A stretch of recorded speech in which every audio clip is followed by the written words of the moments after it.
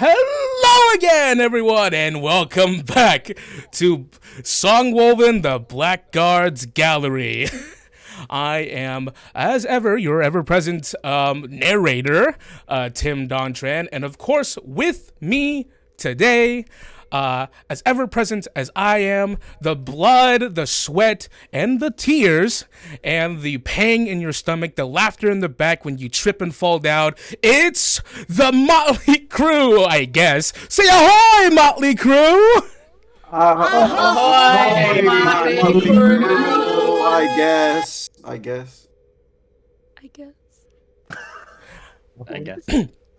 Hello, everyone, and welcome back to the Blackguard's Gallery. Yes, we are closing in towards the end. 2 more episodes. 2 more. We're getting there, and regretfully so, we are still in an era which has proven to be a very fruitful and wonderful time. It's basically a big bouncy house. Yeah. Totally. It's a super big and cool bouncy house. Never mind the spikes underneath. I don't believe we have any announcements at the top of the show. With that, and with youth and vigor, we are going to march forward because we are intrepid and awesome.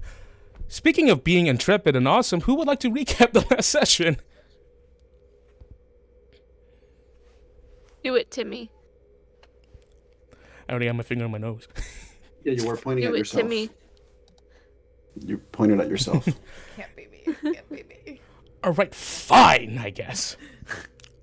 You did it for all the first several sessions, and then you just, switched. There's just a lot happening, okay? I mean, I almost said Alfred. Albert did a couple, and that's why he's okay. going to survive the end of this. The end of this. That's why he will live and you That's all why will he's die. going to be the Darn only it. one. The hidden. Argo was the only one who'll figure it out. The hidden prerequisite. All right. On the previous session of the Blackguard's Gallery, I always had to do it in the freaking the TV show voice. On the last week's session. Previously. on the Blackguard. previous Yeah. session, I have to do it. I have No. to do it in character. It's Roland. That's how you get me to do it. Previous week- Just previous. get stuck. Okay. On the last session of the Blackguard's Gallery, our motley crew has finally landed into the Anarian Empire's territory, to enact their plan onto Afros Harbor and to save our dear isolated Hiljan, who himself was going through a tumultuous, fast-changing time. Hiljan, who was accompanied by by his former companion, who they were within a faction together that fought against the tyranny of the Empire. What was the name of that faction, Victor? I will tell you in just one moment. That was the Erin Tirith, which was vaguely translates to the forest guard. Yes. But of course, bravely standing up against the Empire. The Empire tends to show the results of what happened when you stand up against them. Changing Estelar, breaking him down into seemingly an obedient vanisher for what felt like 10 years. 10 years. Everyone's laughing at Estelar being broken down. No, we're laughing at the fact that Kev wrote in the chat Aaron titties. Don't expose me like that. That's what we're laughing at.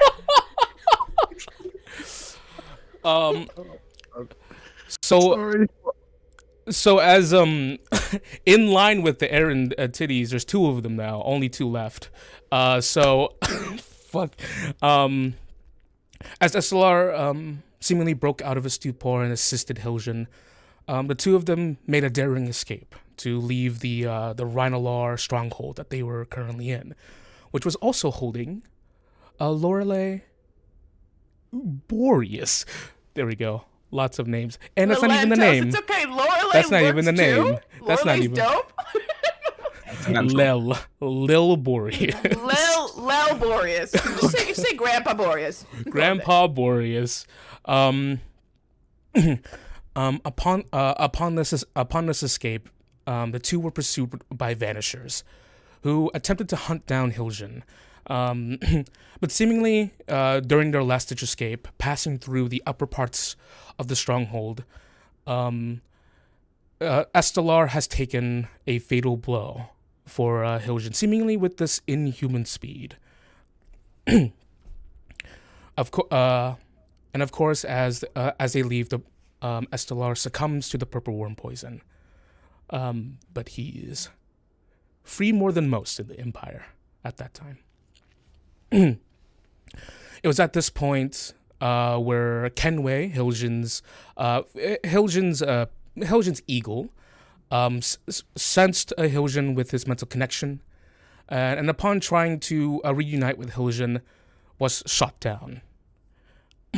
This is where a temporary combat ensues with two vanishers and our motley crew here, where our crew comes out on top, very handedly, completely destroying one of them, who was a turncoat of the Blackguards.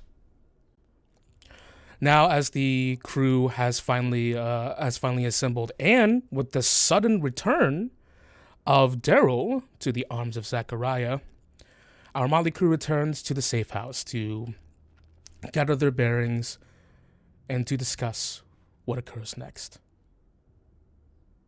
Now, I cannot get past Aaron titties. That's gonna be on my mind the whole time when I'm role playing later. Okay. Now, we are currently located in the underbelly of a barn. a large battered wooden table kind of like crowns the middle of the room, and the smell of the barnyard currently permeates through the door, and it stinks down here. It stinks and it's humid. But this is the best place you've got, apparently. According to Magellos, your quote-unquote informant. The informant that was working with Jasper. Now, Captain Aura, you had just comforted Jane, and Daryl sits on the table, locking eyes with Zachariah, a gentle smile on his face as he sits up. This large, as he sits up, I'll say his shirt kind of like falls apart a little bit, which he quickly kind of grabs and kind of pulls together, because a large cut was made in the shirt. Sorry, that sounded really accusatory. I didn't mean that. I didn't mean. Sorry. As he sits up, he looks towards all of you. His eyes sweeping the room. And then he looks towards Zach, and he goes, "Friends of yours?" Yeah. Ooh, there's a lot to tell you. I suppose best start with introductions. Well, before you see the infamous Blackguard's Gallery. I'm assuming you knew who they were. The Blackguards? You are a part of the Blackguards Gallery too now, and unfortunately that's not negotiable. That's... I just don't want anyone to slip up and say no. That's what I'm terrified of. And then she's like... Well, love logistics. In the books, the pirates would take... All right, I'm not against that. Congratulations. You're a pirate now. Looking at you, Zach. Yeah, something always screamed pirate about you. I think it fits. Yeah, I think it does. Introductions though. Let's see. Can I look around at the others?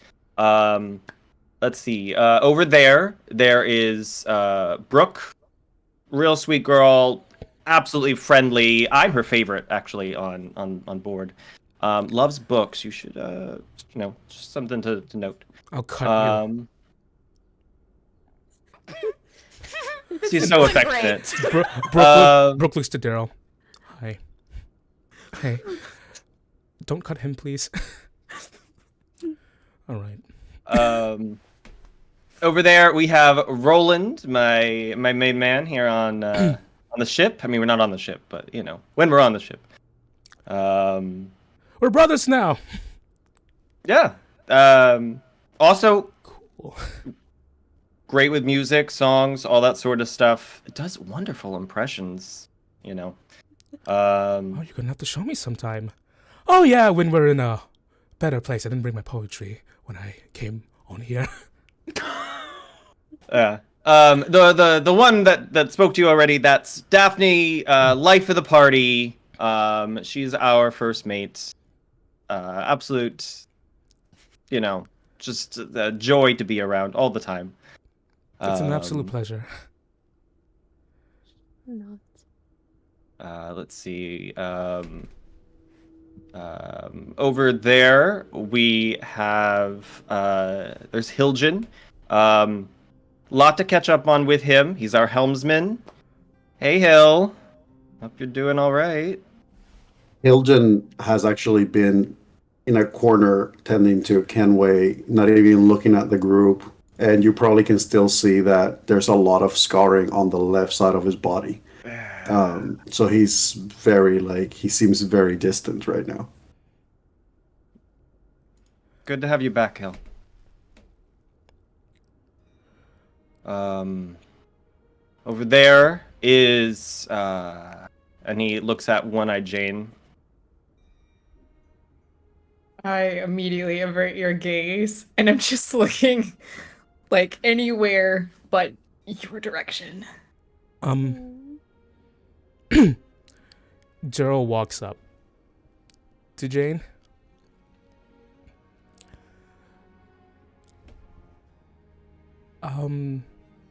You're Zach's friend, right?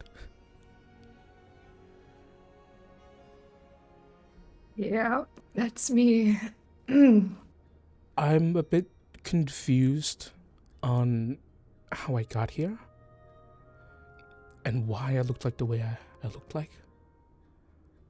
But you were just protecting him, weren't you?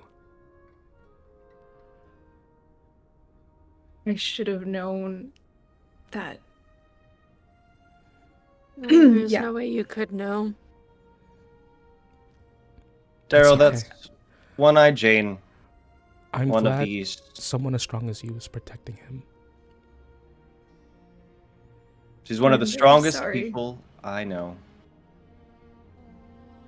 Always has my back. She once actually sailed our ship through the middle of a storm once. Did she? One of the deckhands actually fell overboard, and she actually jumped overboard into there was 15 sharks, and she wrestled them all to save the deckhand. It was 15 of them? You can see Jane kind of perks up a little bit, and it's just kind of trying to laugh away the pain. Yeah, totally. It was actually more 27, but who's to say, who's to count? 27 of them? Yeah. Me and sharks have beef, man. I would love to figure out later why that is. Yeah, I'd love to tell you. I am sorry though. But it looks cool, if that helps. It does. Okay. Pretty cool. Well, another story to add. She's also her and Brooke are like an item, so that's pretty cool. I see. Yeah. I can see. Yeah, it's right. We all In we all know it. bushes. We all know. Let's Brooke, see. the superiors. I kind of like look around the room. Did we leave Humphrey outside? No. Oh, there you are. That's Take Humphrey. the hood off. He's our cook. Absolutely fantastic meals. Also a really great listener. Pleasure to meet you. It's an honor to meet you as well. And then we have Clarence. You want to try that one again? We have Clarence. He's all right. I think the two of you would actually really enjoy going fishing together. Oh, I would love that. Because how many types of You say that now. how many types of sturgeons can you name, kid? Oh well, gosh, it's been a while since I picked up a book on fishes. You read?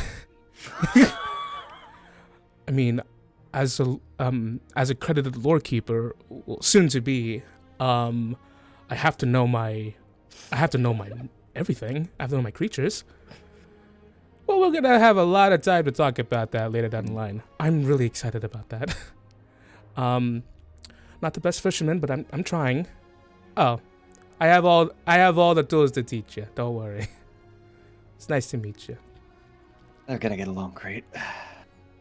And I suppose last but not least, I mean, there's more people who aren't here right now, but last but not least, we have the feared Captain Boreas.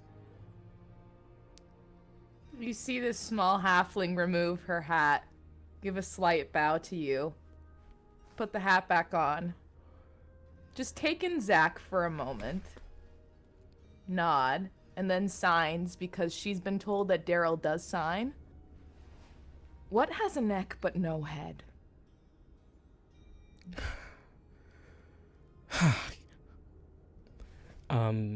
He signs back with fluency. He goes, I swear I knew this one before. And from her jacket, she'll pull out a tiny little bottle of whiskey and flip it to him. Of course. He hits it a couple of times before he has to hug it. Oh, one of these. Gives you some courage on the seas. Looks to Zachariah. Welcome aboard, Daryl. I've been looking forward to meeting you. I've heard a lot about the Blackguards. You are all, you're not as, don't take this the wrong way, you're not as fierce as the books make you out to be. I mean, we can be. Pirates are, well, in the books at least, they're these feared and, like, killers and thieves, but I'm looking at you all and I see gentility and hospitality. I don't want to be your enemy. Anyway, also, if you're hungry, Zach said your favorite is like a vegetable stew. So I got like a little Tupperware here if you want. Just. Oh, I'm very hungry. Yeah, here you go. Are you sure? I wouldn't want to. Has anyone? Oh, everyone's eaten already?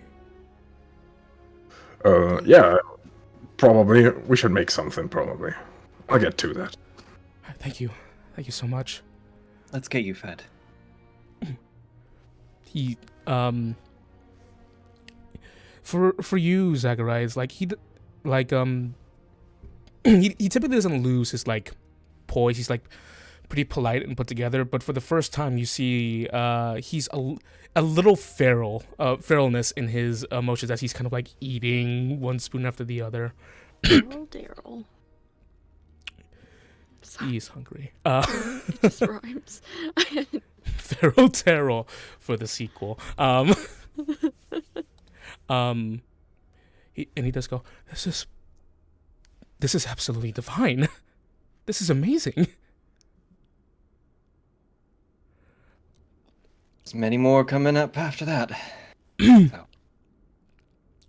Thank you.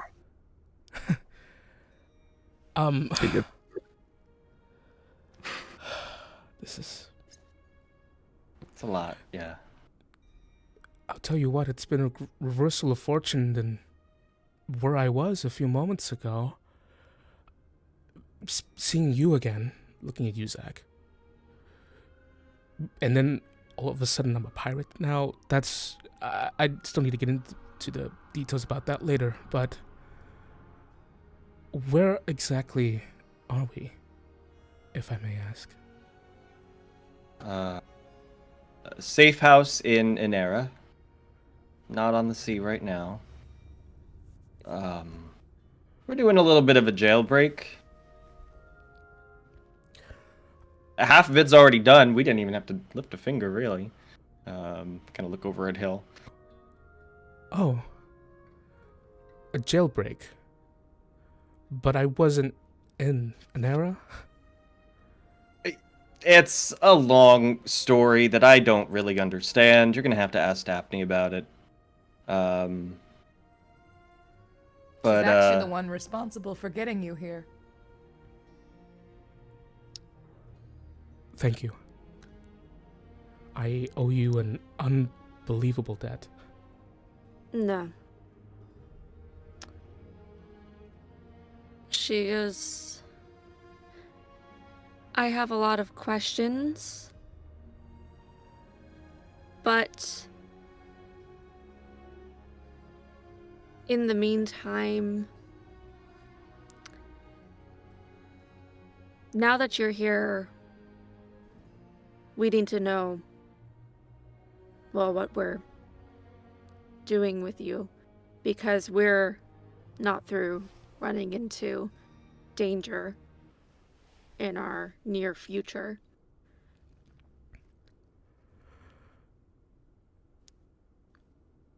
She kind of looks at Zach too, like...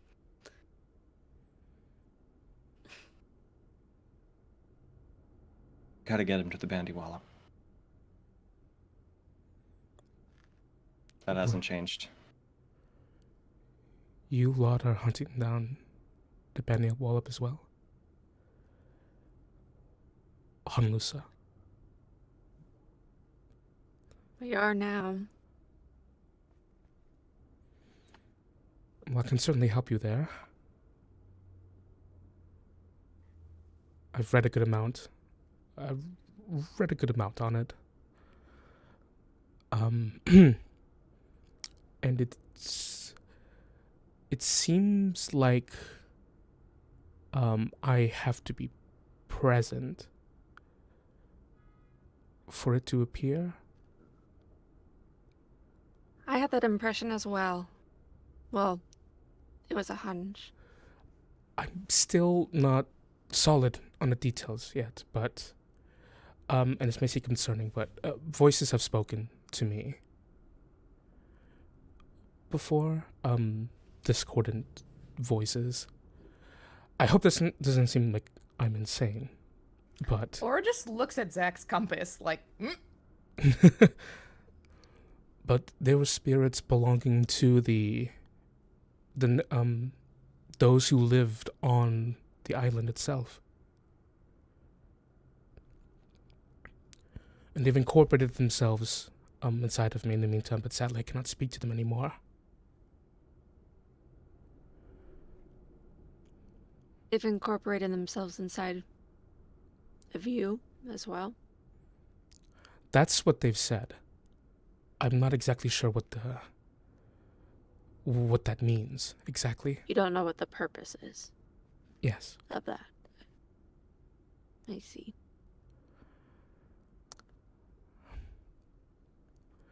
How did you all come across Zach, if I may ask? We needed a navigator. Well, He stumbled on us. I bet it was very fortunate for you all. No one is as daring or as clever or as hardy. Topless. Topless. That's actually why we hired. Sorry. Oh. I mean, sorry.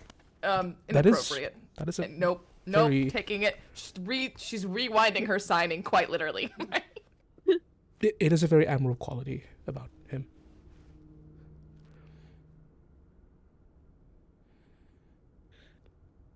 He flashes a brief smile at you, Zach, directly at you, before looking back. I'm not sure if he's told you this, but the last time I've encountered him, well, before that incident at the other harbor, my last sight of him was him being thrown overboard in the middle of the ocean. So, fortune smiles upon all of us, it seems, that you all managed to find him. Someone so capable and could.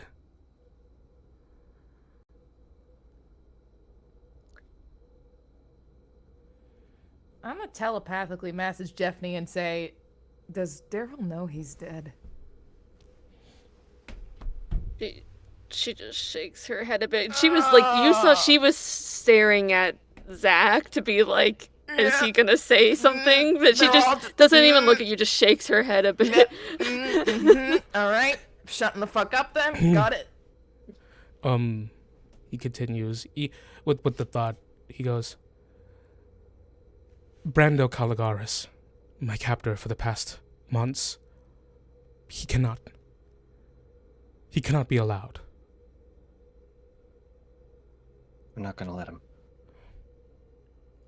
He's going to try to retaliate now that you're here. Meet us up there, more than likely. He knows where it is. It's a matter of preventing him from being able to do anything significant. She looks at Aura at this point, too, and goes, what do we do now? Is there any worth in me scrying on my brother or Brando at this point? She thinks back to the cloud that you cast to the eye, looking. You've made a lot of choices, Daphne, and each of them I trust. But I think it might be nice for Brando to not have our eye on him for a while.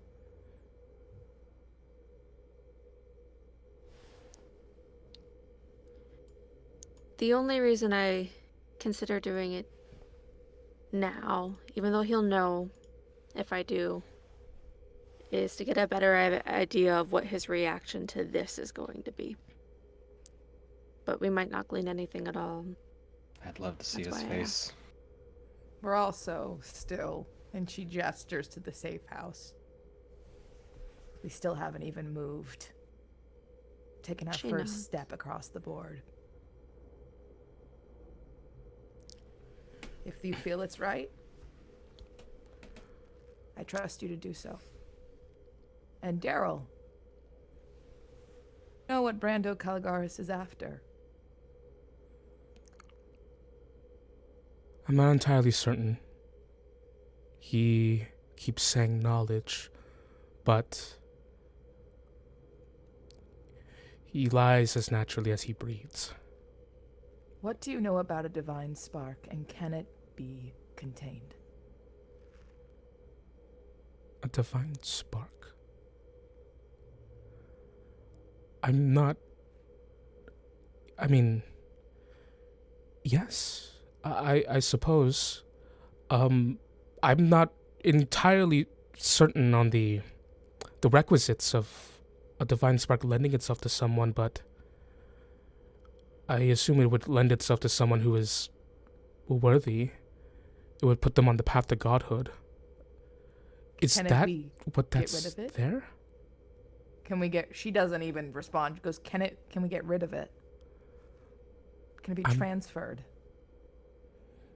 I'm not certain. There are not many books out there on the matter, but there are theories.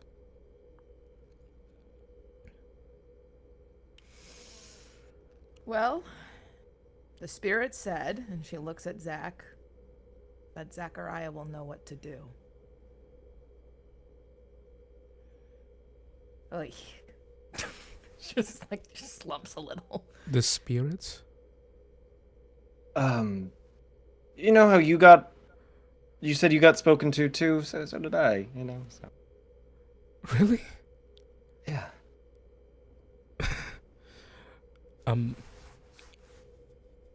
Wow. That's great. So they've been with you too then? Yeah. That's good. They've been guiding me, I guess you could say. You see he's thinking for a moment. Well, in that case, if they've told you the same thing they told me, then... And it seems like Emma is frozen for everyone.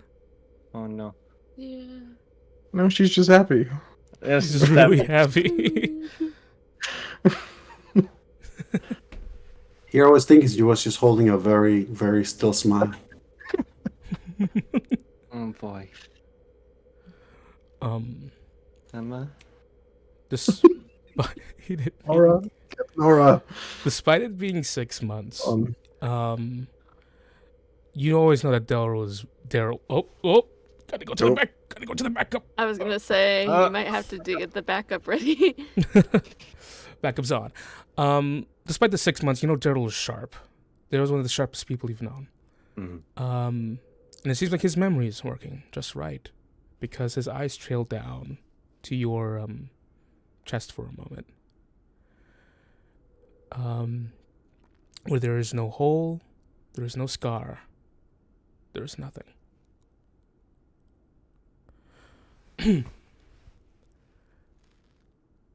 Okay, everyone, Emma's Wi-Fi went out, so...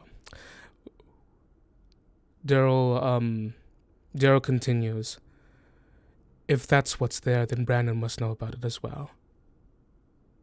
I think he seeks to seize it for himself, if that's the case. Daryl,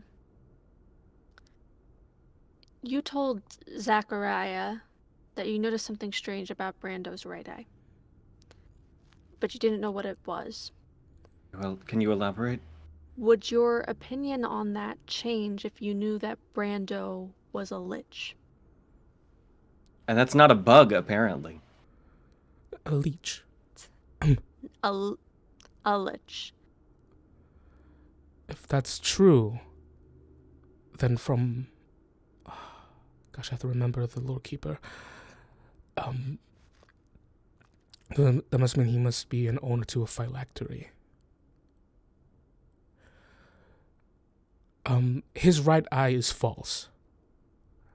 But it looks very much real when he has it inside.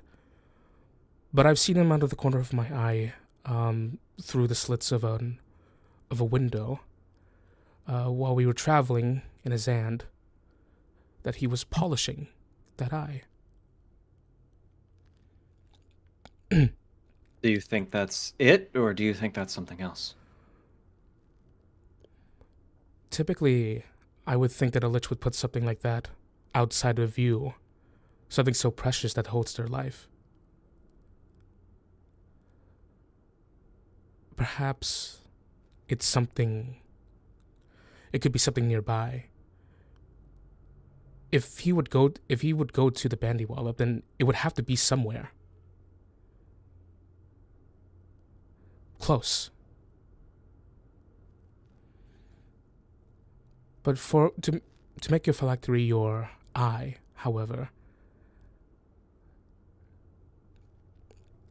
It's strange, but I wouldn't rule it out. Hello, Emma. It's not completely unreasonable. If the body were to be killed and died, they think they're through, don't completely destroy it, and the eye remains, then That's something sneaky that he would try.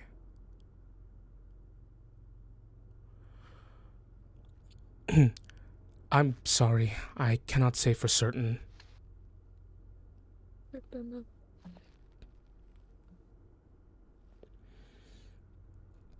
It's all right. You went through a lot. Do you know the specifics of phylacteries? Do they have to be some kind of building? Can there be anything?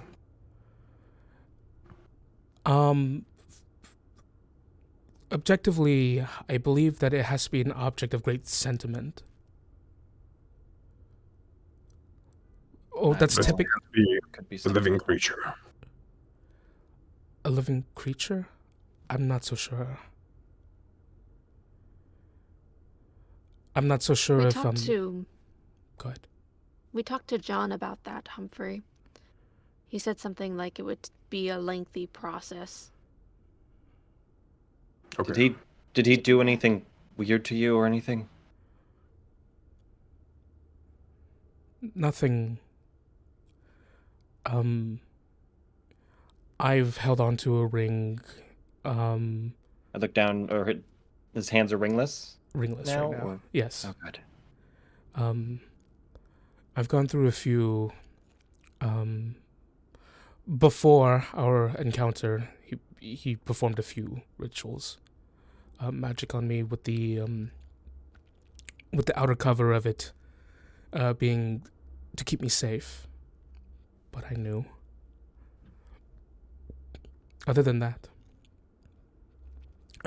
nothing else magical, at least. I'm still doing detect magic. I did tell Delphine to free him of any spells Brando cast on him. Do I sense any magic lingering on him or on any items on his person? Lingering. At the moment, no. There's no active. There's no active effect. Okay. He goes, 'Cause I don't sense any magic on you right now. The only magic he casted on me was after our encounter. He was infuriated that I had shot him. Nice shot, by the way. He in this fury he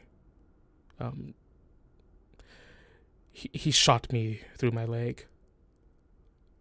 But I was healed directly afterwards as a punishment. But I'm all right.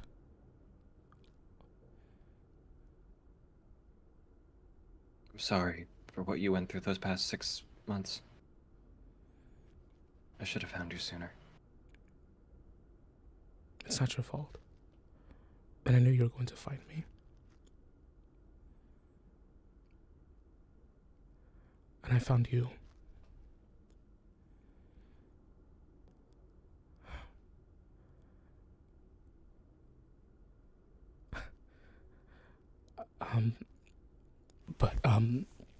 Right. I'm not sure if I can offer up any other information. But connecting what I do know, the easy assumption can be made that Brando is hunting for the spark for his own purposes.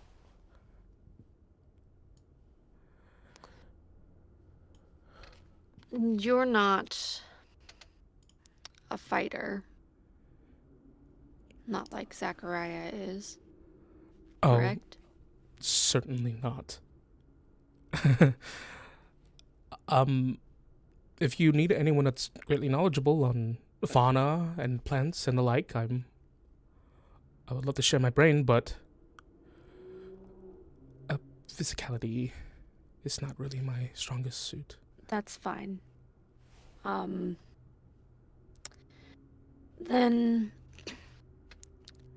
The question comes as we're approaching everything, as we're going into this. And she's looking more to the others. She goes, what precautions do we want to take to keep him safe?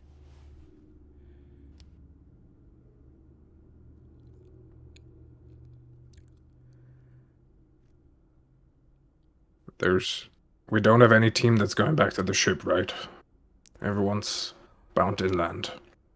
Oh, I can take him back. Just for a moment. Put him with Armand. If he's not being tracked, if there's no magic on him, then he should be good there. We can't What's confirm stopping- it would stay that way. What's stopping Brando from swooping in and grabbing him again? Didn't one of us have a ring, so we can't be watched? Maybe we can give it to Daryl, and he's free of scrying, and has free passage to the ship. I think that's a good idea, and we should do that. But we do need to bear in mind that Brando has the entire layout of our ship as well, and can still scry on the ship itself. This might be a silly suggestion, so just disregard it if it's not good, but Brando's probably going to scry on us again soon. What if we just pretend Daryl didn't make it? Was he doing it before? Would he know? I mean, Did he he- just saw him on the table recovering. He probably doesn't know if he made it. We can pretend like he was poisoned or something. Sorry, Daryl. It's okay. So we just have him play dead?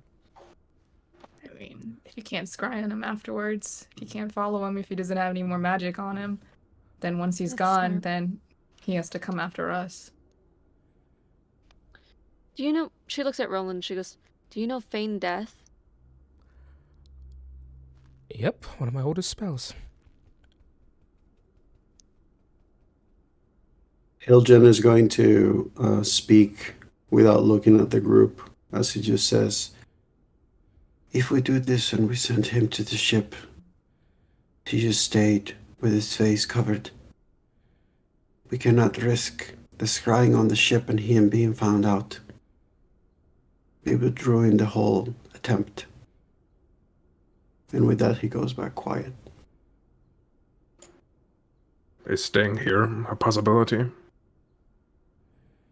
He wouldn't know where here is, right?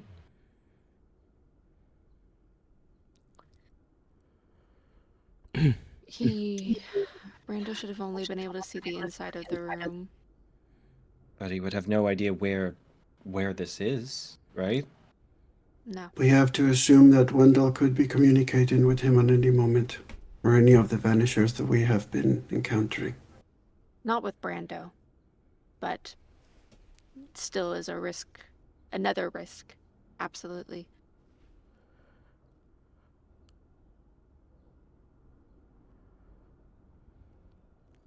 Daryl, what do I guess you the want? question lies with you two, she says to Daryl and Zachariah. Do you want to try to take precautions keeping him away from the danger we're going into?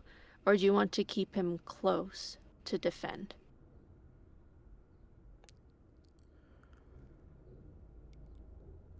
What do you want, Daryl?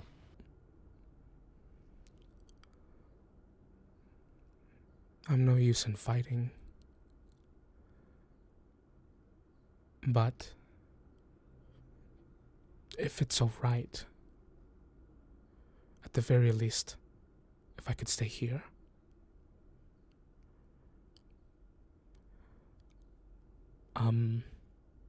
I know I won't be much out with you in the field, but if I could stay close to Zachariah at the very least.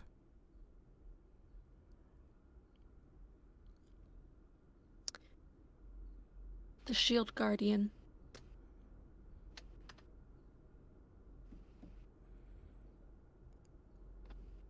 We can That's- put the Shield Guardian to That- his protection. Still on the ship?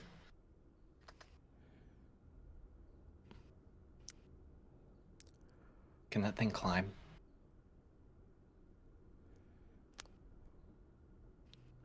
Find out. I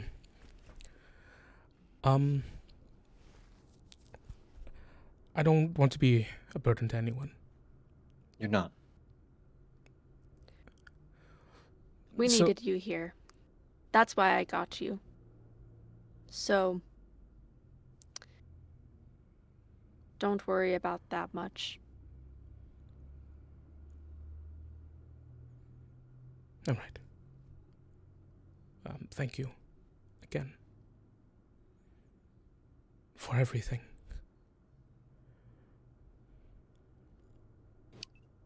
Roland, how long does it take to cast False Life?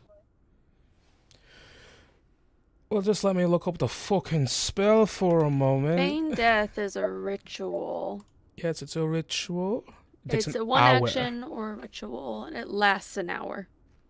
Duration's an It only- hour. Casting type's an action. You can take 10 minutes to cast it. Fun fact about Feign Death is poison doesn't affect you while you're under its effect. It just resumes when the spell ends.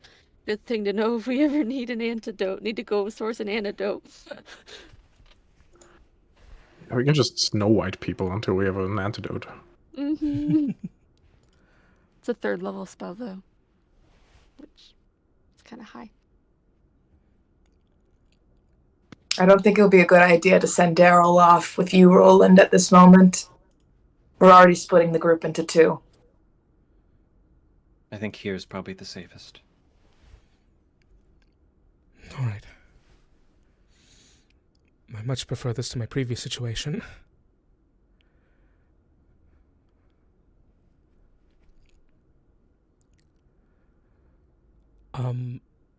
What exactly, if I may ask, if I'm privy to this, but what is happening here?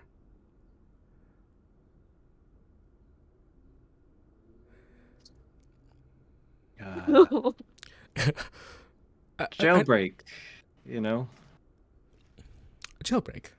Yes, that's right. There was half of a jailbreak. There's also the execution of the head of House Boreas. Potentially instituted by the head of House Creston. Potentially planned and financed by the head of House Castell. Not that you need to know all that. You Yes. hear a quiet Hiljan just says seemingly to himself, I couldn't get him back.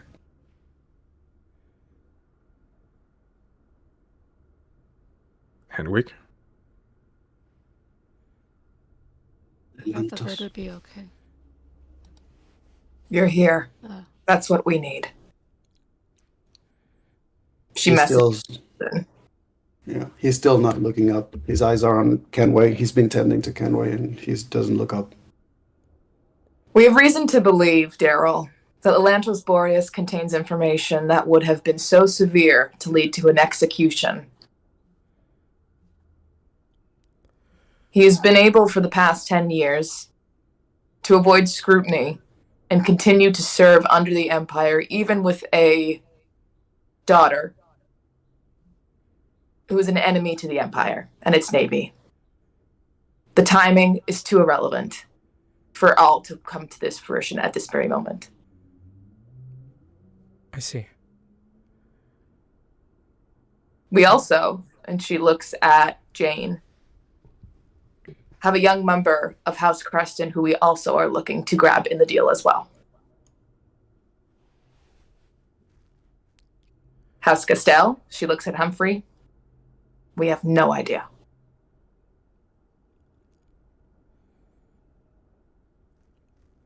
This all has to be done shortly, as we have a couple of other pirate crews shortly joining us in the harbor for a bit of a game. Time is of the essence. So if we're going to rest, do it now. If you were going to catch up or whatever, there's not going to be a lot of time later. Understood. Captain. Just Aura. Aura. It seems the situation here is quite stark. I grew up in one empire and I find myself in another, and yet it feels the same. We won't be here long. Trust me.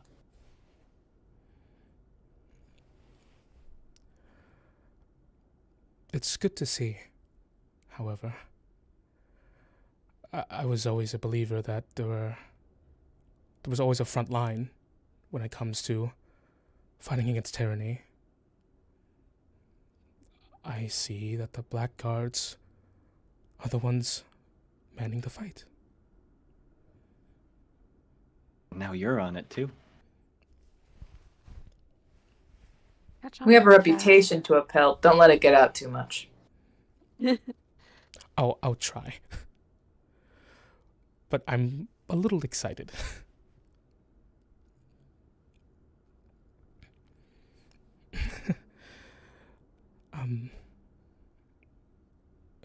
Clarence goes, well, if that's the case, if we need to start resting, then we should get to that. We got Hiljan back, which is a grand plus. I do think we still need to tend to you a bit of your wounds there. You're still wearing some. Yes. We need to plan for what's ahead. Yes. Based on what Hiljan said, it seems like the place where they held him is the same place where they're holding Lantos.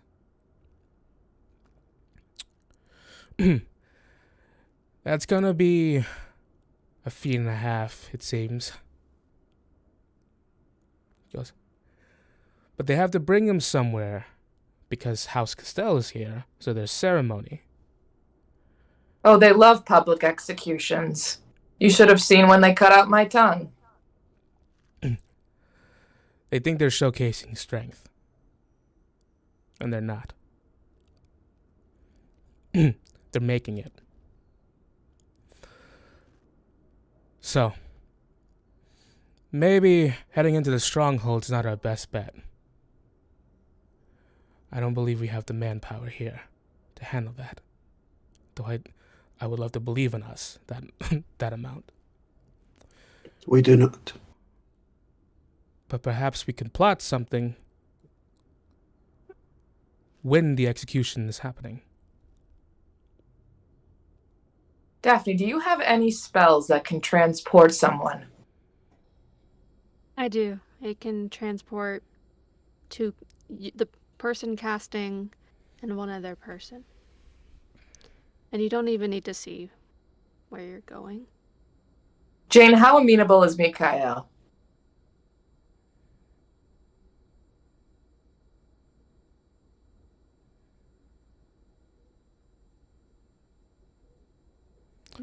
No sound. Sorry. My Wi-Fi's out, her sound's out. It's a day. No one wants us to play today. No. The campaign doesn't want to end. The campaign is like, you want it to end? That's funny. Can you hear me now? There you are. Hello. Okay. Oh. Nope. Nope. Never mind. Just to throw out all the options. I am also I can help someone be as stealthy as me. So if we do like a 2-people mission just to go to House Creston or to go to House Castell or to get Mikael or head of House Boreas, I think we're able to do that. I can help someone be very stealthy. Humphrey, you are aware that you are a target currently.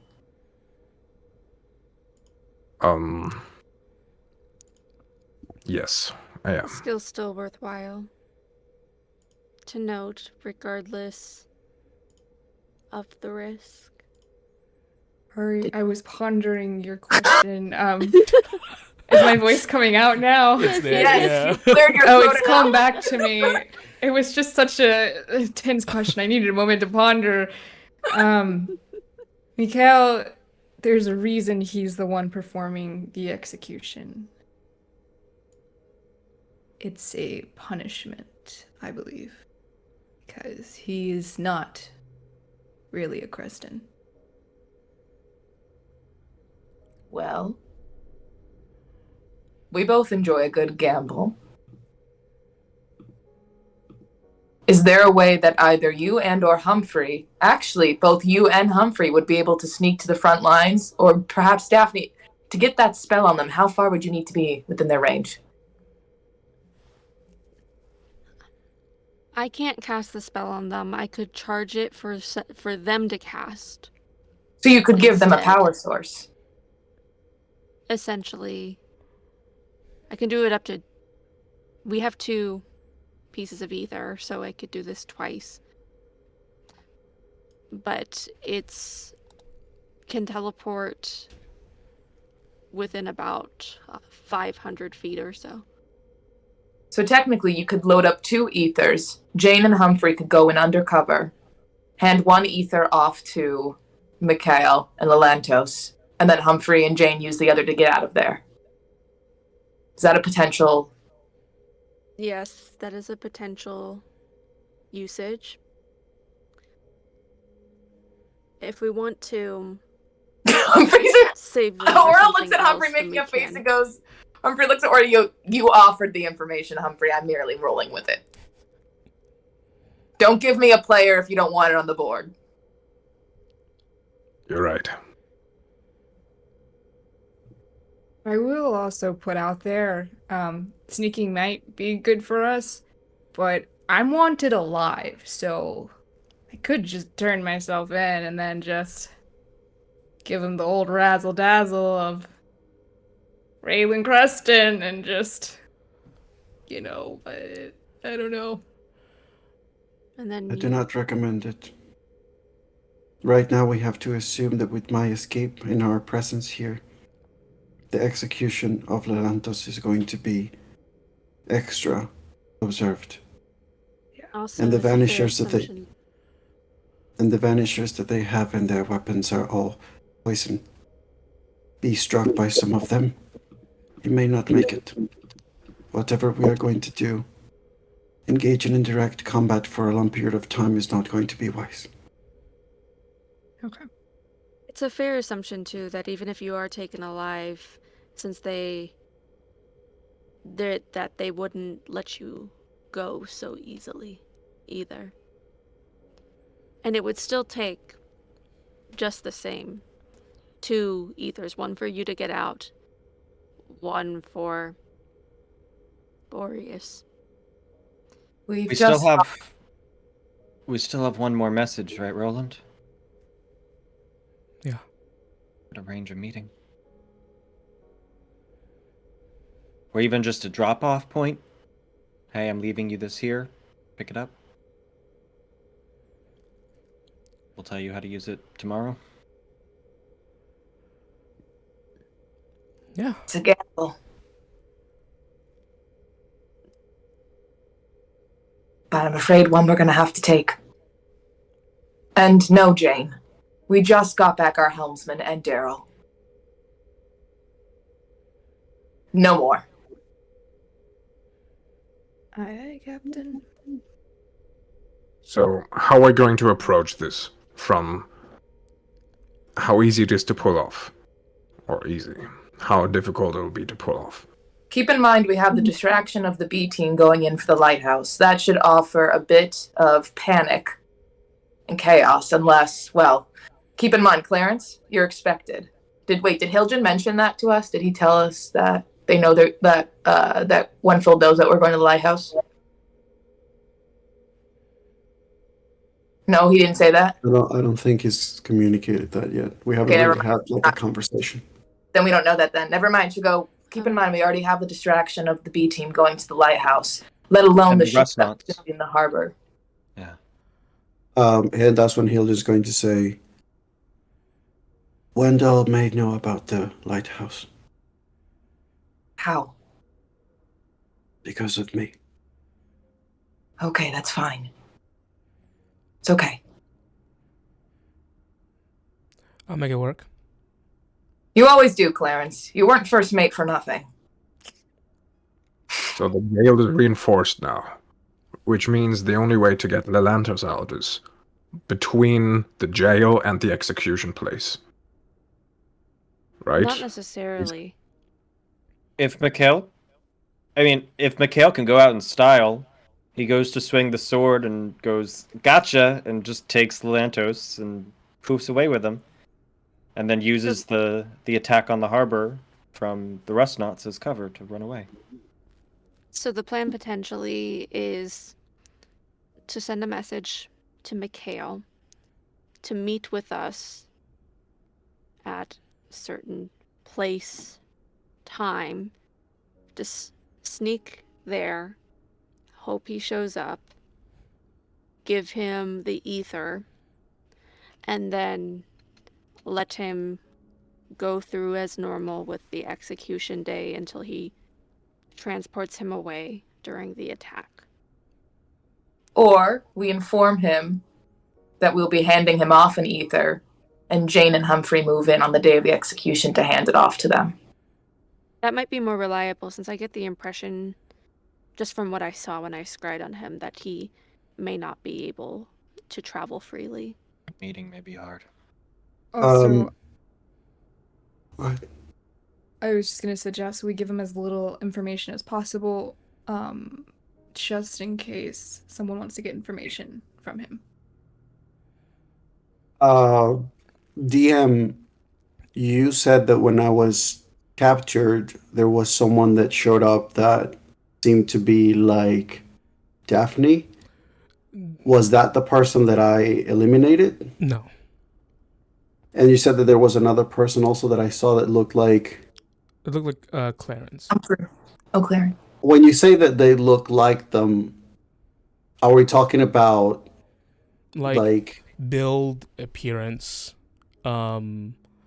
like is there a likeness? Is it like a complete not a complete, but like it's the build, the height, that if a little adjustment could probably make them look like the spitting image of them.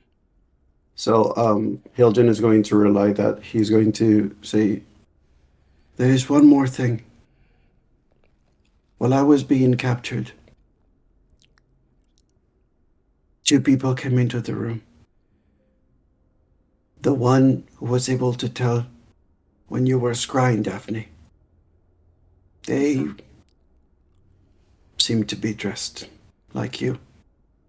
They seemed to be similar to you.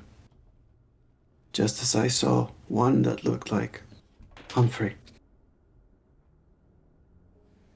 I do not know what the plan may be. I do not know if infiltration is the intent, or if perhaps they are just seeking to create their own public demonstration on behalf of the Blackguard. But if these people are able to do the things that we can do, we must be careful.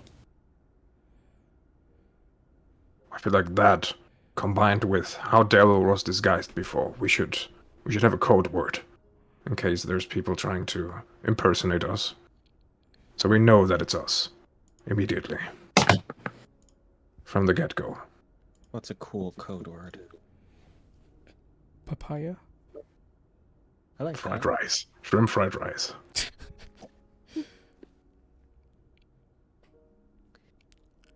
A fun word. Footsteps?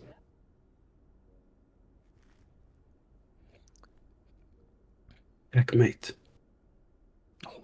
Ooh.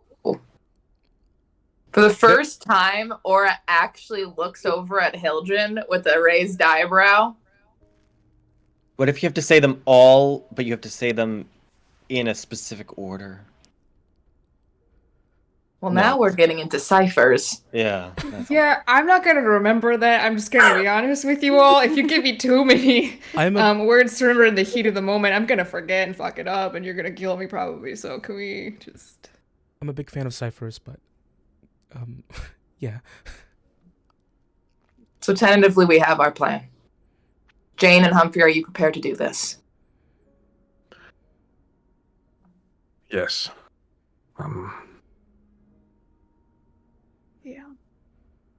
Should there be a distraction from either House Castell, and Aura's eyebrow raises very slightly, because over the past few years, Aura has tried to set up Humphrey on multiple dates that he's never gone on. So her eyebrow raises ever so slightly that if someone from a particular house were to be there, would your progress be hindered in any way, or can you continue through with the mission? I will continue on under any circumstance, Captain. There will be no distraction. Oh wait, that makes her sad.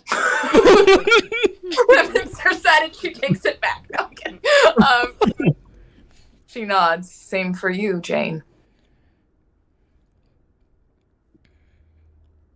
I understand the mission, and I will carry it out. Clarence. Her love is also right here, so, you know.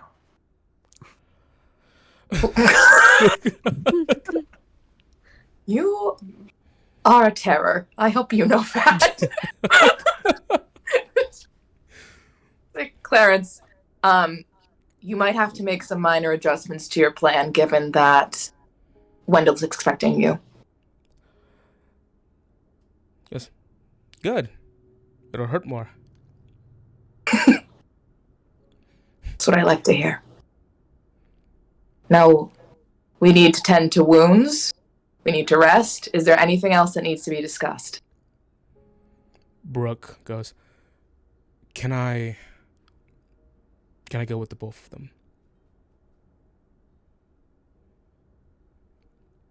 I can only tend to one person with the stealth. I can only look after one person with the footsteps. I can It'll be handle hard myself for just another fine. Are you sure? Adding one more person adds added risk, Brooke. Do we have a way to make people invisible or stealthier or something? I don't know how magic works. I'm sneaky myself. Did you guys find anything useful on those vanquishers that we could use? Well, someone gave me this, and she flicks a disguise self-scroll. I could now really be a little human boy. What was the other poison other than the purple worm? The previous one, the one that they were using before. Crawler mucus. We have antidotes for that.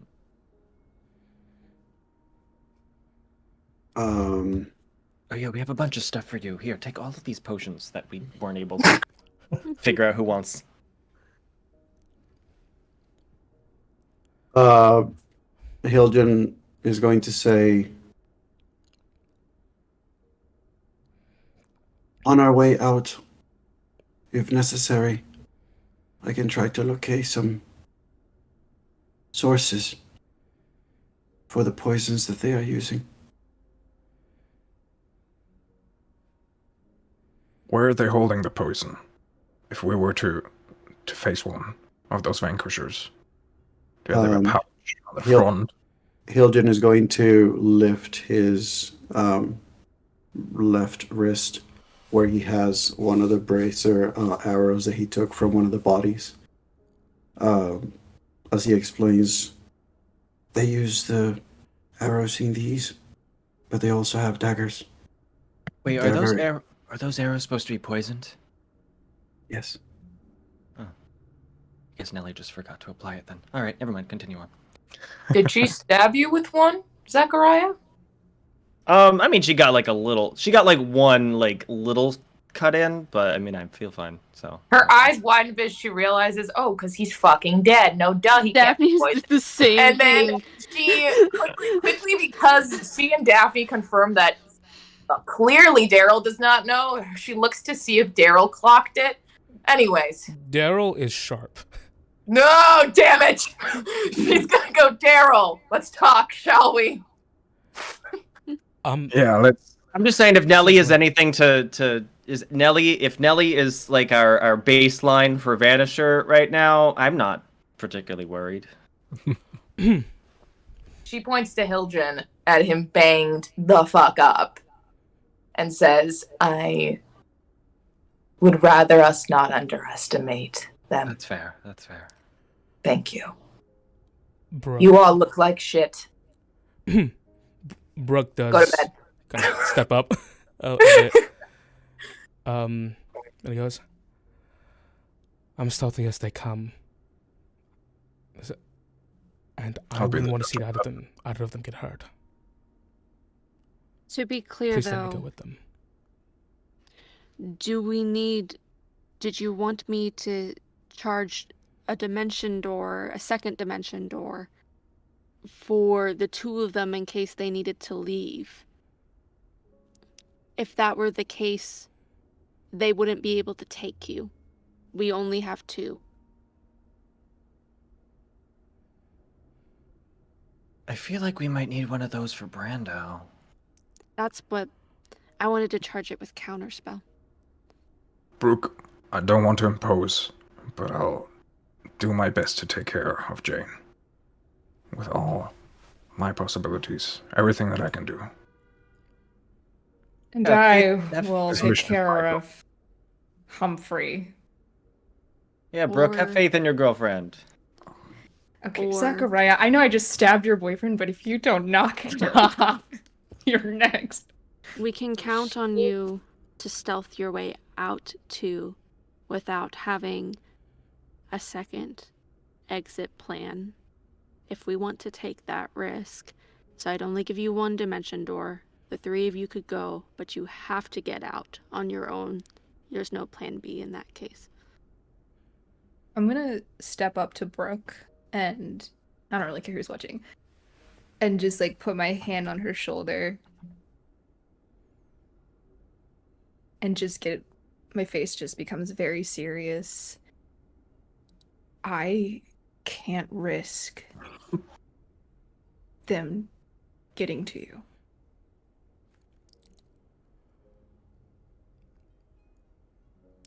I will come back to you. I promise. And then I'm gonna like touch my forehead to her forehead. Just wait for me.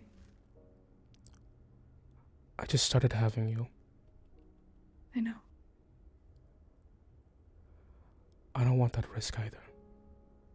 I know. Back before you know it. Okay. Alright. I'll look out at the front door if there's anyone has been following or is like approaching. Zachariah, can you come with me for a second? Yeah. Just like are we at like downstairs in a trapdoor in the barn or just in the barn? We're down.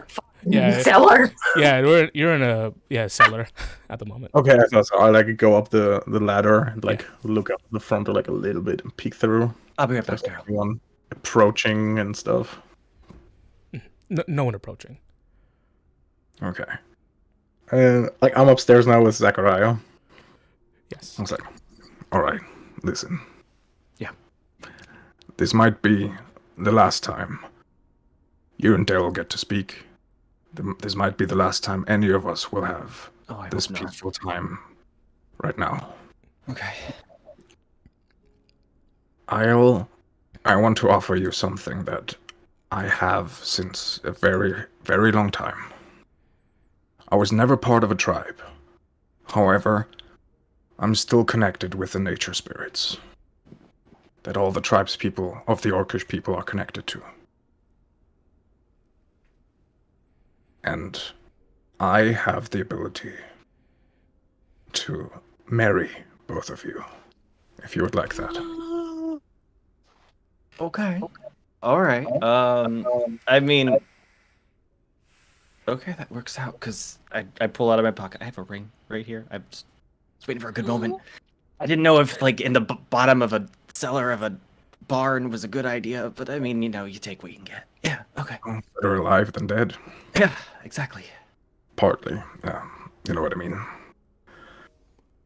Well, then I guess I'll make the preparations up here, and you get to proposing. Okay. Yeah. Okay. And you see, like, for the first time, probably you for the first time, you see, like, Humphrey taking off his bandana, and there's just, like, this long chest black hair that, like, fall down, kind of sweaty, but, like... Whoa, your hair is way longer. He starts making this Mufasa-esque kind of, like, paint that is, like, almost, like, watery flour mix, and he starts making, like, a circle on the ground and putting his, like, tribal, like, stuff on, and just, like, starts his ceremony for his ritual to cast ceremony. Okay. Yes! Yes! Question. Do you have any candles or anything? We could, like, try and mask the smell a little bit. That's difficult. We'll see what we can do. We'll see what we can do. Yeah, okay. Yeah. Ask Hiljan. Alright. Yeah, I'm sure Hiljan's got something, maybe. He's got, like, plants and stuff. Okay, cool. Hiljan. Jeez. Humphrey. Okay. Alright. Okay. No problem. Alright, down I go. Got this. Okay, well, whew. While you guys are talking there, Daryl approaches you with a quick aura. Goes, you wanted to speak with me?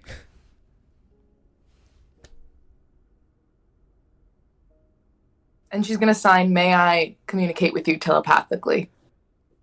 Yes, of course. She stops signing and says, "Have you told us everything that the spirits have told you?" I would have to take a moment to remember. If I must admit, my mind is a little hazy at the moment. But I swear I'll tell you everything if I remember. Do you know why you're connected to the Bandy Wallop and the spirits there?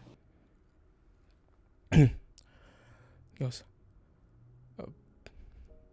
Apparently it occurred within the spirits were held within the confines of the compass.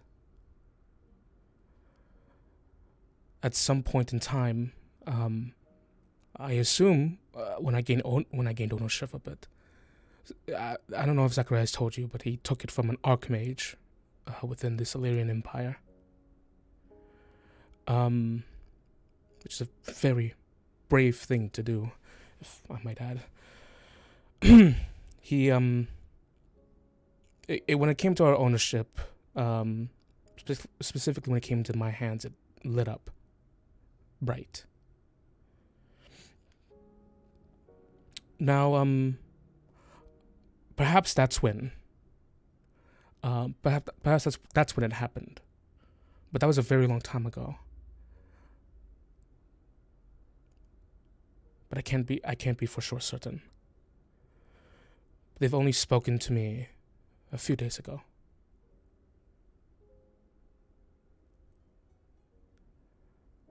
If the divine spark can give a lich the power of godhood, and a patron demoness powers beyond her own, A lot has happened, I assume. can life be granted as well with the divine spark? I'm not entirely certain. Godhood is not guaranteed. godhood and all of its benefits. It puts you on the path with all of its trials and tribulations.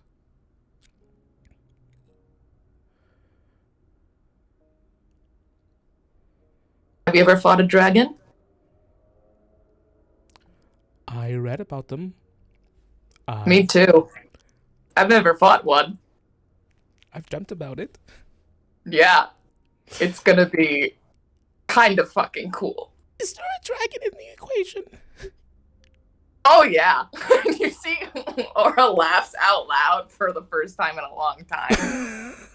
Welcome to the Blackguards, Daryl. I'm glad. I'm really glad I'm part of something. I am.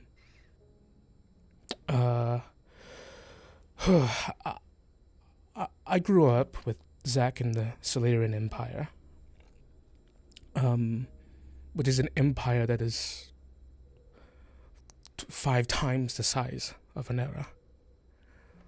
But I have witnessed, and I know of oppression on a grand scale. What you are doing here, everything that I read about the Blackguards, acts of insurrection, you are doing what I believe is one of the most important things I've ever seen.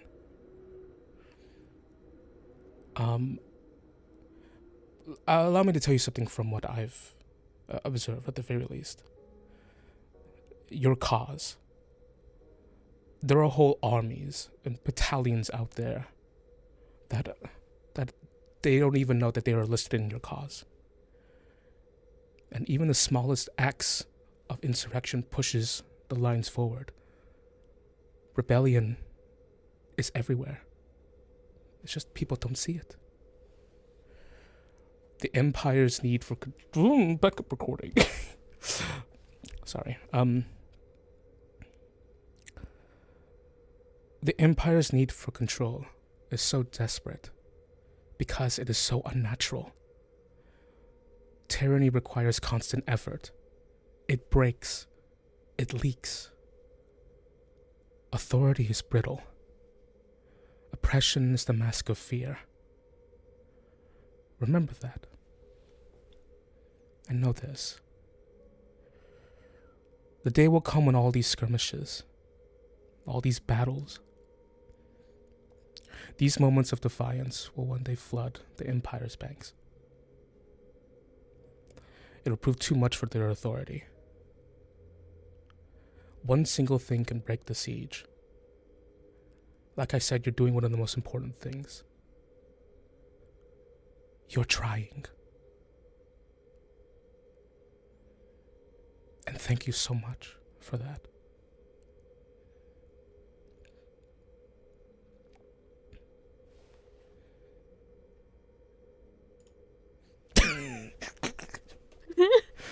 I don't think that's ever been said to the Blackguards. I don't think anyone's ever, not that they needed it or asked for it, but I don't think anyone's ever thanked them.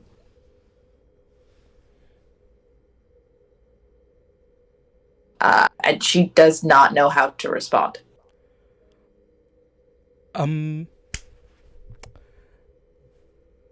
Just, thank you. I hope I didn't relinquish my membership with that one.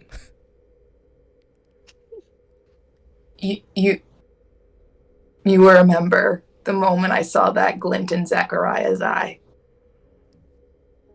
He loves you very, very much. And I have a fondness for that little shit.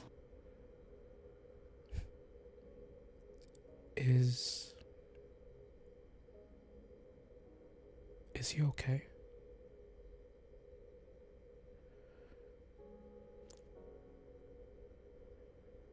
I'll make sure of it.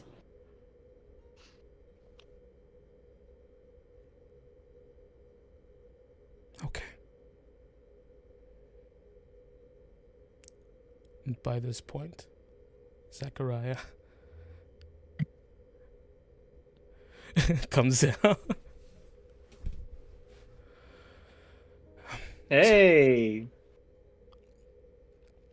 Zach? He walks over to Hey. you.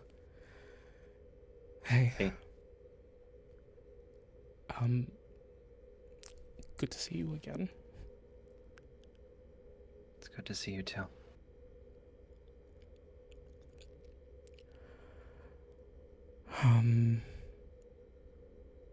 When I first saw you, I thought, when I first got here, and I was safe, I thought it was all a big illusion. But you're here, and I can feel you now. And I know it's all real. Take his hand and I kind of press it to my chest.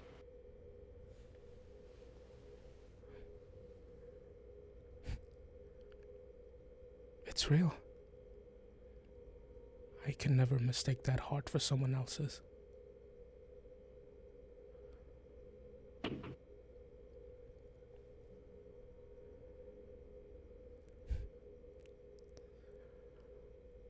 I won't let Brando separate us, alright?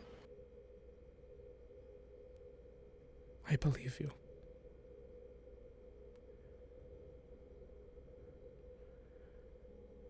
We have a lot more adventures ahead of us, don't we?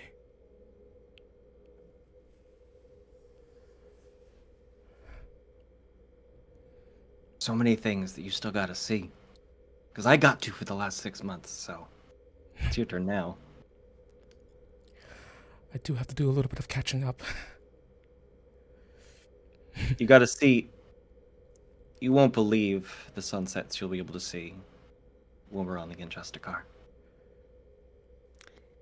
Isn't it? In Usticar, she's nearby. Sorry. It's Elvish. It's in Justicar. No, she's. Right. I love you, but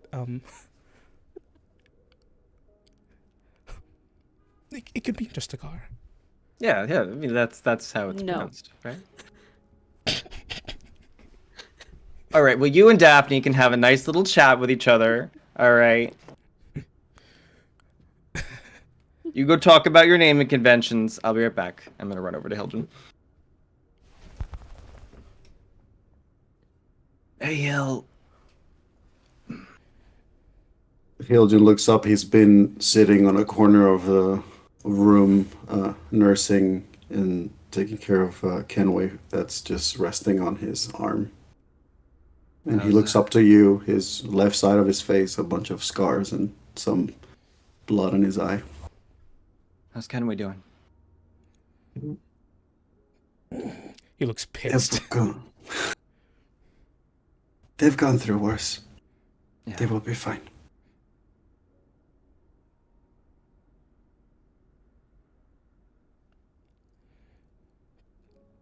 I mean, I have a favor to ask you, but first, I feel like it's.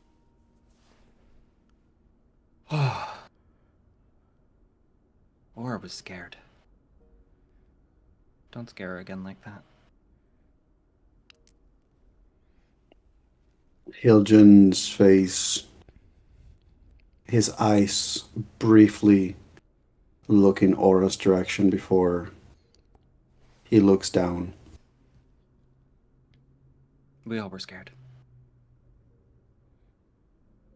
I am afraid. Certainty is not something we can claim in times like this. But I promise you that I will try my best. What can I do for you?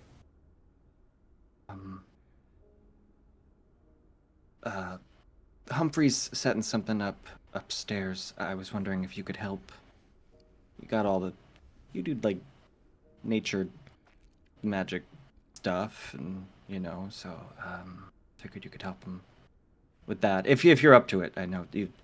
Obviously, there's a lot that's happened. Hiljan is already, he's just taking Kenway, perching them on a barrel nearby. And he moves toward Zach, places his hand on his shoulder, one of the nails still growing. And just taps, and as he moves, shoots another quick glance toward Aura, always avoiding her gaze for now, and he makes his way upstairs. Thanks, Hal.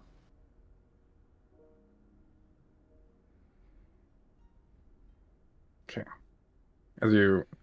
As you come out of the little trapdoor, there's Humphrey, now upper body free and full of like markings, like tribal markings and stuff, like with his hair hanging down, and like inside a circle with a bunch of runes that don't look arcane but more like tribal as well. Hiljan doesn't seem surprised, as he's very familiar with tribal rituals and things, and he just has a moment where he looks at Humphrey, looks at the ground. Ceremony? Yes. Could you close the trapdoor, please? He closes the trapdoor and steps to the side, looking around. Without stopping, he still applies all the stuff on his skin, and he just talks to Hiljan. How are you doing? How's Kenway? It will be fine. Okay. I thought this was fitting, since this might be the last time we get to be peaceful like this. And I don't know if Daryl and Zachariah will ever see each other again after. And with all the mortality at play, I think this would be the best thing I could offer them. You know, as a friend and as a part of the Blackguard. So, it's just kind of a little stanky for, for a ceremony like that. So, if you could help me clear this off a bit, I would be very grateful.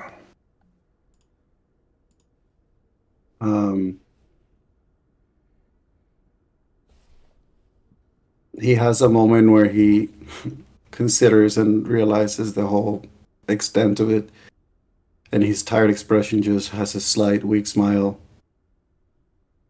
and he nods, of course. And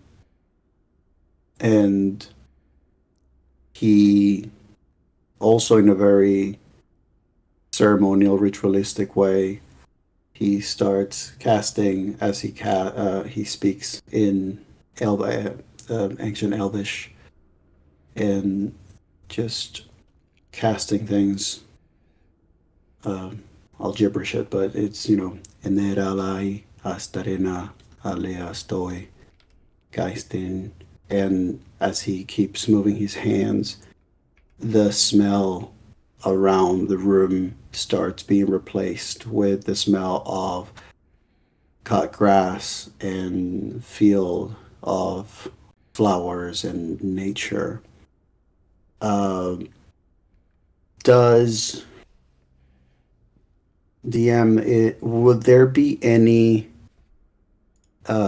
areas that I would sense around this cabin or the crevices on the ground where I could sense roots?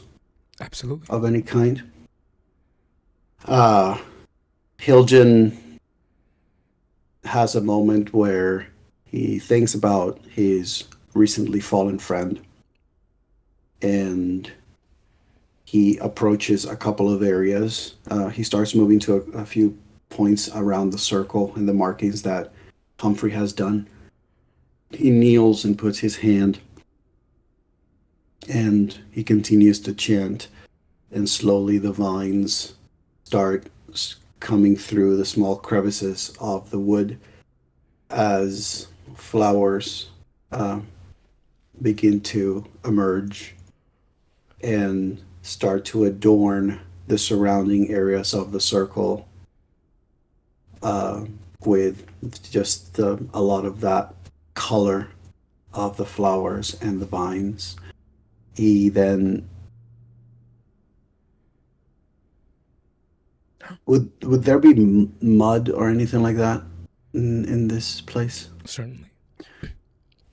He reaches and grabs mud in his hands, and he starts to mold it. He places it around in one of the areas of the circle, outside the circle, and then he uses it to grabbing some of the haystack left and some of the vine.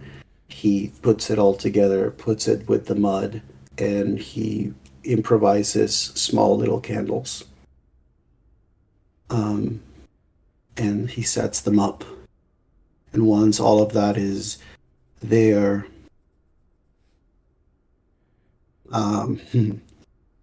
if the DM allows me, I don't know if this is too mighty, but I think it would be a nice touch.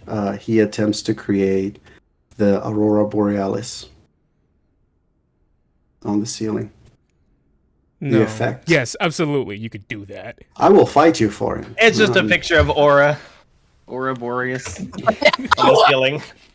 Her face. He just creates that. He just creates this like gleaming effect on the ceiling, basically floating in the sky above them. That is just like translucent lighting that is similar to the Northern Lights. And after that, he looks at Humphrey. Do you think that will be good for them? It's absolutely stunning. Just one last thing. Zachariah often mentioned the beach and the sea. So maybe give it some smell of the sea, maybe. You know, salt water. He nods and changing with his hand, he has a moment where he just creates, starts blowing with the air, creating the sound of the shore, of the... And as he does the sound, the small hint of salt of the breeze of the ocean starts to fill the room. Perfect. I'm almost ready. When you go down again, you can give Zachariah a sign. They're not going to be able to use this place as a safe house anymore after this. Hiljan nods and says, "It will be my pleasure." Thank you very much. He looks at Humphrey. "'Tis a good thing to do this for them. You're a good man, Humphrey." Thank you. And with that, he opens the latch and goes back down. It says pardon. He he does that. But he's just trying to get to you. I know. That's part of his charm. He's really So, like that. yeah, once Hiljan goes down, he will try to look over at Zach, and he gives him a very subtle smile and nod as he returns to his corner. Hey, Daryl. I know you and Daphne have been having a blast talking about me. But actually, can you just get with me for a second? It is pronounced pardon. But yes. It's non-Elvish. For example, pardon me, Daphne. Use protection, boys. They hear in their head. There's not a second room. Are you expecting just in front of? Just don't tell Are you me. expecting a show? Just don't tell me. His shield broke his eyes. Shield I'm covering Kenway. Brooke punches you in the shoulder, but the tattoo moves and catches the fit. No. Listen, Daryl. I actually have a couple of gifts that I wanted to give you. I've been collecting some things for you. There's a bunch more on the ship, but just here, have a seat. Oh, for me? Yeah. I start digging through my bag. First things first, I pull out the little snow globe that is like the little map of like Sandrelor. I stole this from an old woman. Try not to think about that. I won't. It looks really nice. I figured you'd like it. I was trying to steal from Brando. It was from the observatory back in the town. Anyway, yeah. Okay. And then I dig in and I pull out Clarence's little jewelry box that he gave me. This actually was given to me by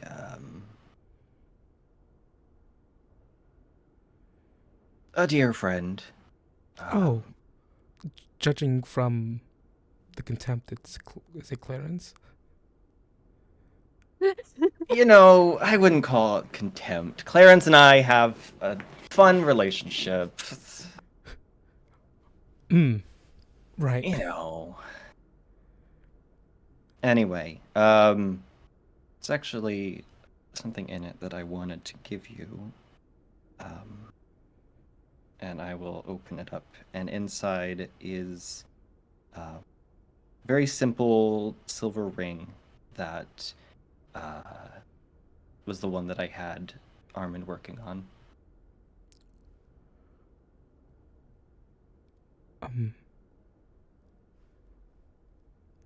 He looks a little bit closer, tilting his head at it.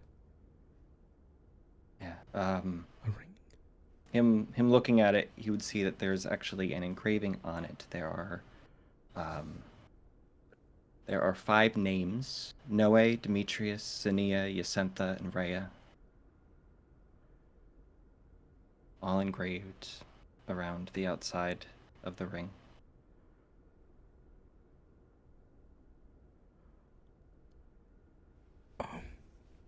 Who? I don't know if you...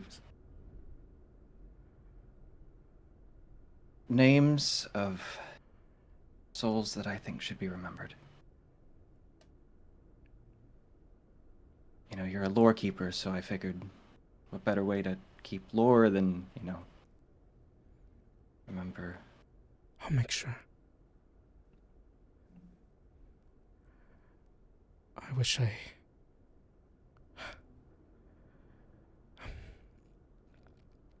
should do the same with the 5 others.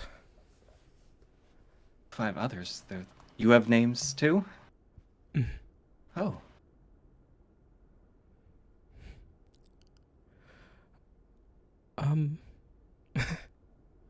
He reaches down towards the ring. He plucks it. And he observes it ever so gingerly. He's always so... Everything he does, he handles everything with such ginger care. It's beautiful.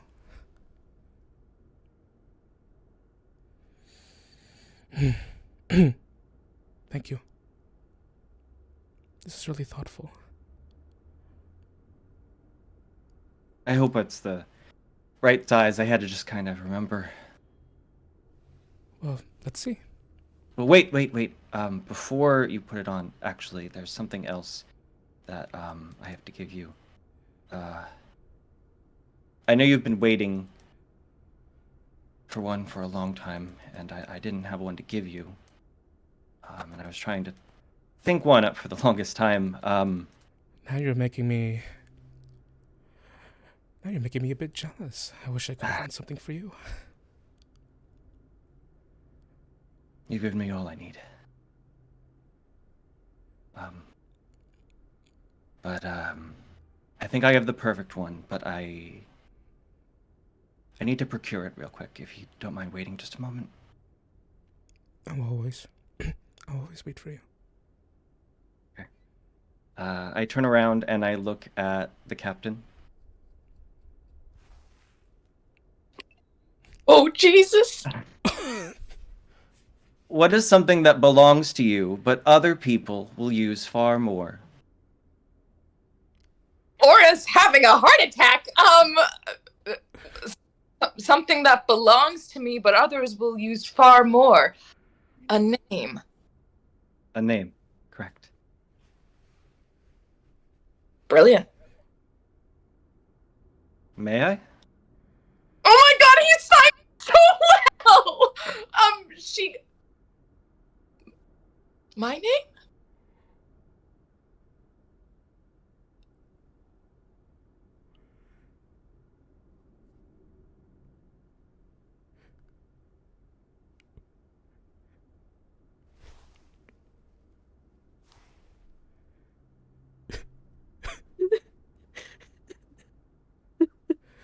I turn back to Daryl.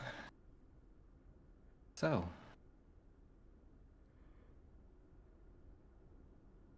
Daryl Boreas? How does that sound? Nicholas and Daryl Boreas?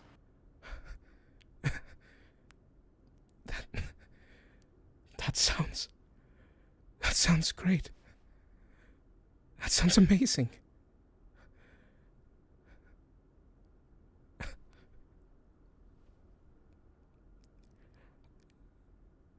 Zachariah Boreas?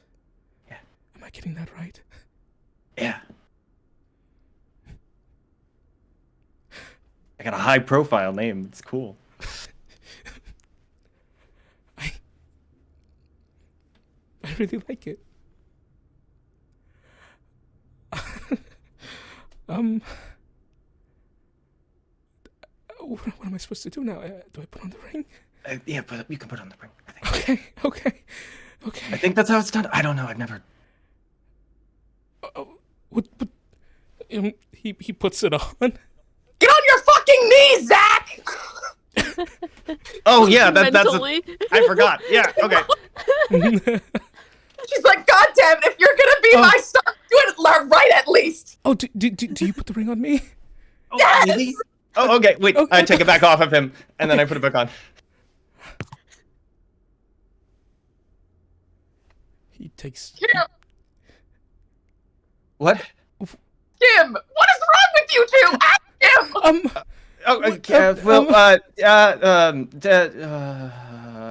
Oh, jeez. Sorry, I'm not used to people screaming in my head like this. So, Daryl? Yes.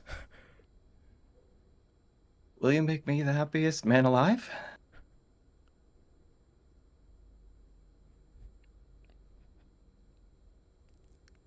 I think you know the answer to that one already. Perfect. I just lift him up, and upstairs we're going. The mother of the grooms? And Roland's like, okay, what's happening? Whoa! He's chasing. Roland, look at me. I want the most beautiful fucking music you've ever played. Oh, fucking shit. You're gonna get the most beautiful fucking music of all time. Okay. But where the watch of it? That's not gonna be it. Alright, hold on. He's just running upstairs. Jade, please carry me. Uppies, please.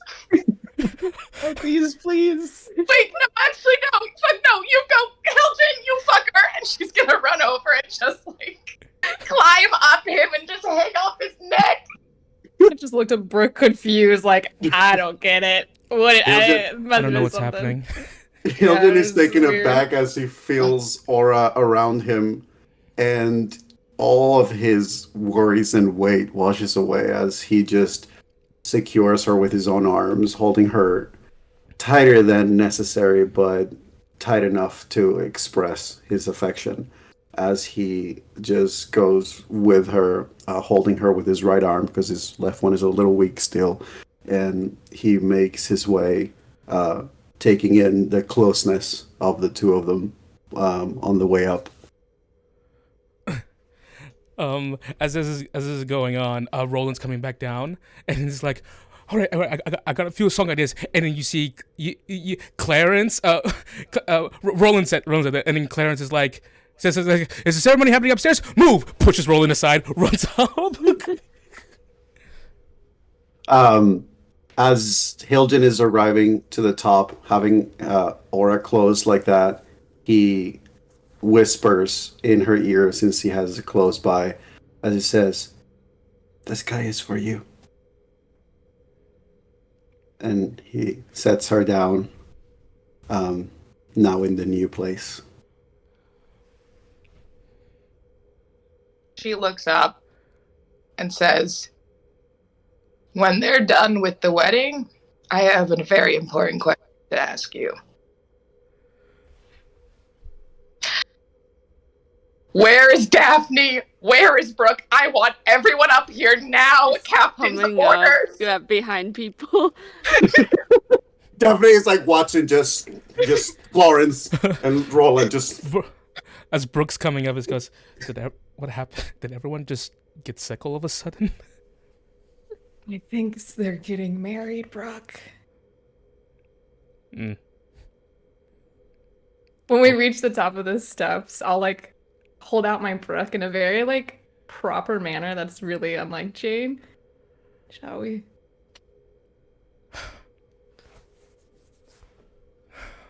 All right, damn it.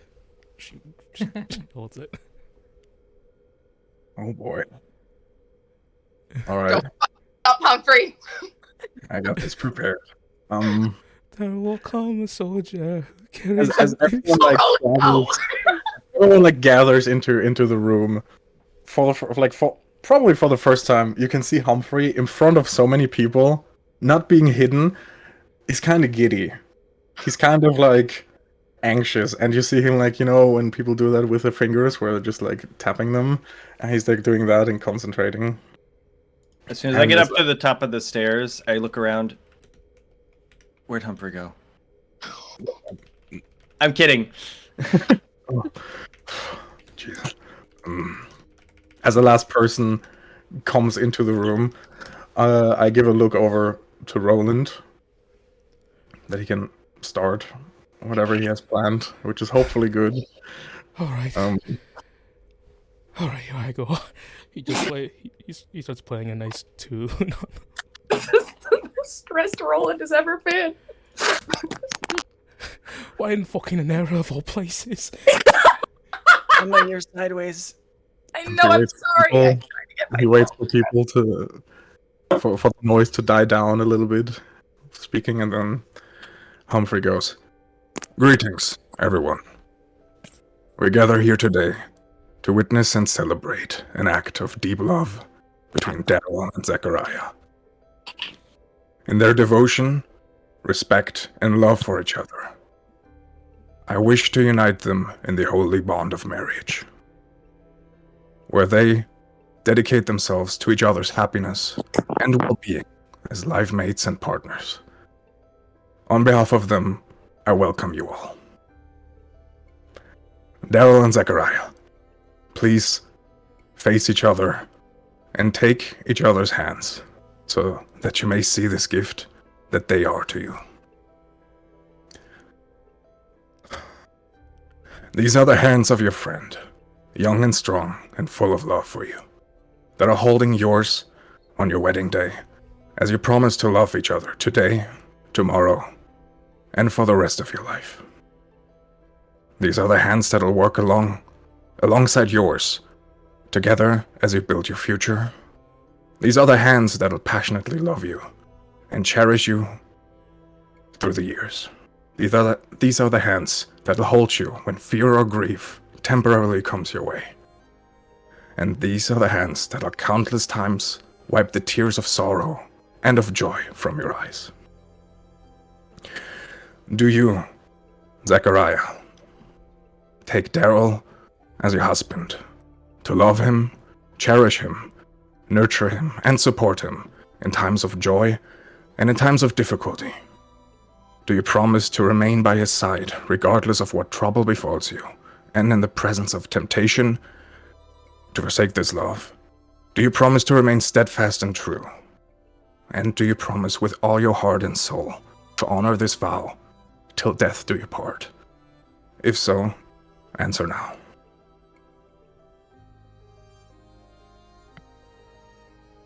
I do. Do you, Daryl, take Zachariah as your husband? To love him, cherish him, nurture him, and support him in times of joy and in times of difficulty? Do you promise to remain by his side regardless of what trouble befalls you, and in the presence of temptation to forsake this love? Do you promise to remain steadfast and true? Do you promise with all your heart and soul to honor this vow till death do you part? If so, answer now.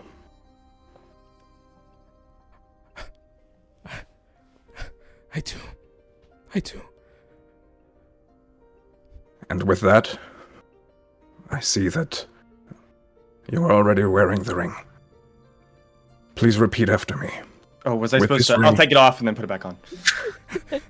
Okay. Yes. Repeat after me. With this ring, I pledge my love and faithfulness to you, for better, for worse, for richer, for poorer, in sickness and in health, as long as we both shall live. Oh, wait, I have to repeat that? Or is that... With this ring. I pledge my love and faithfulness to you. Take the ring back off. I pledge my life. and Wait, is it faithfulness- you? Or me? I think it's One both of of you. us. Both? Both? Oh, You okay. just get Okay. to like I the lean part. over. Yeah, I lean over to Brooke. They're fucking idiots, but it's kind of cute. I don't know. Cute. Worse. Okay. With these Say it again. Okay. With this ring. I pledge my love and faithfulness to you, I Pledge my love and faithfulness to you, for better, for worse, for better, for worse, worse, for richer, for poorer, For for richer, for poorer, in sickness and in health, as long as we both shall live. in sickness, and in health, health. as long as we both live, As long as we both shall live. shall live. Fuck you, Albert. Fuck you, Albert. I saw that. Now, as a representative of the Blackguards and an area, in the name of the spirits of nature that guide our every step, I now pronounce you husband and husband. You may kiss now. I just grab him and I dip him. As your as you both as the both of you kiss, as the both of you connect, and the warmth sparks through both your bodies like electricity, and the two of you breathe love into each other's bodies. The eternal promise is made. And now it is my privilege to introduce to you, and I show to the room, Mr. and Mr. Boreas Aura like stands up, puts her fist in the air, and signs very strongly. Mr. and Mr. Boreas. And Humphrey like raises his voice for like probably the first time. Just As everyone starts clapping, Daryl holds your hand. Daryl Boreas holds your hands. And he goes, Zach, we grew up not having much. We didn't have anything. But you've given me so much. You've given me something that I wish the world would stand still for. I am going to spend the rest of my time as a tribute to how much you complete me. I love you, Zachariah. I love you without requisite or deadline.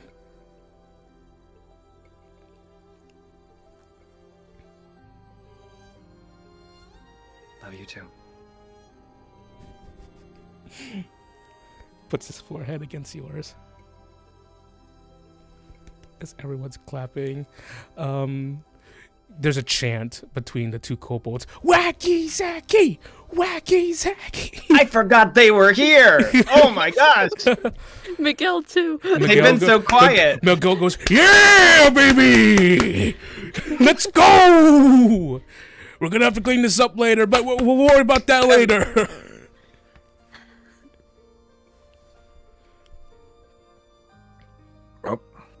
All right. Well, now that everyone's out of the safe house, I picked Daryl up.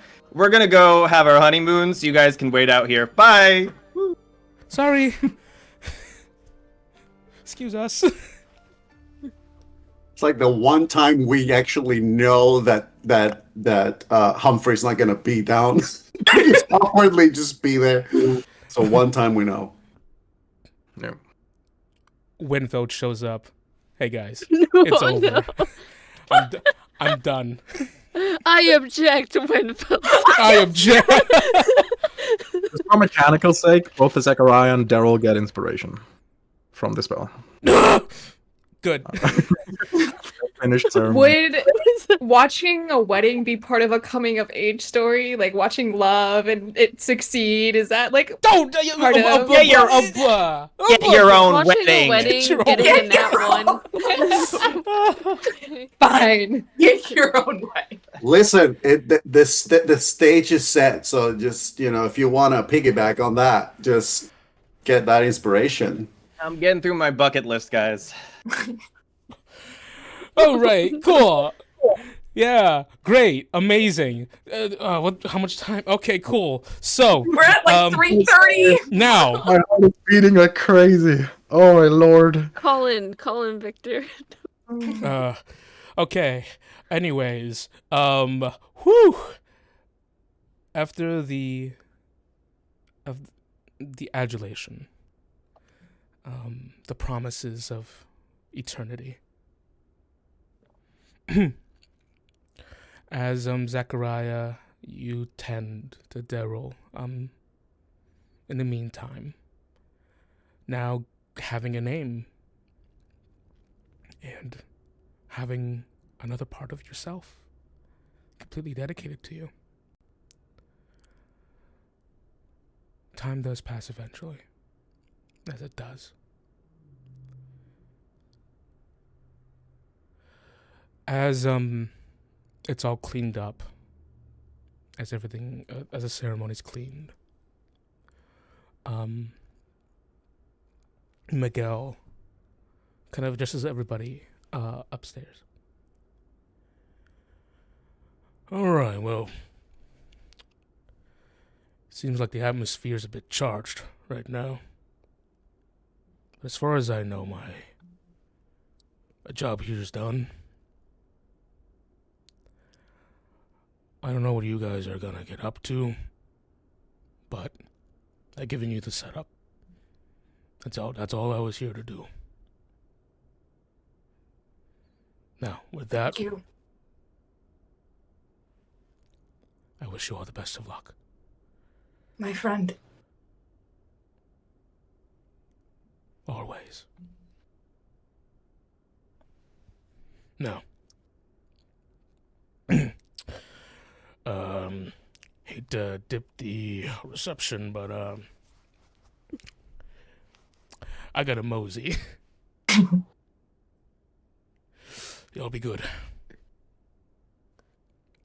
Daphne had been working on in their relaxation time doing the official writing down who's a Blackguard thing. That's what she's been doing, but she makes a separate paper and specifically will write one for the updated Boreases. Officially part of the Blackguards, to help with the demon deal, but it's nice and sentimental too. I'm okay.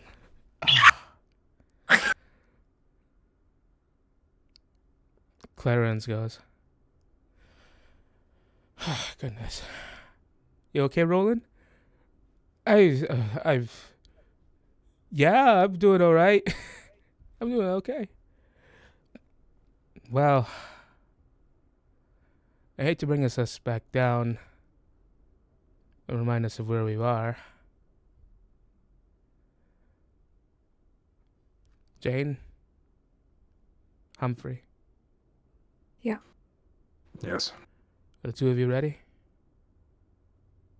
always. You give So, Brooke's hand a squeeze and then let go. I'm ready. Please come back. Always. I've charged up the ether. So I needed to give them both of them, correct? Out of character.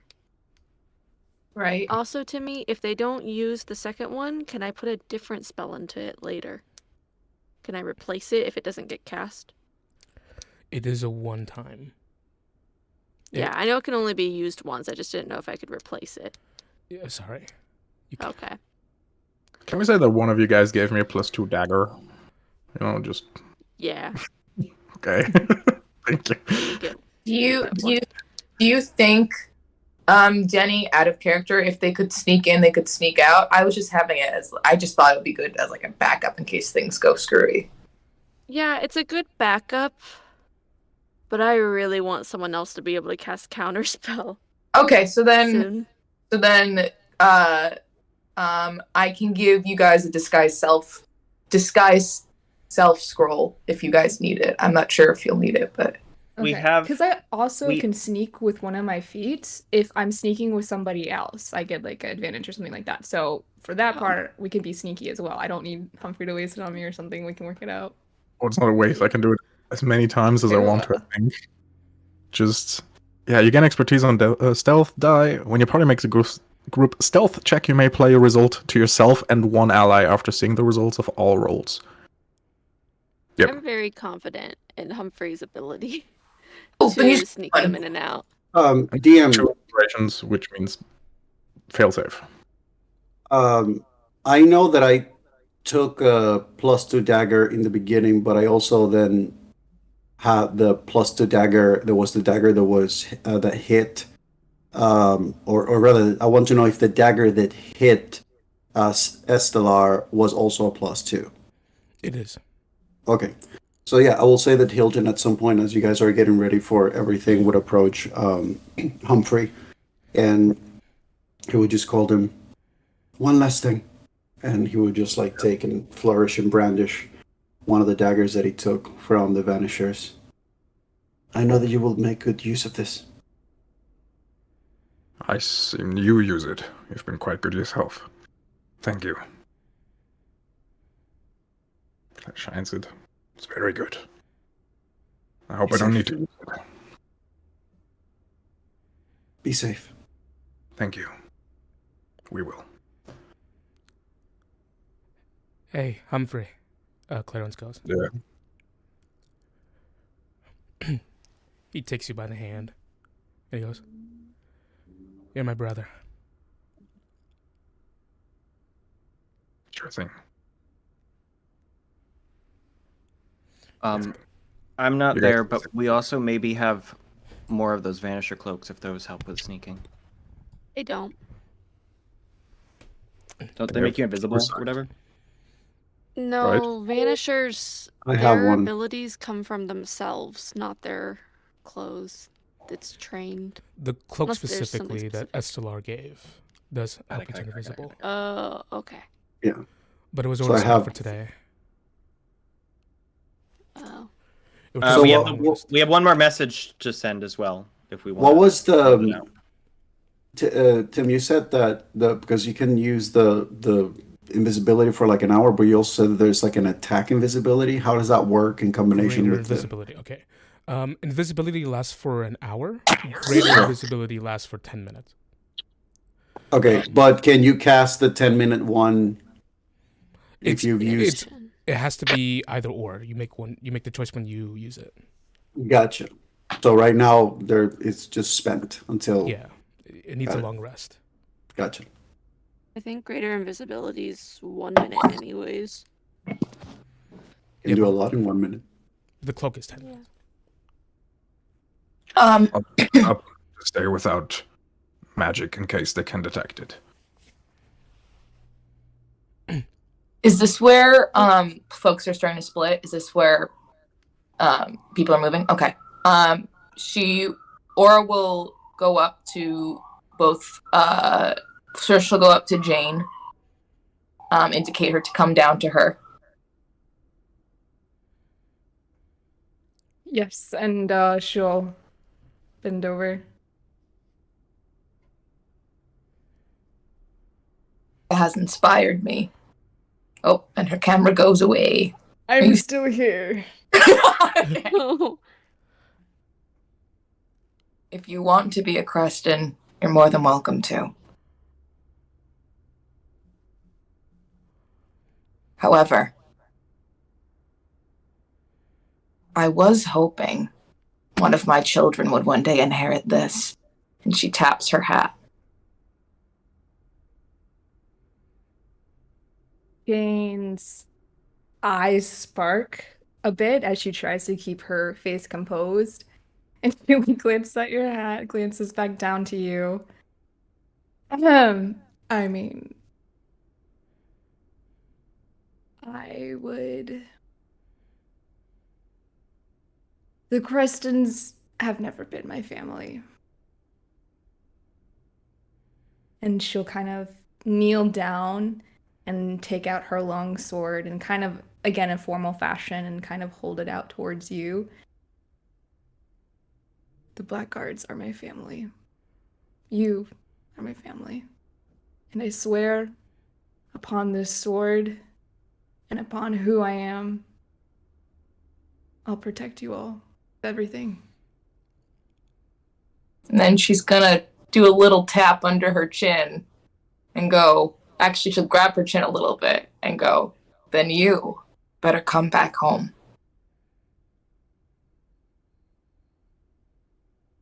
I'll see you soon, Captain. Pinches her cheek. Okay, all right. You're just so cute. Look at your little face. Okay, that's enough, Captain. She just stands back up. Brooke quietly goes, haha. You too, Brooke, and her eyes flash up. I don't want any fucking silly business from you. I don't think I've ever joked once. Back up recording. What? Keep them. Oh, there we go. Back to the main overlay. Good thing you have her then. Winks. Humphrey. Yes, Captain. Cut the shit. I don't know what you mean. And she, like she has done so many times, when she's begged for toffee that would absolutely choke her and kill her, she clambers up and hangs from Humphrey's neck and just gives him a big, tight squeeze. He squeezes back. Don't worry. This'll all go as planned. It'll all be fine. Always an artist. Your speech was beautiful. I'm so proud of you.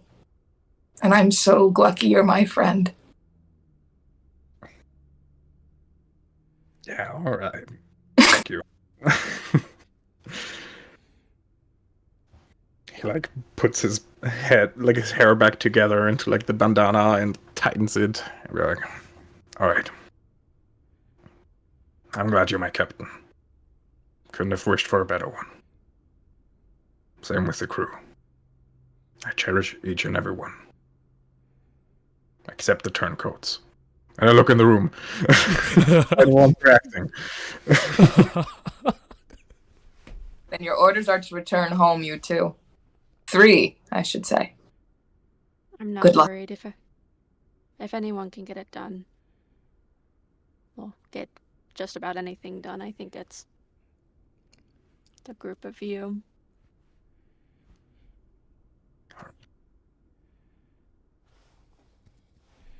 It's time to play my role. You guys think I don't know what's going on here? You guys don't think I don't know what's going on? Oh, I bet this was planned.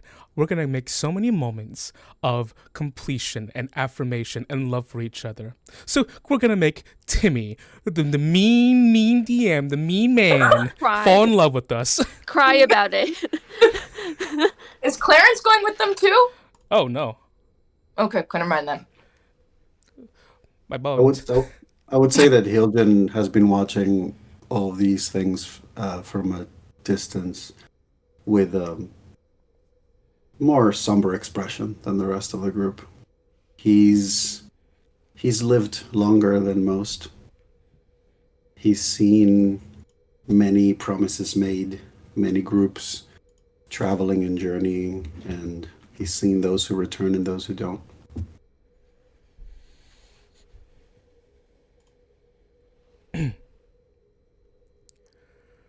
Oh boy. With that said, backup recording. Today is a sick day. Honestly, I don't know what happened to my Wi-Fi. It's gone, man. Oh boy. It's cursed. Campaign doesn't want to end. No? So, Jane and Humphrey, the two of you quietly make your way out of the safe area. If it makes a difference, we can travel at normal pace while being stealthy because of the scout leader. Is Brooke going to? Since there's no dimension door anymore. Oh, is she going? It was up. No, if you two allowed she's it. not I knew allowed to Jane doesn't want go. her to, Nope. But Aura No. just kind of gave permission. I will point out. Absolutely not. If you want, we can roll it. Brooke stands up. And she goes, I'm going to keep a watch on the outer perimeter. Smart move, Brooke. And she walks out. For no reason. So, Humphrey, if I knew you were leaving before we were done with our honeymoon, I would have taken off my my gloves that are normally invisible, just to give to you for this. But what do these do? To just help you pick locks and sneak stuff. Might be helpful. I don't know. All right. You can use them. I don't know. Jane can use them. One of you. I don't know. Could be helpful. I'll take a brief moment to let Tim know I sent you a little DM just because for a clarification as to what things I lost when captured of my items that I started with, just so I get an idea of some of my stats for henceforth. Yeah, Timmy, check your DMs. Yeah, check your DMs to me. I'm doing it. I was curious. Don't call me a sticky Hiljan poopy still had baby. I was curious if Hiljan still had the spyglass, because I'm looking out for Roland right now. At the moment, no. Okay. You've lost things. Dang it, the overlay keeps getting stuck. You've lost things, but you've gained a +2 dagger, a wrist launcher that shoots it's +1. So everything that I had before is gone, and then I have now the dagger, the wrist throw, and the cloak. And the cloak and a +1 longbow. That And a they +1 longbow. Any of your spare equipment that might have been on the ship, I would have packed to bring to you, because I knew you'd probably be lacking. So armor, you probably have your armor and stuff. There were 6 +1 arrows, I believe, as well. That we would have given to you. Okay. There was also a couple of potions that weren't claimed, so some healing potions. Make them. And I think we were also giving you the clockwork amulet as well. Yes. Kendra, are you good? We're already Yeah, I'm sneaking. here. Sorry, my camera keeps disconnecting. I don't know why. So just. So I have. I'm here. I've been here. I'll be Already here. gone. Okay. Just Visible. So So I'll say that I have a quiver of like 30 from the spare equipment, plus 6 arrows that are +1. yes. And then the bow, if it's a +1 bow, that would make it a 1. I need to see what this is. Yeah, if you're using +1 arrows, it would be a +2 in total. Yeah, Okay. I just don't know. I have a +6 on my roll thing, and I don't know if that's already with a +1 from the previous one or not. I think it is. All right. So, Jane and Humphrey, the two of you are making your way towards Afros Harbor. Which place are we heading to first? Who are we tackling first? Humphrey, Yes. you wanna take the lead on this one? I kind of have to. So now there's the option of going to House Creston first Yeah. to approach Mikhail. Or we could go to House Castell, which, in my opinion, doesn't seem very fruitful. Because it's a coin flip whether or not I'll be able to convince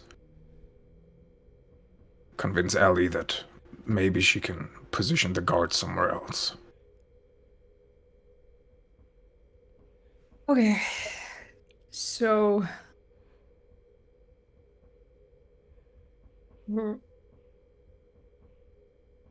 Guys, where are we going? yeah, no, I'm still here. Just you can't see me. I'm already invisible. Okay, so if you think I trust Mikhail, I just don't trust my family. So we can go to him first and Yes. get him the stone and then try Allie, is it next? Eliza Castell. Yes. Eliza, okay. Okay, well, home sweet home, let's go.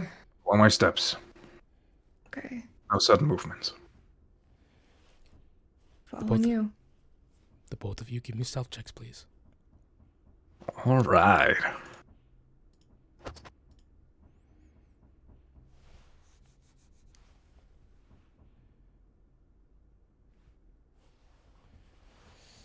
Oh boy. 20. Make sure you guys say them because I can't see them. Oh, I got advantage. Oh, thank God. Oh yeah, you do. 13 with the specialty dice because I'm sneaking with somebody else. Mm-hmm. 13. Yeah. 16. Oh. And that one. Okay, let's go with a 20 for You now. rolled a nat 1 and got a 16. Wait, you rolled a nat 1? Well, no, But it's advantage. I got a 20. Yeah, Okay. so 20 Or, and a nat well, 1. not a dirty 20 with 5. Don't forget that you have to add your Stone of Good Luck. Oh, 21. And I don't know if that's adding... You Does it also add your add my wisdom wisdom? modifier to your stealth, yeah. Oh, so it's 24. I keep forgetting that. Thank you. Duh. Oops. And if Jane failed, you have that feature as well. Yes. If Jane failed, she also gets a 24. I guess it's a 24 then, Jane. Anyways. Allow me to make this little preliminary roll. All right. Bonkers. Cool, Humphrey. Cool. Okay, so the two of you begin to make your treks through town. Being hidden away in the dark shades of the harbor, and traveling amongst the common folk, it does feel strange that you are out here amongst the folk, and it feels strange that I'll say it feels strange in the atmosphere at the moment. It seems like there's a tenseness in the air. Just sorry to interrupt you. If we're like among the common folk, would you think anonymity would apply? Which is my specialty. Add it. How do I add a specialty? Is that just another 1d4? It's an extra die, so it looks like it already rolled a d6 for you. So you could just roll a d8. All right. And then see what it gives you instead. 7. So that would be a 24, was it before? Then it would be 28. Oh, okay, cool. It's bigger. The number keeps getting bigger. I'm like, Humphrey. Watching it grow like bread. Gosh. Who let this man cook? Anyways, as you're even more hidden now, Jane, there's a tenseness inside. It's been 2 years, has it, since you last saw any of your family members? 3 years, yeah. 3? It's been Yeah. 3 years. And becoming a pirate, you never thought that you would ever have to see them ever again. But when confronting tyranny, yes, it seems almost obvious now that you would see your face, the face of your father, amongst it. Yeah. You make your way towards the Grand Mastodon. Befitting of its name, it's grand but not big. A seemingly exclusive, luxurious inn building, where you see currently on the outside there's like valets, there's like people in well dressed sitting outside,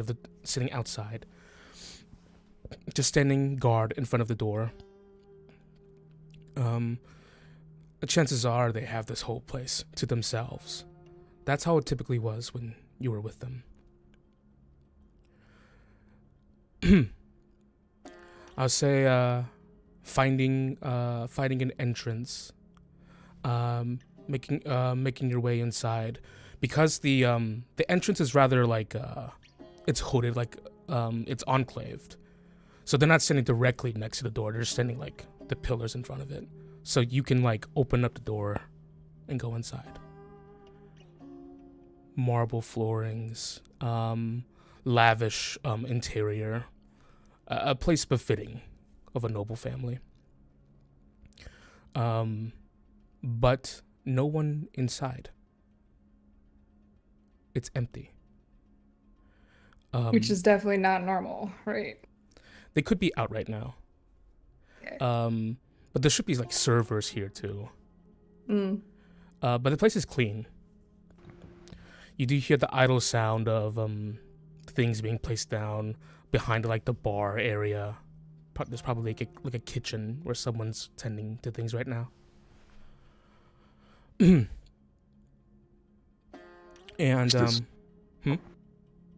Oh, I was just like turning to Jane. Is this normal? Not particularly. There should be more servants about. It's best to be on guard. As we move forward, I'll also try to check for traps, any like spring wires or like. You go ahead and give me an investigation check. Yeah. You do see this place has 2 floors to it. It has like an open like second floor that seems to be just be for dining, and large hallways that lead like towards what the rooms would be that flank the bar. 24. You don't find traps. Certainly, this place is pretty clean actually for the most part. Okay. Seems like it was recently tended to. Like you can see the water, kind of a little bit of water like evaporating on the tables. Okay. The both of you see, kind of like walking out of the hallway, you hear footsteps pound against the marble floor. As you see, no one familiar to you, Jane, but you see, like this person, they have sort of like blackish hair that's like swept off to the side, and very light, kind of like very light elvish features. They have like a bow strapped across their back and a quiver, armor on, and of course they have the on their pauldron is the crest of House Creston. They just walk. And like you see that their eyes, as sharp as they are, just kind of like looking back and forth. They seem sharp, almost like they have the same like sharp look as Brooke. But they walk, and the two of you are sneaky enough, kind of like being hidden behind like the very large staircases. they they simply just kind of like take a look around the room, and they keep walking like down the other hallway. Seem to be on patrol. 28 stealth was good enough. But it seems like if Mikhail was to be anywhere, it would have to be in the rooms. But it seems like no one else is here at the moment. Just to confirm, this property isn't one that Jane would be accustomed to. I would say like you've actually been here before. This is a Okay. stay. This is a stay of the Creston. Okay. Would it be reasonable for me to know about any of the servants' quarters that aren't like from the main hall, or we probably wouldn't have spent that much time here? Wouldn't spend that much time here, I'd say. Okay. I'll kind of like when the elf person passes by, I'll kind of like push Humphrey up the stairs, kind of signaling that we need to go to the rooms then. Okay. Going up. Can I get one more stealth check from the both of you? Sure thing. No. No longer with anonymity, I assume. Yeah. Since. Okay. And I'm stealthing with somebody, so 29, 30, 30 plus wisdom is 17. 33. Okay, well, I'm Applies not to, 33, but applies to Jane as well.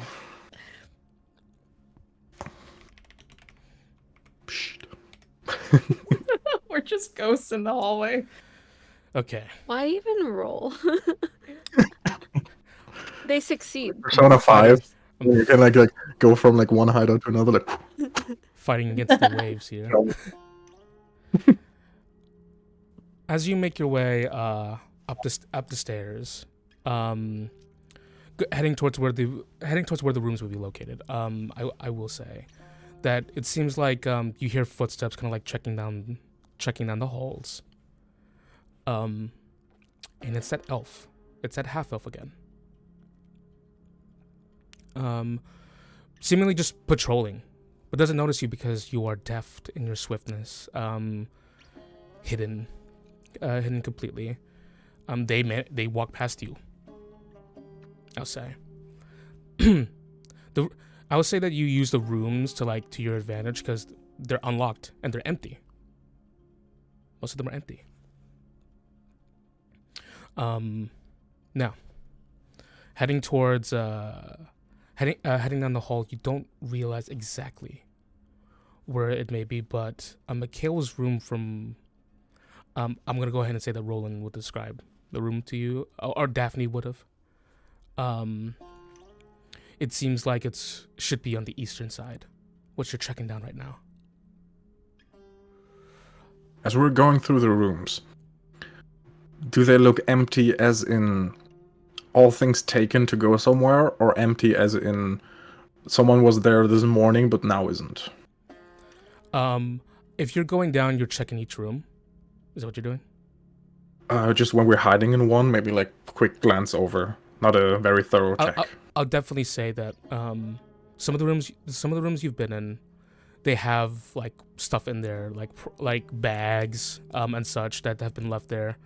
Okay. Someone's left this stuff. They're currently staying here, but they left at the moment. Okay. Then we continue. As you head towards the certain room, based on your memory, Jane, of where Mikhail might be, and you start making your way there. It's the same room he's been in, and you're 1 or 2 stays here. Not an important memory, but something that gives you a little bit of certainty. You open the door. Yeah. As you open the door, as it creaks open, you see inside that there's no person inside.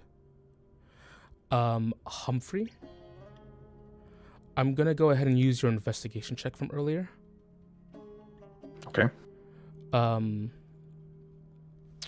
You see as Jane opens the door, that the window is open, letting sunlight in. You see the light catches the little glint of a string that's on the door, and it breaks when she opens it. Okay, it broke already. I'll try to like pull her back if I can. Okay. And if I need to make a roll for this, There's no I roll. can't be surprised. Okay, cool. It's Gotcha. just they know we're here. Fuck. Okay. As the door is opened, and Jane, you're pulled back. Nothing happens immediately.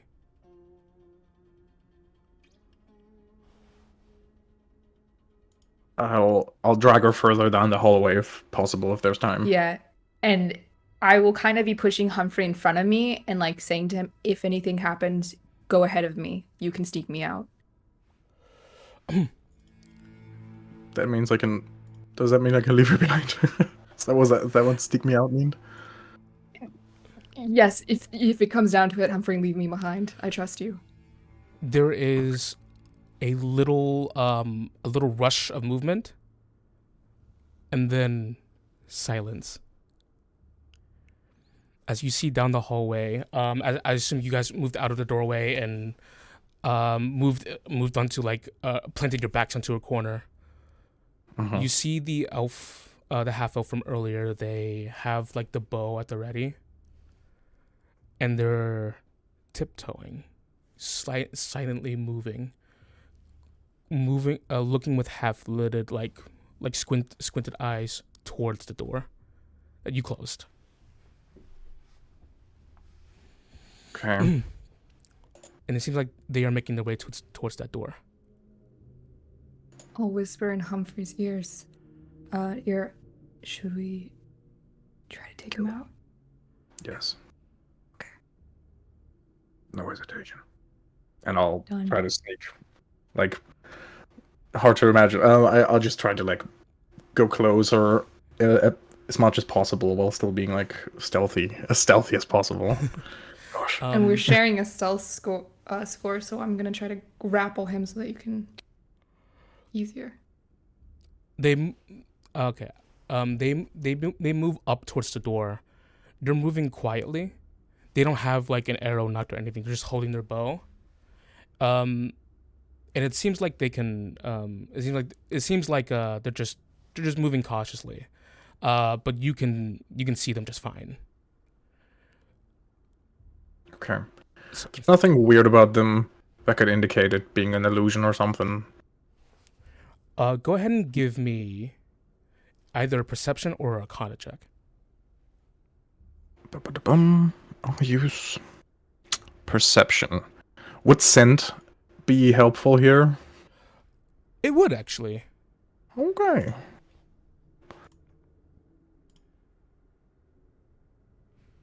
$24. Damn.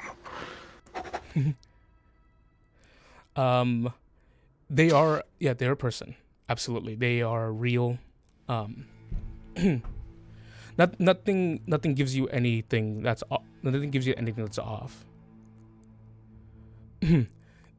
As they're walking closer to the door, we're like you are closer to them now because their back is turned to you. You see they open the door slowly. And then kind of like, and then pushes it open gently. And they lean their head, and they don't have like an arrow knot or anything. I'll say. But, okay. But they think they probably think that you're in the room. Okay, then. Before they can say anything, I'll approach and just with the dagger, just go for the throat. Like immediately pull the vocal cords, just so there's no scream. All right. So, you're gonna give me one more stealth check with advantage. Sure. Oh yeah, the one from before wasn't with advantage, by the way. Is this the third? This is actually Daryl in disguise. I don't Moment. think so. Psych. Yeah. Daryl, where'd you go? It's a 29. Do I even roll? That's... I was pretty good though. Oh, it's 27. Well, 29 plus 1 plus 4 plus 33 3 again. So it's like 33 again. Shit, I started Minecraft. No! We're playing Minecraft during our D&D game. No, I missed Humphrey, go ahead. If you are going to attempt to attack, go ahead and make an attack roll with advantage. Alright, hope that works. Free strikes with lethal intent. I texted you to me, by Yeah. the way. I saw it. Okay. Oh my god. That's good. Oh no. Oh no! Wait, Hum- they're plus... Are they plus 2? Plus 11? Yes, they're already plus 2. Remember to say the Okay. numbers. so what happened That's is very certain to hit. Humphrey, as you sneak behind and you raise your dagger, the blade of your dagger catches the glint of the sun once more, and as there's a bloom of light, you see that their eyes kind of like quickly avert, and as you try to swing downwards, they grab your arm, like they snatch it quickly with the really deft reflex, and just throws you over their arm. This is for flavor. Throws you over the shoulder, but you, with your natural acrobatic, your quickness, you land directly on your feet. And they just go. They seem like breathless, like almost taken aback as they take a step back from you, but glaring you down, kind of like reaching for an arrow. Who are you? Oh gosh. Quick out of character question. Do I have the silence scroll? Yes, you do. Okay. As that's happening, real quick, Jane, what are you doing? Seeing that fail, can I go for the grapple? Yeah, absolutely. Specifically to silence him. So he can't Absolutely. scream. Okay. Icky. Can- Let me see. Grapple is just strength check, right? Yeah, just a straight athletics. Athletics. I okay. don't need a feat to attack twice while wielding daggers, right? Or is that you use the dual wielding? You can bonus action attack, but we'll get to that in a little bit. We'll get to that. I'm just gonna keep it on the 25. backup recording right now. People will keep going off. Probably go. plus some other stuff that I can't find, but around 25. I know. I don't even roll. You, Jane, you wrap your arms around this person, like grappling their arms, pinning it to the side. And as you see, you kind of lift them off their feet, like they're completely restrained. They just go, "Let me go." And Humphrey, if you as you kind of like prepare your dagger and lean in once more, there's a voice echoes from down the hall. Stop! Can I see down the hole who it is? It will be answered very shortly. When Jane, that voice is unmistakable. As you kind of like the sudden like jump in your heart of realization, you hear the half elf go, "Do you know these people?" And you see as your head turns, you see Mikhail goes, "I know her. That's my sister." And he walks up to you with a quickness, and he completely embraces you. I dropped the elf. He hugs you envelops you in his warmth completely, rocking you back and forth, just like with so much strength in his hug. Jane is just completely frozen.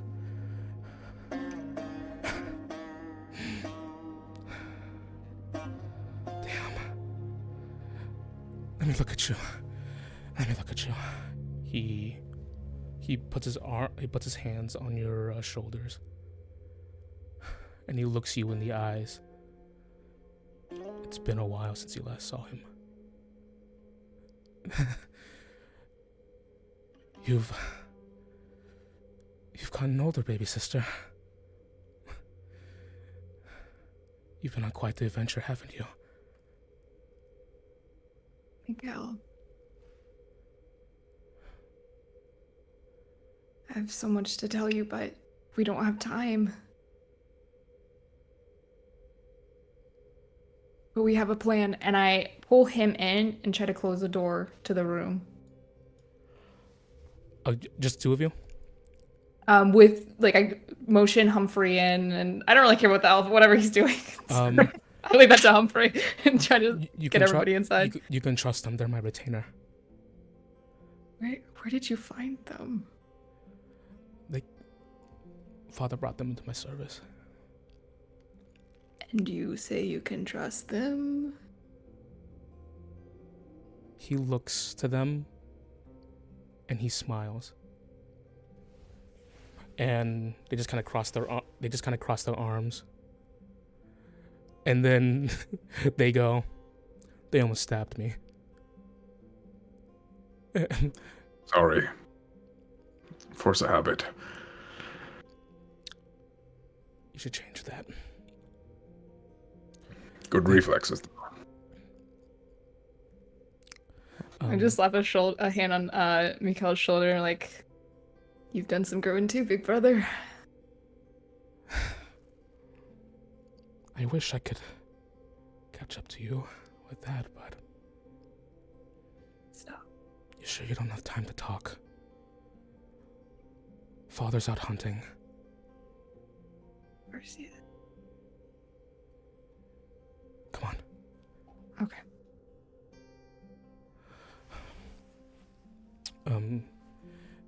Brings you all to the into the room, and he goes, "By the way, this is Harper," pointing to the half elf.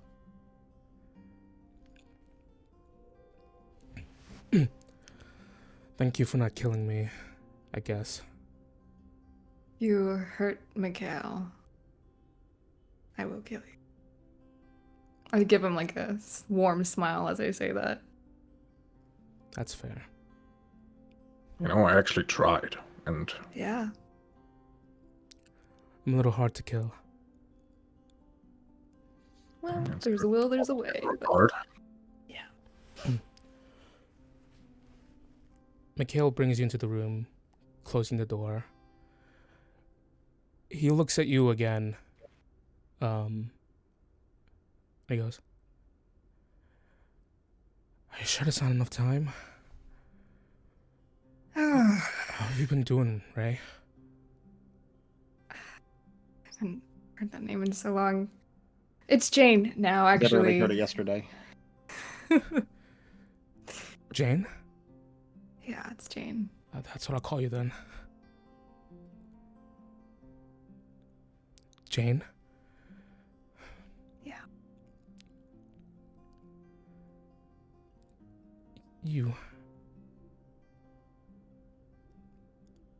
I really missed you. But you should not be here.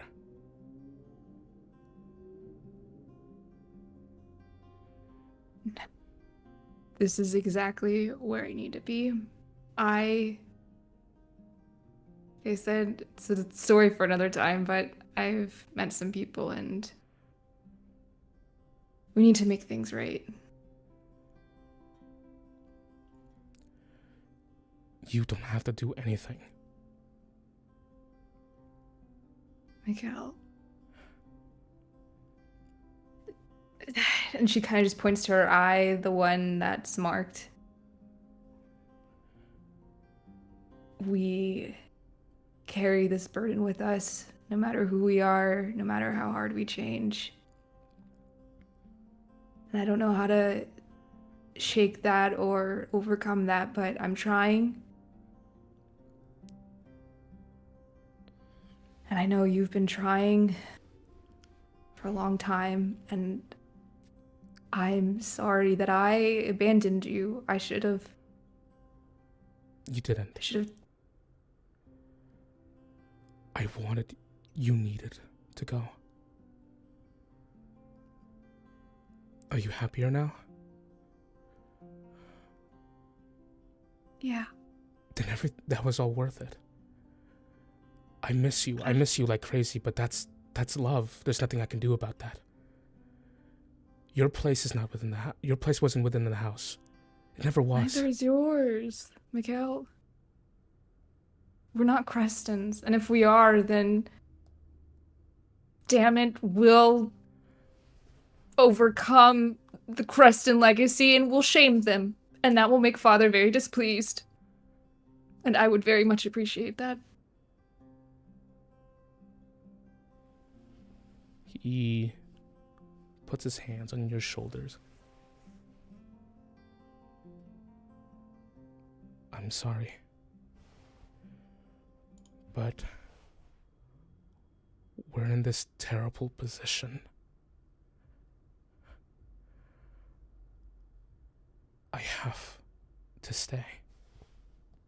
Why? What does he have on you? He's got nothing. He has nothing.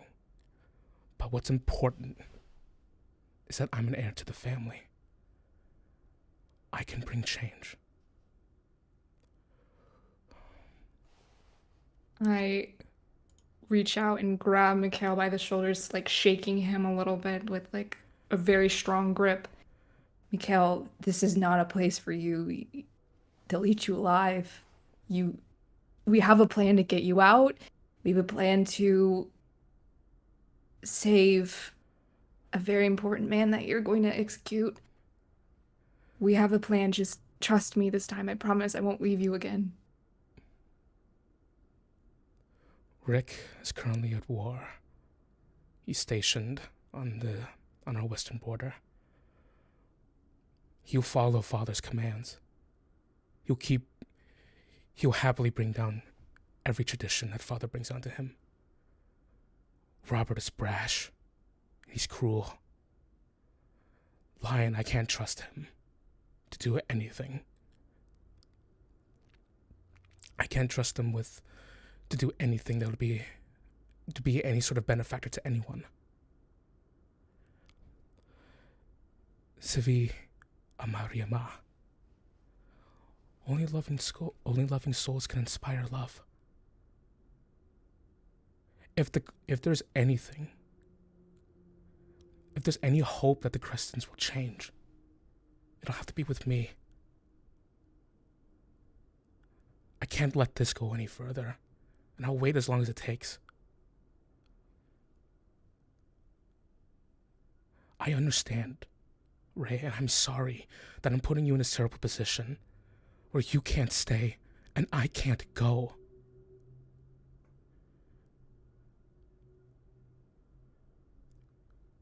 But things have to change. It has to start with someone. Not with you, not with me. Leave it to somebody else's war, or just fight it from across the country away from them. I'm sorry. There's a wound in this empire that won't heal.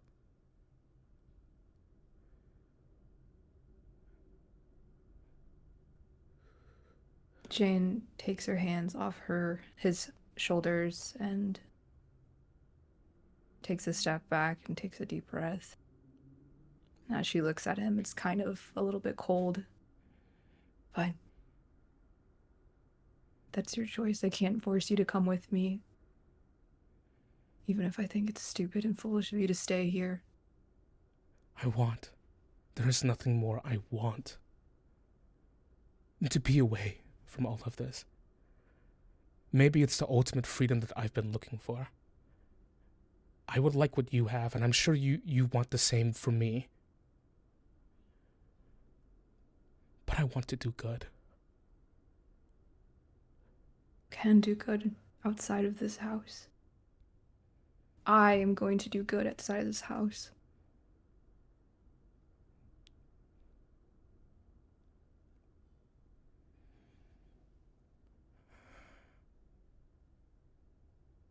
Ray. Jane.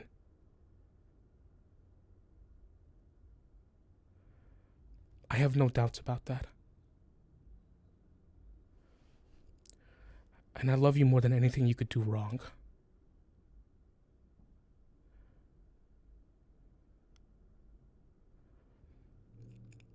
But there's a people here.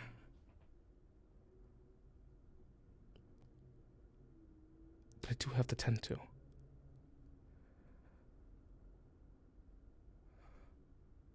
And perhaps one day it'll be good enough for you to come back.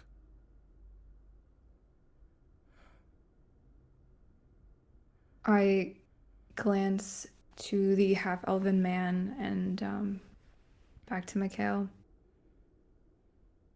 Tomorrow. Wait, out of character. It's tomorrow that the execution's happening, right? We're gonna say yeah. Yeah, okay. You have until tomorrow to truly think this over. I can promise to get both of you out. During the execution, and I pulled out my hand to Humphrey for the stone. And I grabbed Mikhail's hand and put it in the stone in his hand and kind of closed his fingers over it. Keep this safe.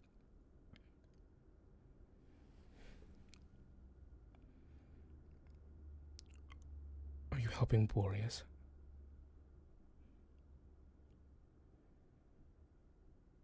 Can't let you kill him. Then I won't. What do you need me to do? Just, my lord, are you sure about this? Tell me what to do. There will be a distraction.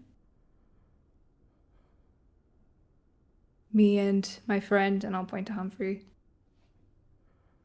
will get to you. We'll use that stone to get you and Borealis as far away as possible. I think it's cilantro. Sorry, cilantro Borealis. You know, everybody has such What? strange names. What is it? You mean Lelantos Boreas, right? Yeah, that one. I knew it was something to do with the stars or like, you know, I just went to a wedding earlier with like the Aurora Borealis and there's, my captain's name, Aura. It's really confusing. There's just so much star lineage and like, that doesn't matter. You have a captain now? Oh. Yeah, I'm kind of like... Then Jane looks really proud of herself as she kind of like squares her shoulders. Kind of like a big deal, Mikhail. So why, if you join me, you'll be in good company. As you stand there proudly, Mikhail beams at the sight of you.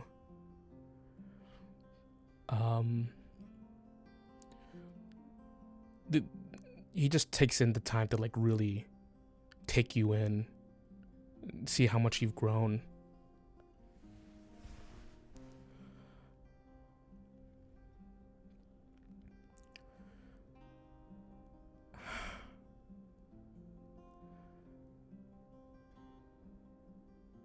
Something has to change. It already has. You don't need to be here in order to create change.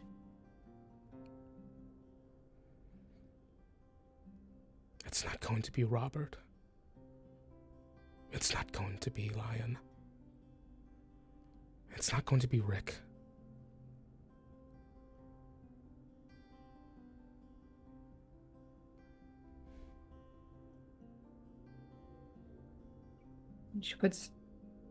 She brings him into a hug. and squeezes them really tight. You have until tomorrow. Really think this over, Mikhail. I'm going to kill Father at some point. And you can be lying in wait for the time. He takes a step back, holding you at length. What are you saying? Don't do that. You said it yourself. No. Something has to change. No, Jane. No. Please. They'll mark you.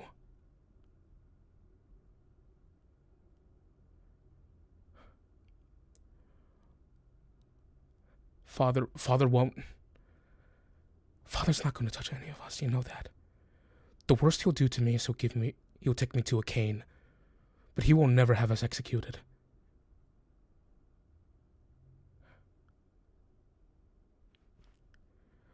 But that's going to change your life. Like I said, I'm a very big deal out on sea, Mikhail. So I would like to see them try. That's not really who you are.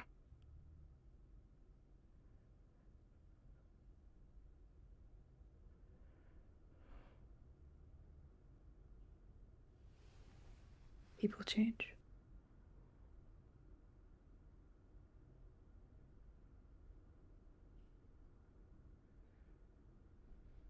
And I turn back to Humphrey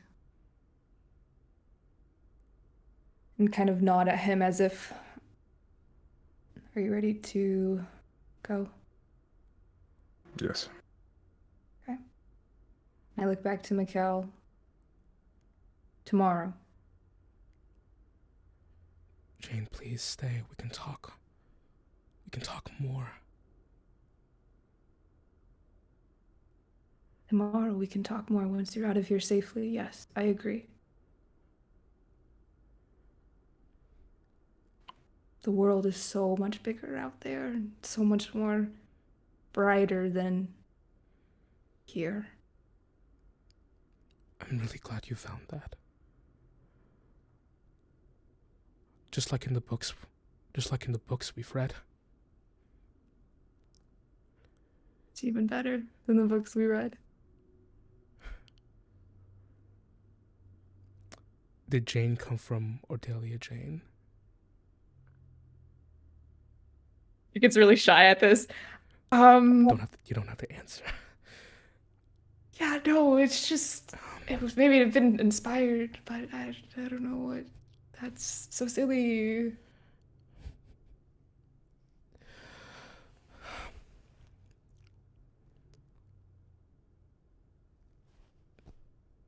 Please think this over. You too. Memento. Vivere. Remember to live.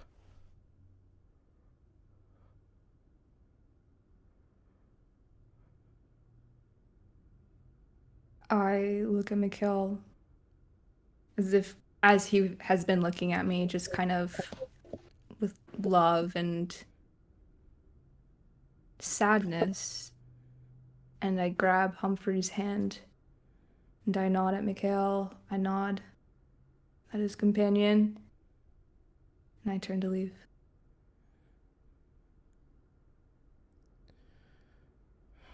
He watches as you leave. So I hold the stone, right? Just abruptly. I hold the stone, and what am I to do? Yeah, you hold the. I looked at Humphrey. Humphrey, I don't really understand arcane stuff. What is he supposed to do? He just holds it, right, and it will, like. Daphne said, you hold the stone, and you focus on it, and you focus on a point that's within 500 feet. Was it? Within 500 feet. And also grab Boreas at the same time. It is vital that you Boreas. Yeah, The same. that was it.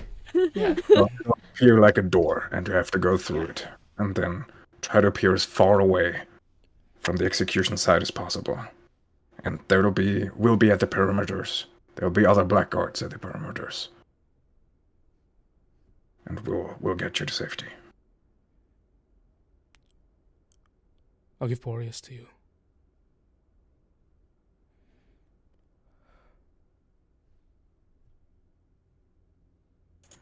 I know that you're trying to make change, but you can be the best gear in the whole system. You know, if the whole clockwork goes against it, it doesn't matter. You know, just think about it. I don't often agree with Jane, but she's right on this one. Give me a persuasion check. Oh, God. Fucking clockwork quote. Persuasion. Oh, God. You do have bonuses. Jane, You do have bonuses to that. Do have bonuses. You Just do a it- one. That's a You do six. have some bonuses Can I somewhere. give you my inspiration? I think I'm just gifted to use it. You have an expertise die in persuasion. Expertise? Yeah, Oh. from social expertise. I didn't know that. Albert, everybody. I knows read the my sheet. class better than I do. I sheet so 2 much times. today. Oh, that's a 20 now. 16 plus 4. Ooh. That might. Yeah, that's what you got. And I'll also dramatically turn to leave as to point. Yo, can't roll in this shit. He did not. No. He did not. Could be in that one. God damn it! I could. Fourteen? It's a nat 20. The one right there. No! 20. All right. I mean, Everyone- if he wants to change things from the inside, you know, like When you walk out, Who knows what it means? when you walk out, I want you to look at everyone around you. All the people who live here. Talking to both of you. The pace of repression outstrips our ability to understand it. It's easier to hide behind 30 or 40 atrocities in a single incident. These people have become so numb to everything. The horrifying has become the mundane.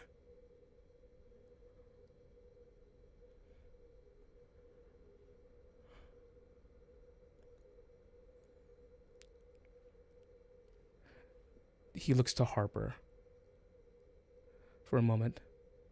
He goes, people die. People disappear.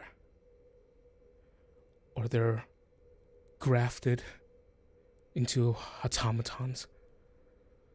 Their souls imprisoned.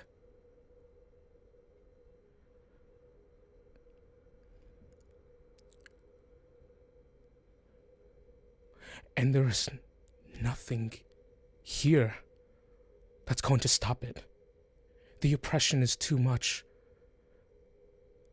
The fatigue has settled in. People are complacent because there's nothing they can do about it.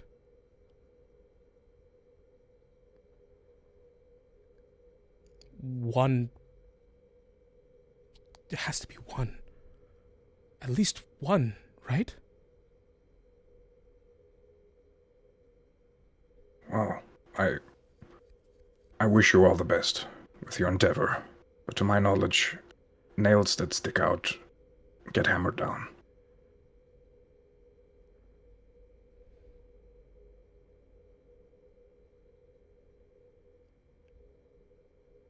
I'll think about it. Thank you.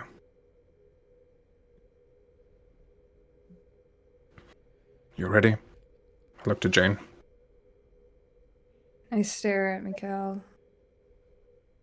And my eyes are a little bit glassy as I try to blink away tears. Tomorrow. And I turn to leave. But right before I cross over the threshold, I look back to him. I love you. I love you too. Always. No matter what.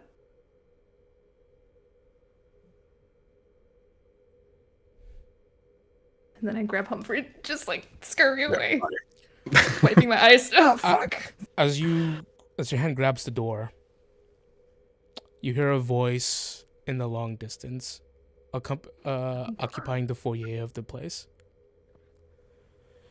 Laughter. Of one voice going, if you're trying to hit the air, then I would say that you were completely accurate, brother. And you hear another voice, I'm gonna hit you if you don't stop talking. I immediately pull Humphrey back from the door, and I looked at Mikkel. And That those are your brothers. Yeah. Yeah, I know. I looked at Mikkel. Do you have like an exit strategy, or you just... Is your window? What floor are we on? Oh, we're on the second. Oh, that's fine. Come on, Humphrey. I pull Humphrey towards the window. And I'll hold you if you need me to, Humphrey. you hear coming down the hall, Mikhail. Your father's voice. You see, at this point, Mikhail walks over to the window, opens it up.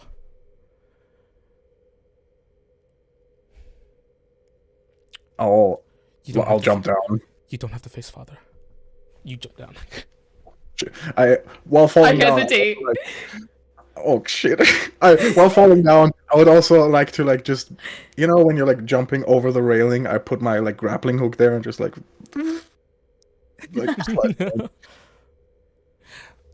down. Yeah, you make your Humphrey, you're very deft. You make your way down swiftly when you.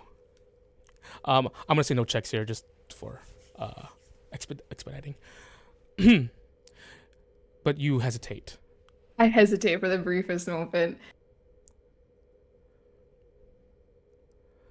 Father is a fossil. He's not going to survive long. His ideas won't survive long. You don't have to face him. And he places his hand on your back. Fine. I won't face him today, Mikhail, but I promise you I will. And I'm saying this as I'm jumping out. I will be facing father at some point, and I just jump out the window. No, you won't. Yes, I will. Just flip him off. And I turn to Humphrey. That went well. I think we convinced him. I think he's definitely gonna come with us tomorrow. Good thing. I'm just saying, good thing we have a plan B. And I whip around my grappling hook so it detaches off the window and comes back. If that works. I think just when a hose gets looped, stuff. Things. English, everybody. So. Yeah, I'll just try to. Can we? Yeah. Can we hide underneath the window to hear what they're talking about? Maybe, or the voices don't carry that far. The voices do carry if you do want to do that. Humphrey, you want to see if we can get some intel, or? I'll look around. How busy is this area that we're in? Is it far off or behind? This is tower or something? It's a rather guarded area too. It's there's not a lot of people here, and plus you're in a space between buildings, so there's not many. Or at all. Legend of Zelda, the castle, when you're infiltrated, somewhere there. There's no one there. Okay. Good. Yeah, sure. A little bit. Just for a little bit. Yeah, I mean, we might be able to find maybe, I don't know, some really cool stuff. Maybe they have a plan B that we don't know about. Keep your temper. You see her fists are already like clenched and like knuckles white. Yeah, okay, I'll be fine. I'm free to worry about yourself. You hear above. Mikhail, didn't you hear me calling you? Yes, Father. Apologies, I was talking. Says, their voice is more important than your own father's. Apologies. Leave us. Yes, my lord. You hear the door close. Never give that man a podcast mic. Please.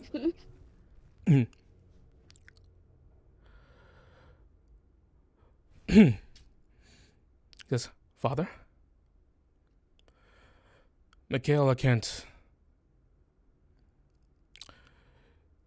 seem to have noticed that you have left hunting early. Yes, Father. I'm afraid lions' taunts were getting to me. Says, his words are nothing, like belches to the deaf. You shouldn't let such childish taunts get to you. But was that really the reason why you left? Look at me. Why did you leave?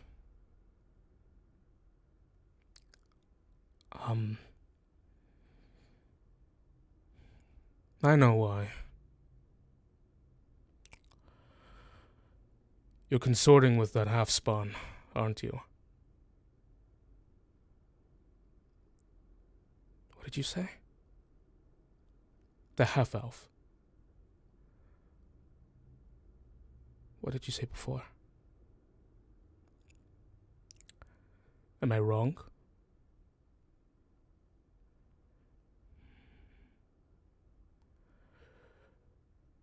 You ball up your fist like you're going to hit me. Is that what you're going to do? Jane goes to start to stand to see. She's thinking about climbing back up. Are you going to hit your own father? And on her sword. Was the boy I raised cowardly, weak-willed, just consorts with half-spawns and hits their own parents? All right, Humphrey stands up too. I look at Humphrey standing up, taking that as okay, and I start climbing. Humphrey climbs too, without the grappling hook, just... I have my gloves of climbing, so I'm just literally scaling the wall. Oh no, no, guys! Guys! What are you? Okay, really? I'd like you all to think. I want to take a beat. Take a moment. Consider Let's this. all, Second dimension door. let's all take a fucking breath right now and think Yeah, on the big maybe- picture. Maybe at this I point, thought- Roland sends a message being like, "Hey, just checking in. You guys been gone for a while." No, we're gonna worry. Everyone Worry. dies.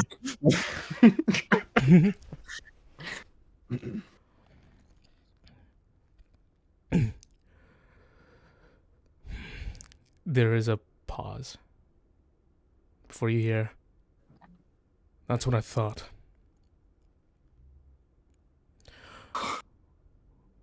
When are you going to grow, Mikhail?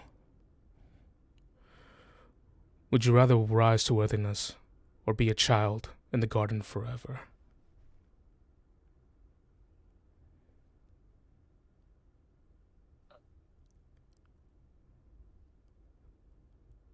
Their name is Harper.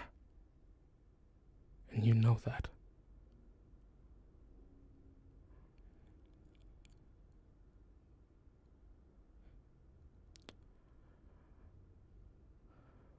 Go join your brothers outside.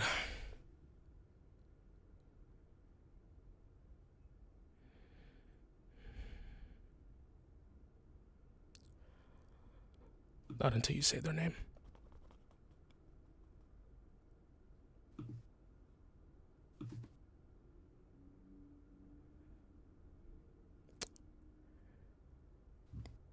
And then you hear a slap.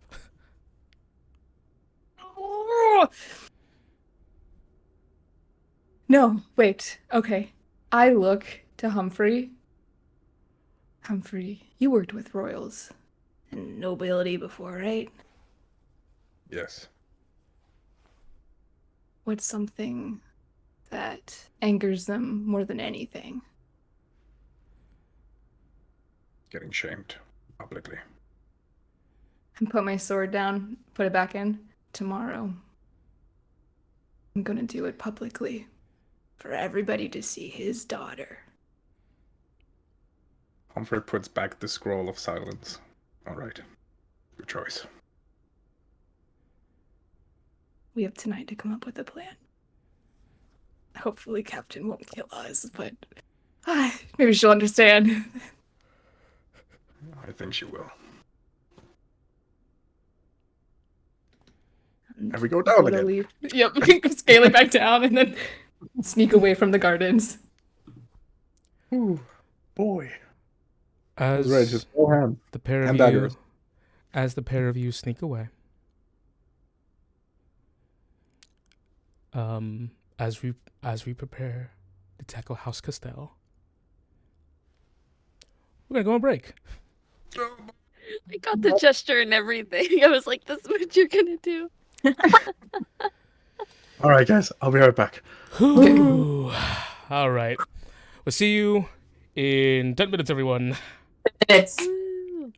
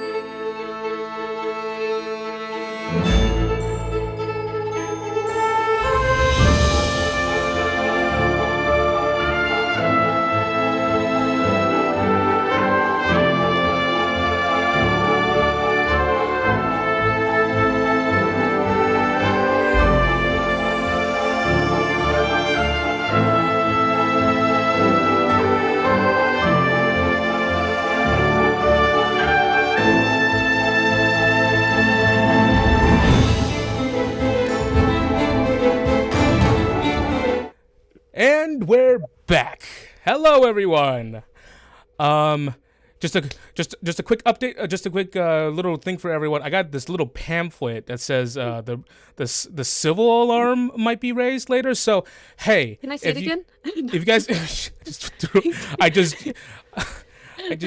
just Tom and Jerry'd it across the room. So if you guys hear the alarm, that's content. Let's go.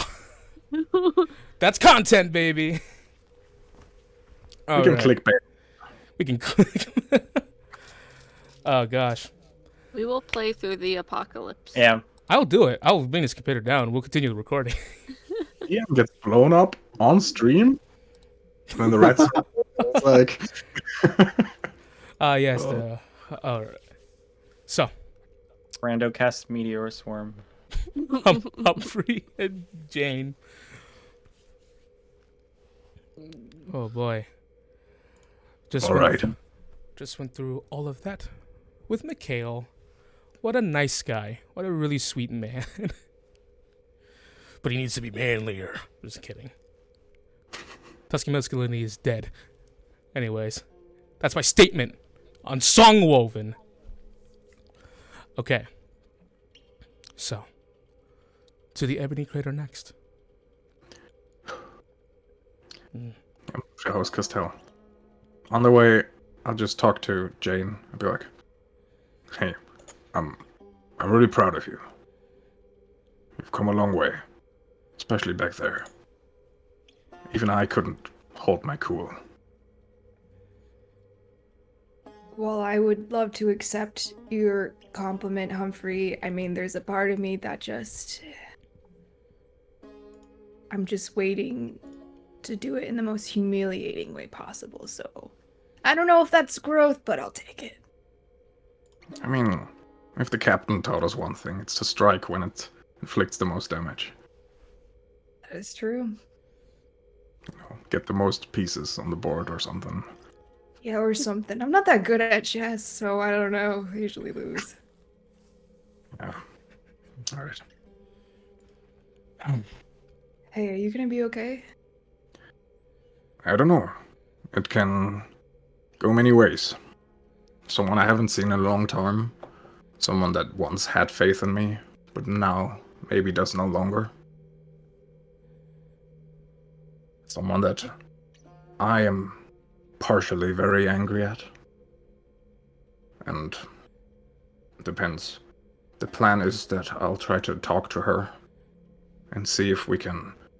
If plan A fails and Mikhail doesn't do his job, plan B is now we'll talk to Eliza and we'll try to get some guards away from the execution point by telling them that, which they already know, that there'll be an attack on the lighthouse to maybe place the guards.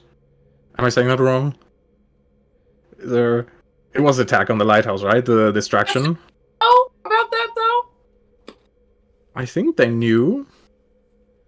Yeah, 'cause Well, the of Vanquishers Hiljan, right? We don't have enough intel on them right now. We don't know for sure. They have a hint that we're doing something, but they don't necessarily know what. When he said Afro's Harbor, that could mean rescuing Boreas, for all they know. Because that would be well, he said the lighthouse specifically, but still, Yes. it could still mean rescuing Boreas. It could mean actually attacking the lighthouse. It could mean a million things. Okay. I'll try to convince her to station not as many guard at the execution place. And, well, it's a gamble. I don't know if it works. I don't know if I can keep my cool. But we'll see once we get there. Hey, I got your back, so if you lose your cool, I'm right behind you. Yeah. But despite whatever happens there, I don't think anybody's going to die. Except if we get caught by guards or something, but... Alright, let's make our way there. Okay. As we're walking to, Mikhail's words have kind of shocked me a little bit, so I am kind of just like looking at the people we're passing and kind of trying to see this world from a new perspective. From what you know, the execution of an innocent or good man is happening. There are posters. There are posters about, of course, like putting this event up, and you look at the list. Treasonous acts. Treasonous acts against the crown. Conspiracy against the crown and things like that, listing their listing everything. And of course you see people like walking by. It's gloomy. It's gloomy at this moment. You see guards like patrolling the streets, which you guys are hidden by. But from what you know, people should stand up against this. This is a bad thing. But people are walking about, keeping to their lives, and when the guards come around, they keep their heads low. Okay. As the both of you make your way towards the Ebony Crater, I'll say that this situation is more complex. The Ebony Crater is another privately run inn that's that you can assume Humphrey was rented out for the noble family itself, for the Castells. As you can see through the front window that this place is full of people. Not full to the brim, but full of people in leather armor, wearing the Castell sigil on their armor. Couple of people enjoying drinks and such. They have their swords leaning against the tables. It wasn't nice and conveniently empty like the Grand Mastodon. So maybe a front entry is a bit out of the water. And this is the house, the OG house Castell. I know my ins and out there. I have worked there. Yes, you worked there. Okay. Then I'll try to guide Jane around the outside to, if possible, go to the window where the room of Eliza Castell lies. So I can maybe climb it. Climb it? Would I know that? Where it is from the outside? You wouldn't, I would say. Okay. She might be in this building. You're not even entirely sure about that. Okay. If I would be inside, could I then find my way there? Yes. With the knowledge? Okay. It's Then just getting past the foyer, like the opening room. That's your biggest hurdle. Yeah, I'll see if there's any on the outside. If there's any open windows. I'll say like towards the left side. Like there is one window open, but noticeably like all the other windows are like the curtains are drawn. Okay. Then I would like to, with Jane and Tao, I'll climb that open window and get in there. I need the both of you to roll me a stealth check, please. Don't mind if I do.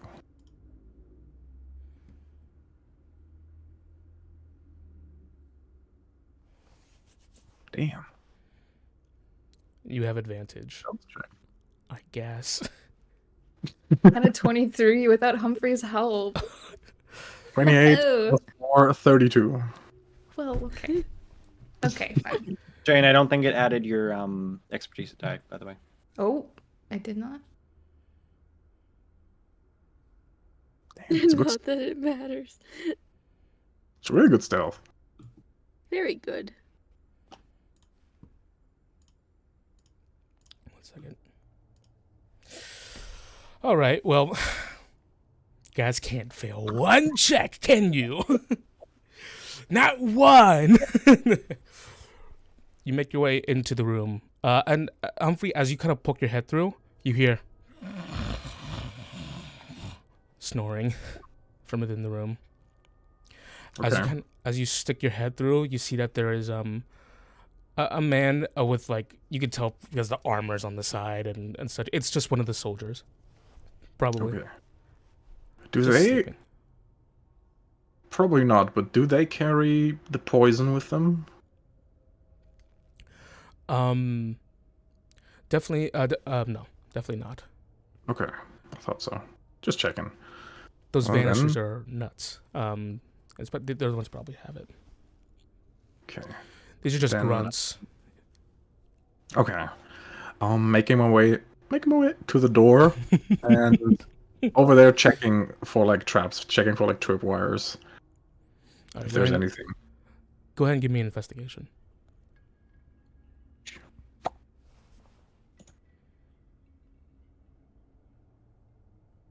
Wow, jeez, I roll like crazy. 23. Can you roll like low one time, my man? You keep succeeding. Sorry. It'll come at the worst possible moment. Yeah, All right. probably. We're gonna keep that 23 for like another because it's so good. We're gonna keep it for like if you're asking for another, I think down the line. Because looking around the room like nothing as you open the door slowly, like trying not to go for that little string trick that happened earlier. There's nothing. Okay. But you are so sharp right now. Do I know where we are once I'm outside the door? Like, do I know the perimeter? Is it? Yeah, as you kind of open up the door, you're in the hallway where all of the like people's rooms are. The lords and their lady would probably be, we're probably more towards like the central like back area, towards a more important place, quote unquote. Okay. Then I'd like to take Jane by the hand and just like scurry around the perimeters close to the wall. And while he's looking for traps, that was his check, I'm looking out for anyone sneaking up on us or trying to get the jump on us. Like, Okay, give me a perception check for you. Yeah.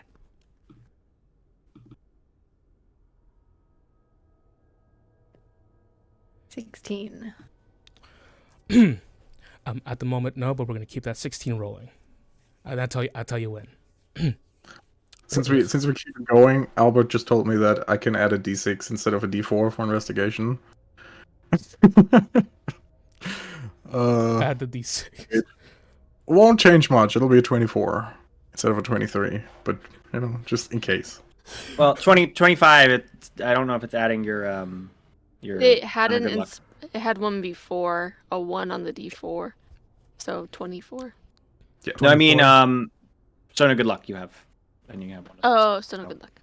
So 25. Oh yeah. 25. Oh, That yeah. meets the DC. I'm kidding. Gosh, you're so good. I'm so fucking. Gosh, it took a natural 20 to beat a persuasion check from Humphrey. Oh gosh. So, making your way towards the damn it.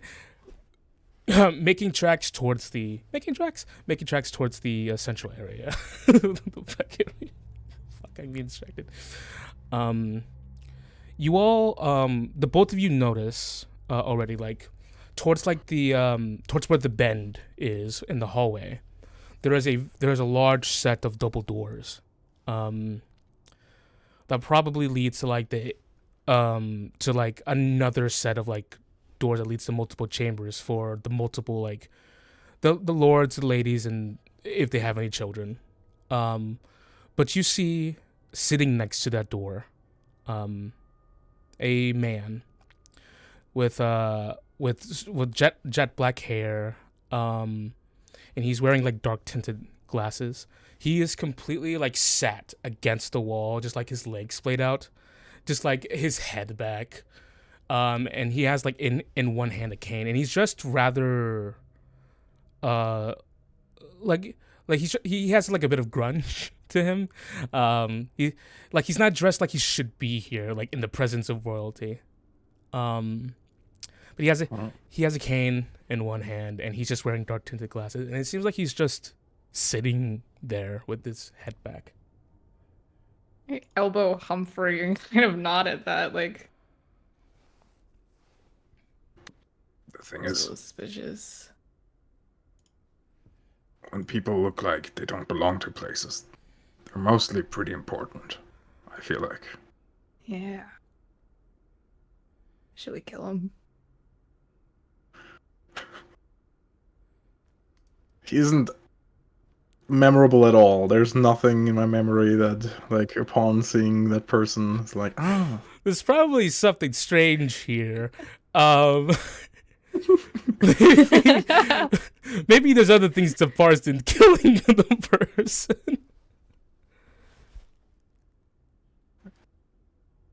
Answer my question, Tim. No, no one you would know.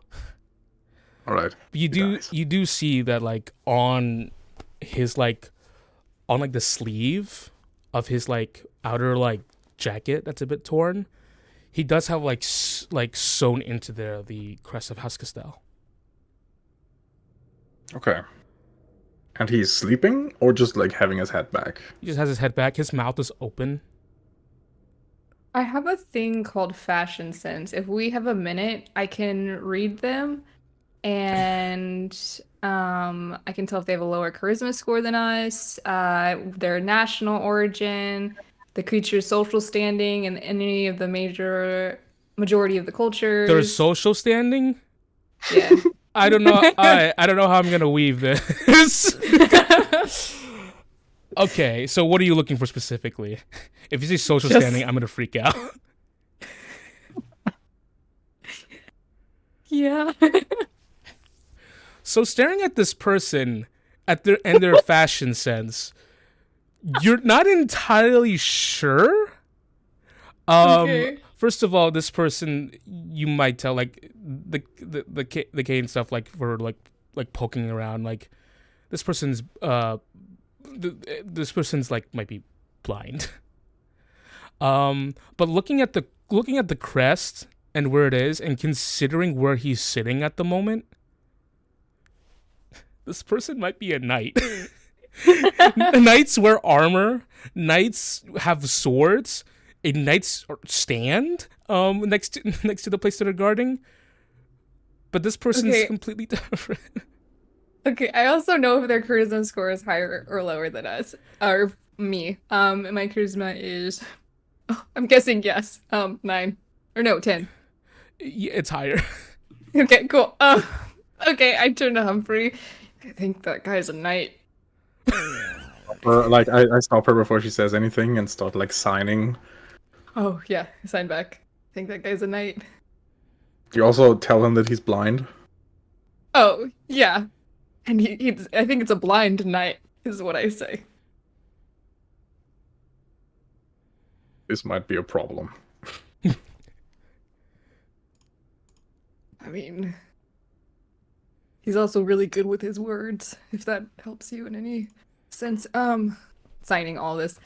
I mean, We should underestimate him.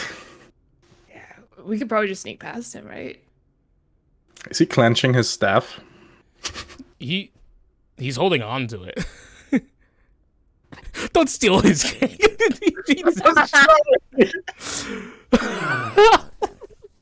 We'll try sneak past. I mean, 32, if that's not enough, I don't know what is.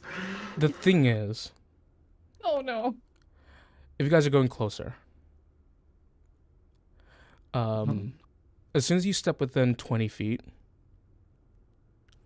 he sits up. I stop immediately.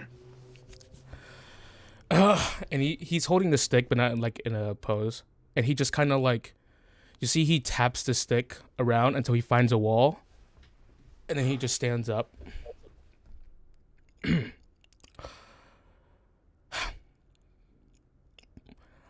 I was not sleeping on the job.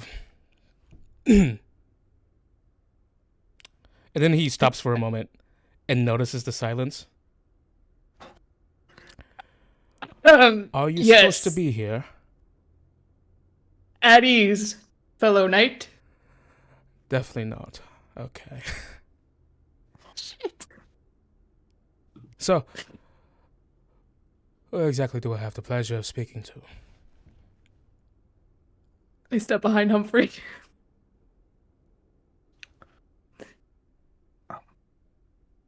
Humphrey Castell, Royal Cook. And I like kind of like take out one of the spice bags so it like smells. Because probably I just assume because he's blind his other senses are a bit heightened. I like kind of like get some spices like going so it smells like I got food with me. Just throw some pepper in the man's face. Not yet. Humphrey. Yeah. Now this is a little bit unexpected. I draw out my sword and ready it. Put that away. I pretend like I'm putting it away. Blind sense allows you to sense creatures even if they're hidden. Damn it. He turns towards you and he's like patting the stick around to like feel the environment. But he turns towards you, Humphrey. Uh-huh. To which do I owe the visit? Unless I'm not the one you're looking for. It's a good chance. Right on the dot. You wouldn't be so kind as to let us speak to Eliza, I assume.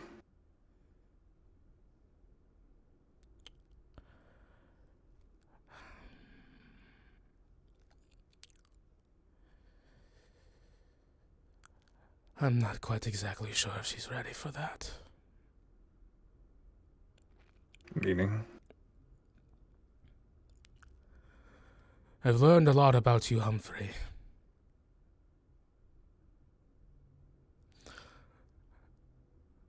I actually went under the banner of House Castell because I wanted to learn more about you.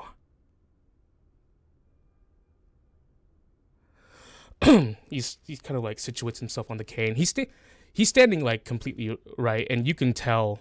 I'll add it for your fashion sense. He's pretty capable, really capable warrior. He's a knight after all. Now, first off, how about some introduction? You could call me Sir Balisong. And as you could probably tell, I'm not really from this empire.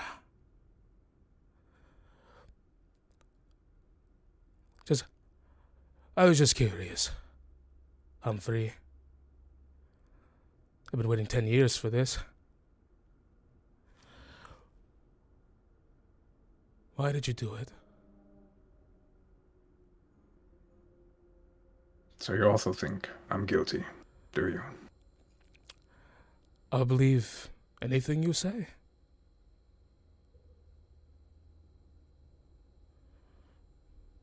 Like, I was put up with a crime that I didn't commit.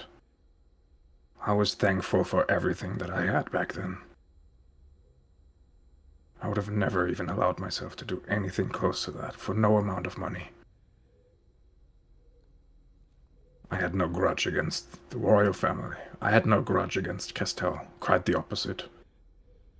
I was indebted by them. I owed them my life, everything I had. every skill that I learned. Everything. And still I had to rot in that prison cell and get tortured for answers that I didn't possess.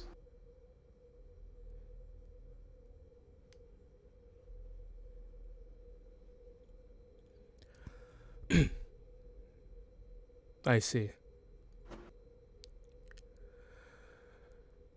I believe you. I do.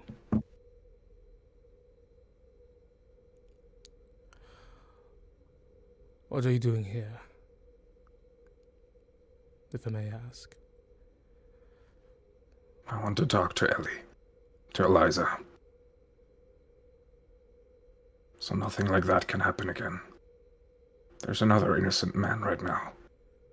But unlike me, he is on death row.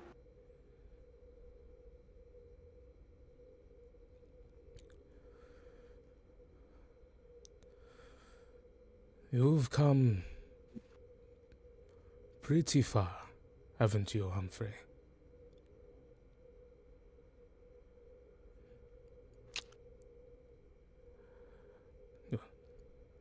Yes. Depends how you quantify it.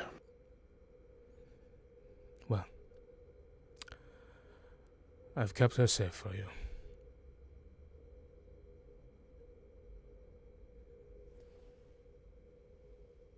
He taps the door. And he goes, "Go ahead. That's all I needed to hear."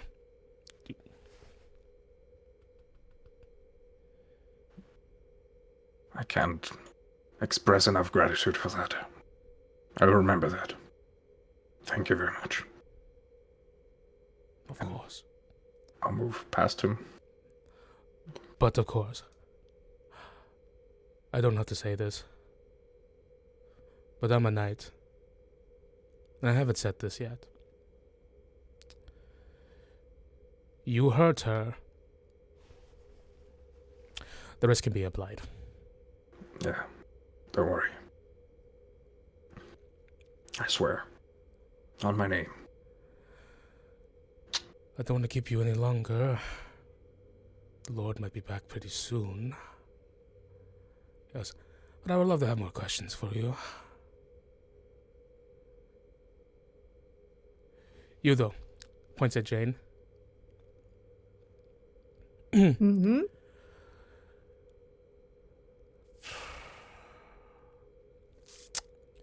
She's trustworthy. She's with me. I wouldn't let her harm Eliza either. Under no circumstances.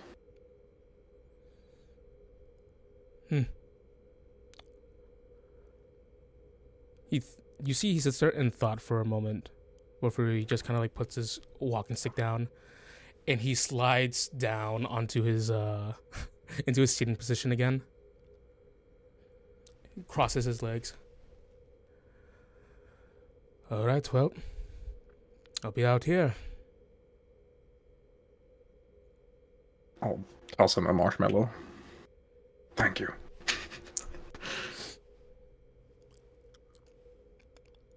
What the fuck is that? As you walk past him. Okay. That was surprisingly easy. Yeah. Must be the strange temperance of this mysterious man. As you open, Ready to throw hands and daggers. And marshmallows, apparently. Yeah.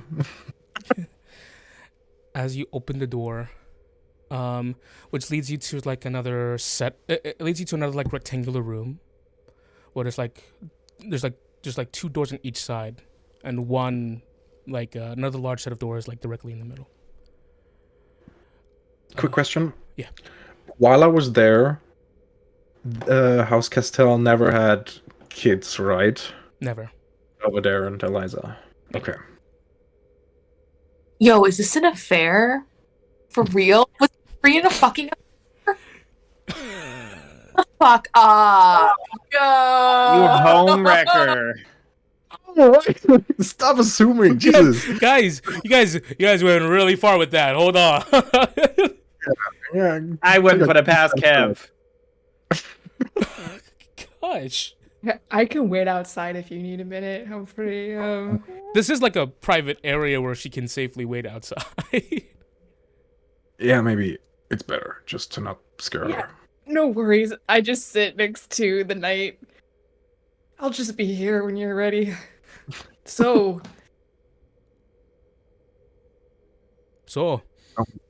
Don't tell him before she goes. Don't tell him tall tales. He can tell you're Oh. lying.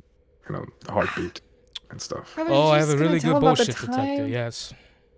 Well, let me tell you about the time I fought this family of sharks, and I'm just going on Oh, that's into some this big tale. bullshit. But go ahead. I'd like to hear it. Okay, well, you see, sharks you would think in their natural habitat would have the upper hand, and I'm just like going on and on. And Humphrey, you go in. I go in.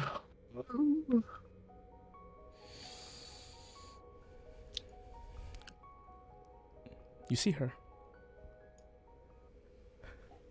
For the first time in 10 years. As you open the door quietly, there she is, sitting on the bed. Currently, on her lap, she's writing a letter. In that beautiful handwriting she always has. She's aged a bit. But so have you. She's recognizable. Her long, flowing brown curls. As you open the door, she kind of like stops and looks up, not towards you yet. And she just goes, "Oh, you've returned, my..." And then as her head turns towards you, it's like her heart stops. As she looks at you, there's a gasp.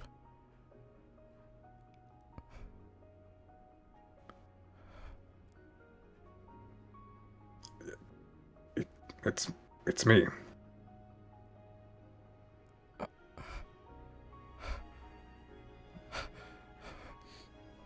She puts the letter and everything to the side. And she turns away from you for a moment.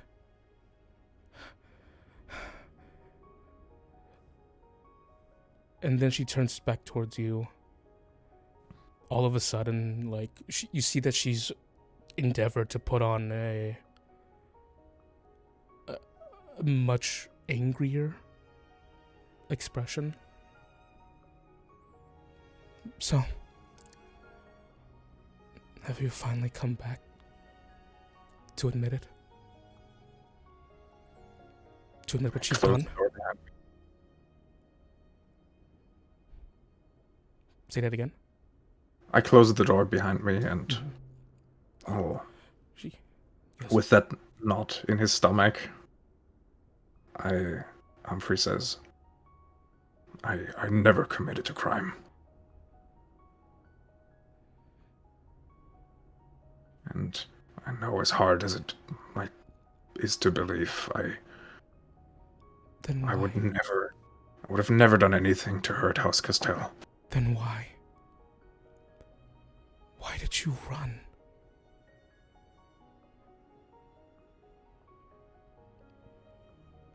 Because I was tired of hoping. I was stuck there, bound and almost broken, day after day, waiting for you or for any one of House Castell to come down and prove my innocence. I was going to get you out. But when? How long was I supposed to wait? I was fighting. Because of course you wouldn't. Of course you wouldn't do such a thing. But you ran. You ran, Humphrey. I was freed. And those people gave me the same thing that you gave me so many years ago. They believed in me.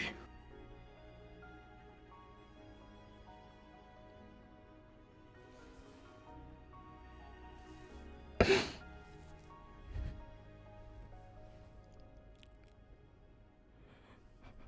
sorry that I couldn't stay.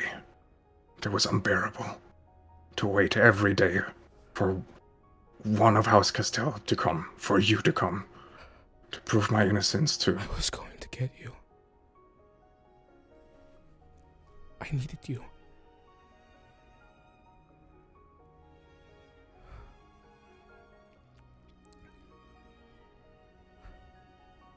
I'm not going to apologize that I couldn't be there. After you left,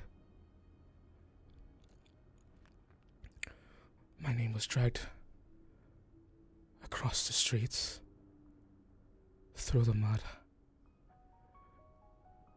I was the only one yelling for your innocence.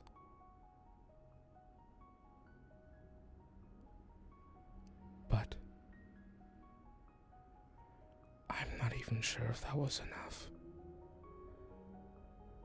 I'm not sure if that was enough.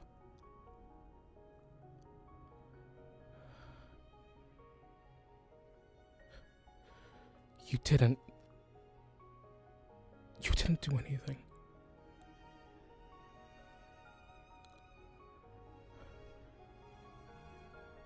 That's what you're telling me, right? And you swear it. You swear. I swear it. By everything.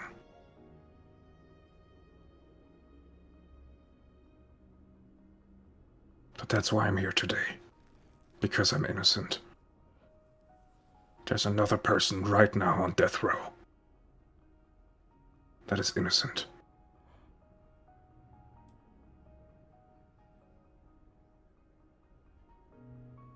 And they don't deserve to die. Just for no one some deserves political to die in this game forsaken out there. place.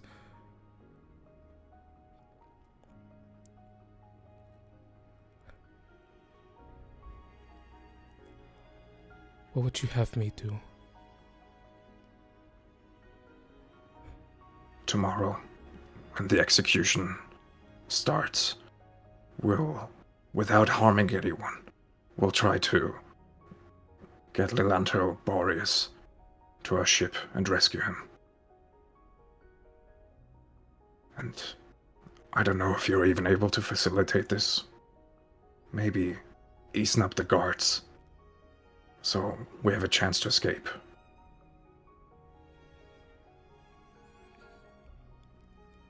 I have no sway over the soldiers. Only Belvedere does. But I do have a sway over the servants.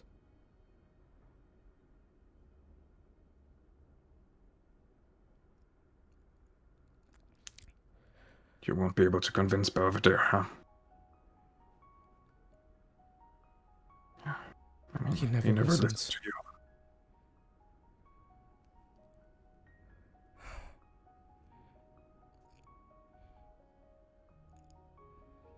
He's gotten crueler over the years.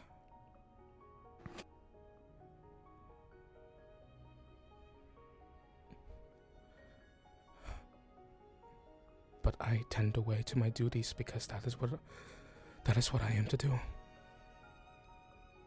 If there is any modicum of good in House Castell, it is not Belvedere. Yeah. I guess that answers the question, if you would like to come with me.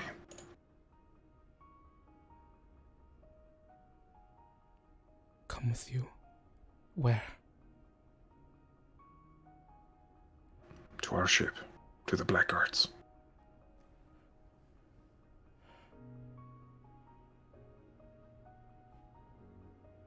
To my new family. Pirates? Pirates, Humphrey? How would I even... How would I even fit in? By being you. You've always been tenacious. You've always known what to say to people. You've always knew how to facilitate things. You've been the only reason House Castell still runs like it does. And you're the only reason someone like me could make it where I am today.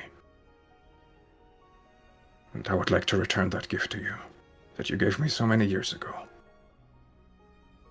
That belief in potential.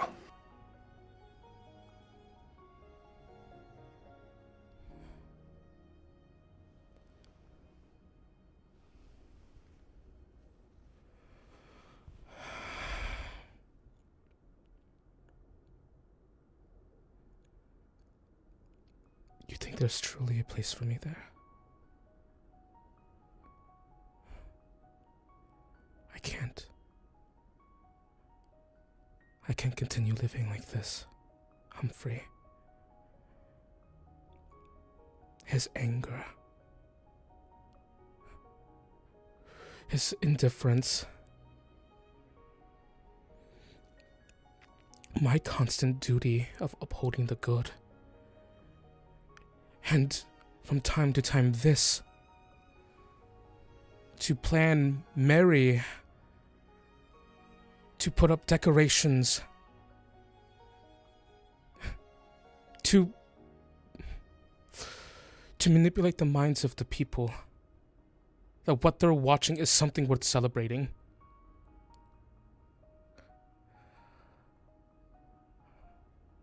You're worth more than that.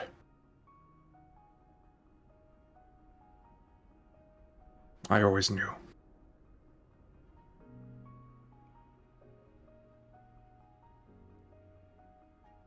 Is that what you have been doing these past 10 years?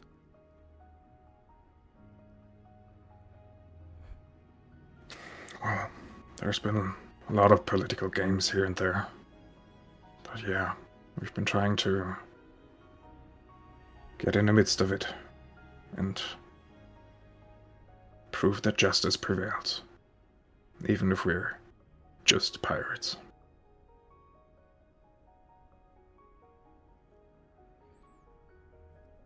I think pirates means something more if you've applied yourself to it.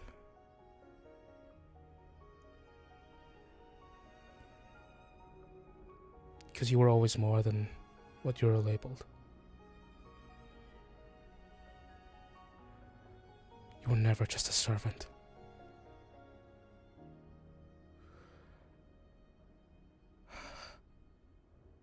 Gods.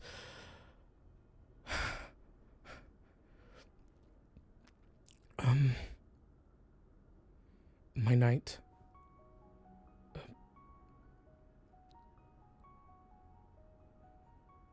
He might be.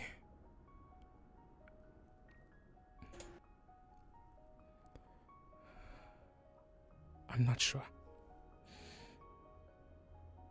But I want him to come with.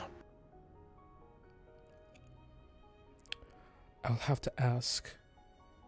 He's a bit eccentric.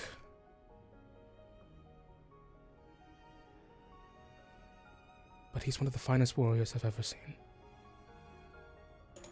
I can tell. You got a good nose for that.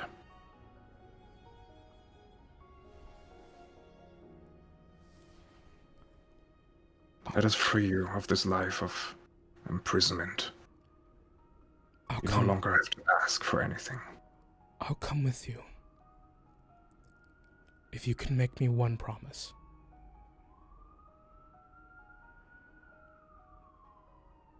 The one night that we have in a place that we're together again, you will make me my favorite tea. We will have 2 cups.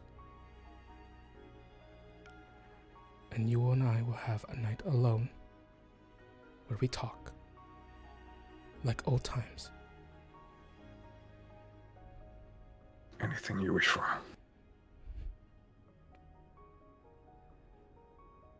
What do you wish for, Humphrey?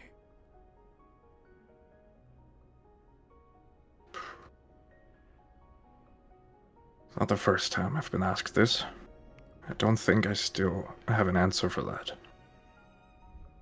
But I feel like my dreams align with the dreams of the people I love.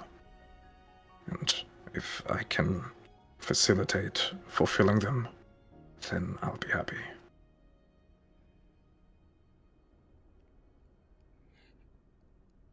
You haven't changed.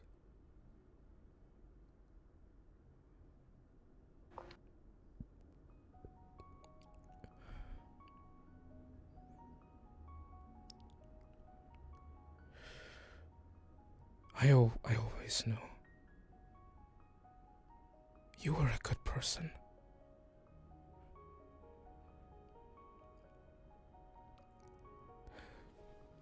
Jane. Outside. You the Sir Basil Song is talking to you. Well, from what I know, sharks are very inert in nature. They wouldn't just attack you like that, especially 27 of them. I'm just saying there's a lot of holes in your story. When there's blood in the water, they come a running or swimming, as some people say, and it's, you gotta try it sometime. Why would you punch the shark though? Why couldn't you just get back on the boat? Why did it you was just looking at me funny. I mean, I gotta assert dominance. That's how they know. How does a shark look at you funny? You just know they point. Well, there was a couple of hammerheads in there, so all of a some sudden of them the cane kind of is placed against your lips. Go in. What? As you hear outside a cheer in the main bar area. I jump up to the night. You should tell your friend that you need to leave very soon. It's what I'm guessing. Pleasure to meet you. Sorry, I almost stabbed you. As I go, I just I think about knocking. Well, who's to say? I go to knock, but think better of it. But then I knock. I'm like, okay, I knock. I always knew you were a good person. Hey, Hump.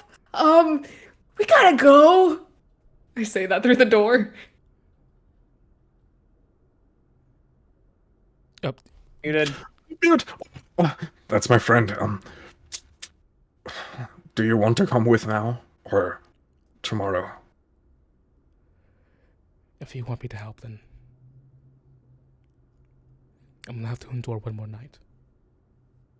Okay. I promise you, I'll get you. Promise. I promise.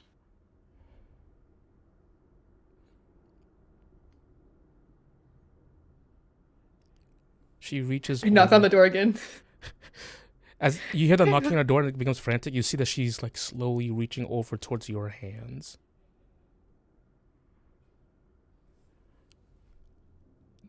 Do you need to go, Humphrey? I'll just go, take the hands, give them the kind of thing. I'll be back. I promise. And I walk backwards, still looking at her kind of hesitantly, but I run. Mm-hmm. He's such a romantic.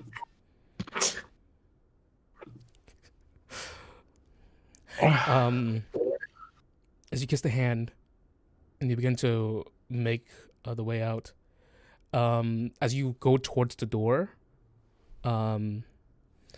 you hear, Lord Castell goes, that's about the song. Goes, and how was your day of drinking? Can I pull Jane in?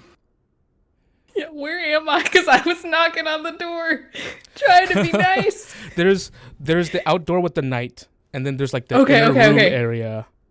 When I hear that, I open the door. I'm like, Humphrey, I'm sorry. If I walk in on something, I will just pretend I never saw. So I open the door. You open the door to see you see Eliza was about to like pick up the letters again, but then as you open the door, she just looks. Is there other windows? Any window? There is windows. We Jane, gotta go. the window. Close the door. Let's go. Nice to meet you, I say to Eliza. We gotta go now. It's like they're right outside. Nice to meet you as well. You meet them later tomorrow. Sorry. Oh. What? I'm a lady, and I go to just jump out the window and climb. Wait, Raylan Creston? And you just you jump. Peace. This will make sense. And I also jump out of the window. Looks over the window. as you both land, the door opens, and you hear, "What are you looking at?" "Nothing, my lord. Nothing." The curtains are drawn.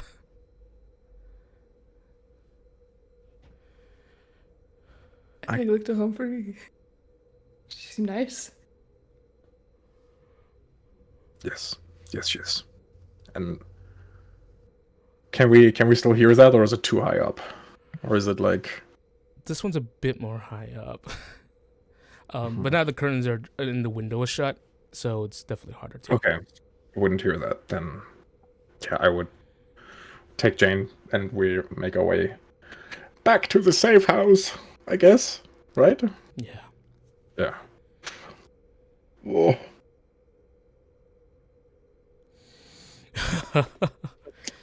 Really fun. You've been on for a while, guys. Really fun. These men are real winners.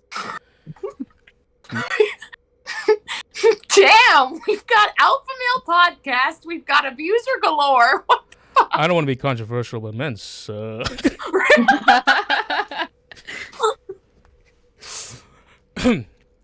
Boy. All right. So the two of you are making your way back to the safe house. Anything the two of you want to say to each other on the way back? So, look, no secrets. Long story short, we weren't there to hear it. You know the story about like how Castell like took Humphrey in as an orphan and stuff and taught him cooking and everything, but like Eliza Castell or Ellie, she's the one who confided in me with everything, all her doubts, all her stress in life. She's married to Belvedere Castell. Not out of love, out of convenience. And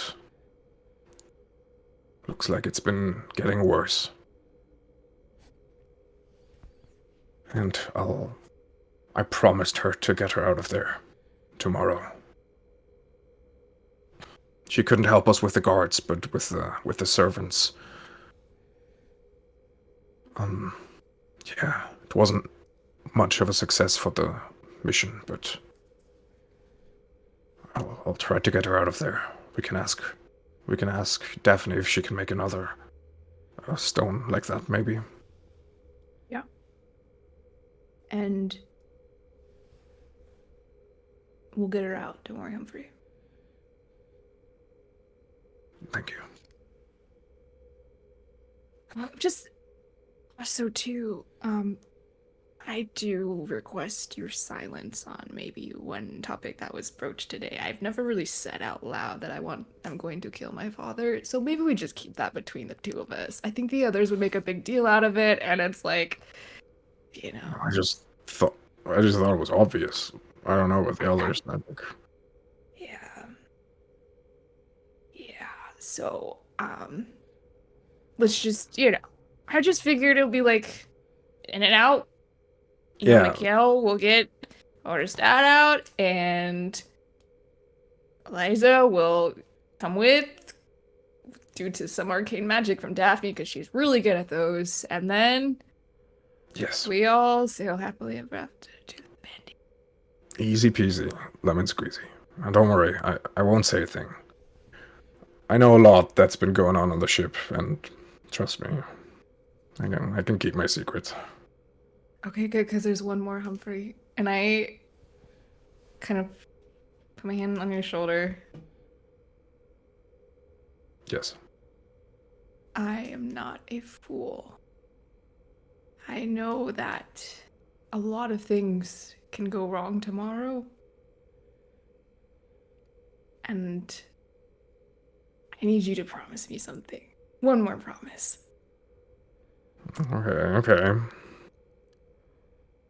Depends. Go ahead. If something happens to me, you'll keep an eye on Brooke for me. I can do that. Don't ever tell her I told you this. She will kill me, and it would... She has a soft heart, and I don't want to put her through. She'll need somebody. In the forest that you're in, all of a sudden you hear stomping away. Footsteps running away. Hold on, my lungs are... What the fuck? Wait, did we just get Humphreyed? Yes. Yeah, what? You got Humphrey. What? You got Humphrey. Oh my lord. Rook was on perimeter duty. Oh God, fucking Humphrey! Completely forgot about that. Damn it, Brooke! She's gonna kill I me remember. later, and it's gonna be really nice. Let's go to the safe house. Come on. To the safe house.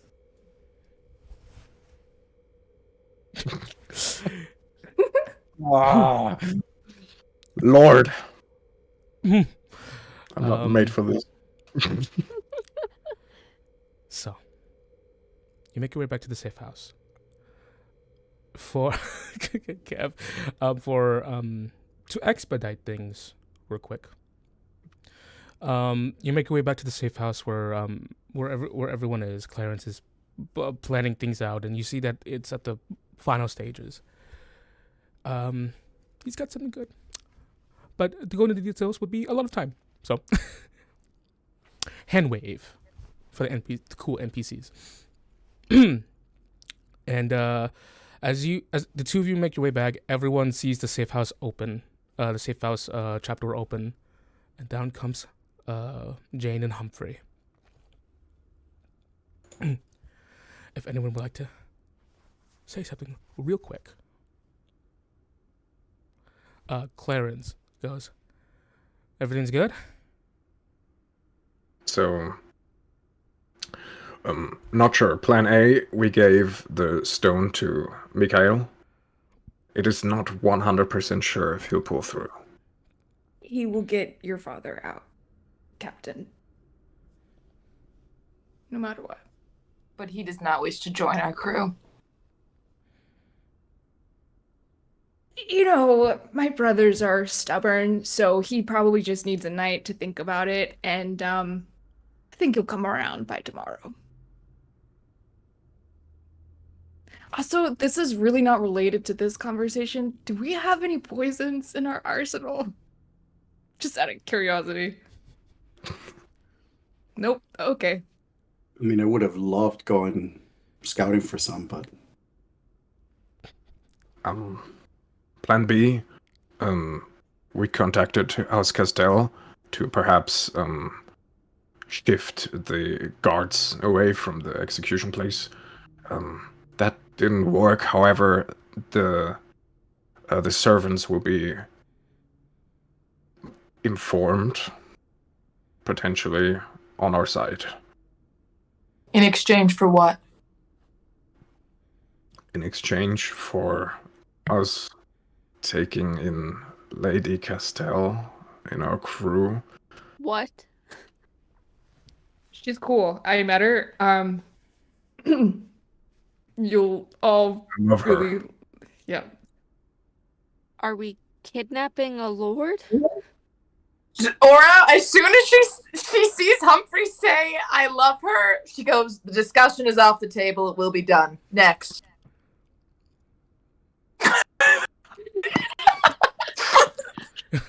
Also, potentially, if Mikhail does come, I promise to get his boyfriend out as well. So that's What? There is so much love in the air right now. Clarence goes, jackpot, baby. Let's do this. No. And how do Well- we plan to, since you all have crafted something, how are we planning to get her? We need the second the second stone, Daphne, if that's possible, with another dimension door. We had to Are you save sure that. Yeah. you need it? Could we just send Daphne over to grab her I herself? could get her. Hold on. You said the servants would help, right? She picks out the disguise self scroll, taps it on Daphne's leg, and goes, "If the servants are supposed to help tomorrow, perhaps you could feign being one and grab her then." That's a perfect idea. And I can help you get into vicinities. We'll go together. Roland still has a message too if we want to tell her that today. Well, I also Unless- think it's smart for at least some of us to be there as a plan. Like, I don't know what plan we're on. E now, near the execution site. Yes. I don't think they know what I look like, so I know, can disguise I'm down to be there. one part of myself with this potion. That, so like, make- elf create elf ears. Yeah, thing? yeah. Yeah. I'll disguise my eyes and then I don't know, shave my head. I'm open to suggestions. Could you make it like grow a beard or something? I could, but That yeah. might hide a little bit more, yeah. Okay.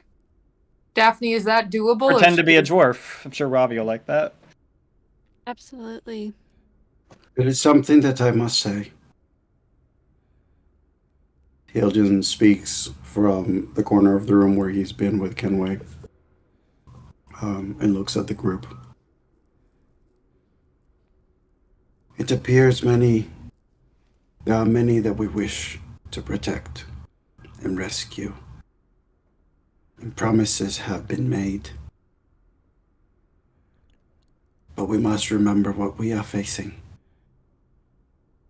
And as much as I would like to give you all hope, I must also remind you of caution and decision. The things that we are facing, some of the people that we may be trying to rescue may not be able to withhold or sustain the damage and the pain. These vanishers are dangerous. So whoever we are getting out that doesn't have our skill, we need to try to make sure that they exit quietly. I have seen what the Vanisher's poison can do. You do not want that on any of your people. To add to that point, she points to each person we are still affected by a boon from Delphine for poison. And I think... What does that mean? You didn't know this. She realizes. She goes, I made a deal with my patron. That's how I got Daryl. Part of the deal also included protecting us, including you, from poison.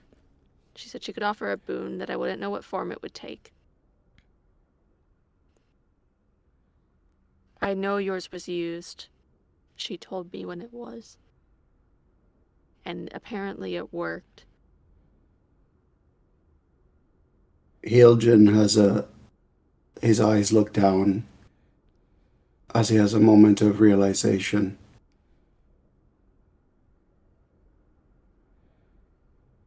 Yes, it did work. Thank you. She cannot harm anyone who Aura or I declare Blackguard.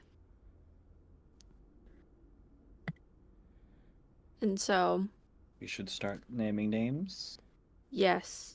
Anyone you want to absolve from the meddling of my patron. Tell me now. Hiljan just has a moment, and everyone that I would want to protect, they are all here. And he goes quiet.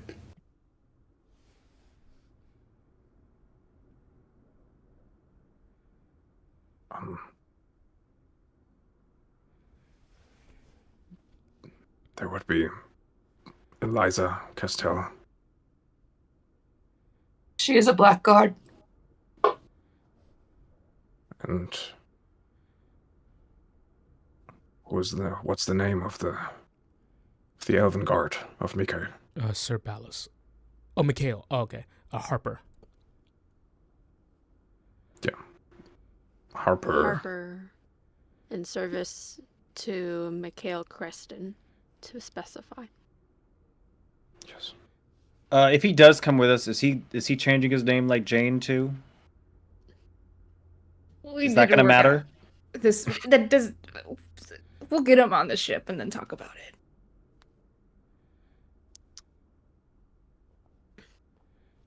All right. I'll go over to Hiljan and just kind of notice, even without context, that he's quite distraught. Putting my hand on his shoulder. I'm sorry we couldn't be there earlier.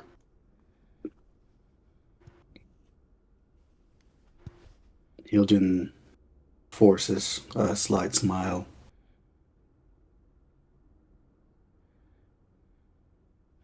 It happened as it had to happen. We are here now. Let us focus on that.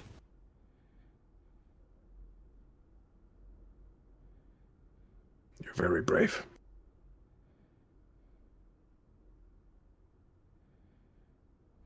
He doesn't say anything.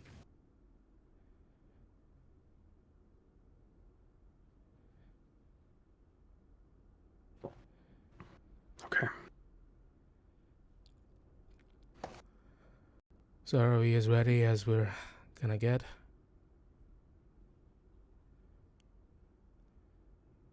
All right. Yeah. We need my spells or Roland's before the night's over.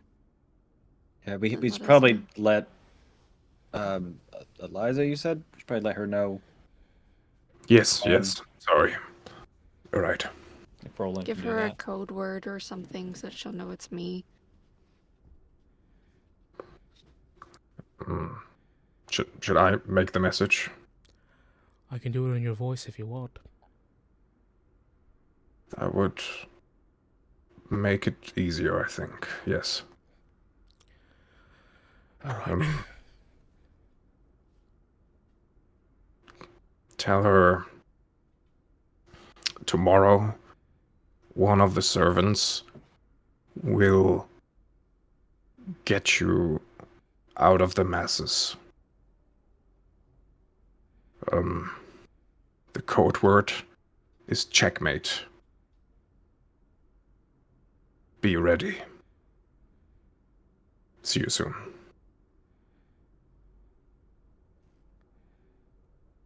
Now do your Humphrey impression to me.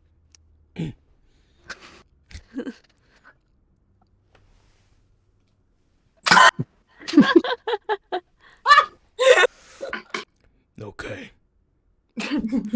See you soon. Let's go deep in there. Wow, Roland, you are so good at those.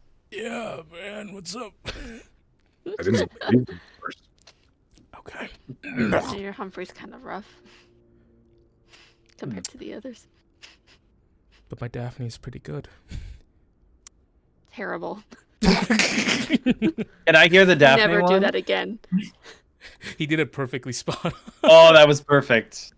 Never do that Ooh, again. can you make her say like weird things in her voice? He will never Made do her- it again or he will die. Oh, look at the time. I think it's late. Bedtime, everyone? Let's rest up, everyone. Let's rest. Yeah. Daryl's already sleeping. He. I don't. enough I out of don't you. want. Yeah, I no. don't. You're my Yeah. children. Please don't. Hey, Zach, I need to say something to you real quick. Okay. Okay. I'll go away. He Now that she's leans not in, listening, you can say whatever you want in her voice. I hand won't on your talk. shoulders, he whispers, I'm going to act like I'm saying something really important to you. Okay. But in reality, I'm just going to let this conversation go on for a little bit, just so that just keep noting your head. Okay. Because I'm going to say something really weird in Daphne's voice, and it's going to be really funny.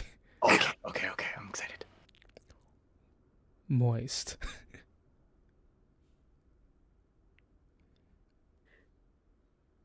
There you go, that's it. That's pretty good, right? That's it? Yeah, sure. Why not? What do you want me to say? Do you have a request? Can you say Injusticar? Oh, the correct way to pronounce says, oh, I was wrong this whole time. Wacky Zaki. I was completely wrong and you're completely right. It's pronounced the Injusticar. This is the best wedding gift I could ever ask for. I love you, brother. Love you too, man. He steps away and he gives you like a solemn nod before he walks off.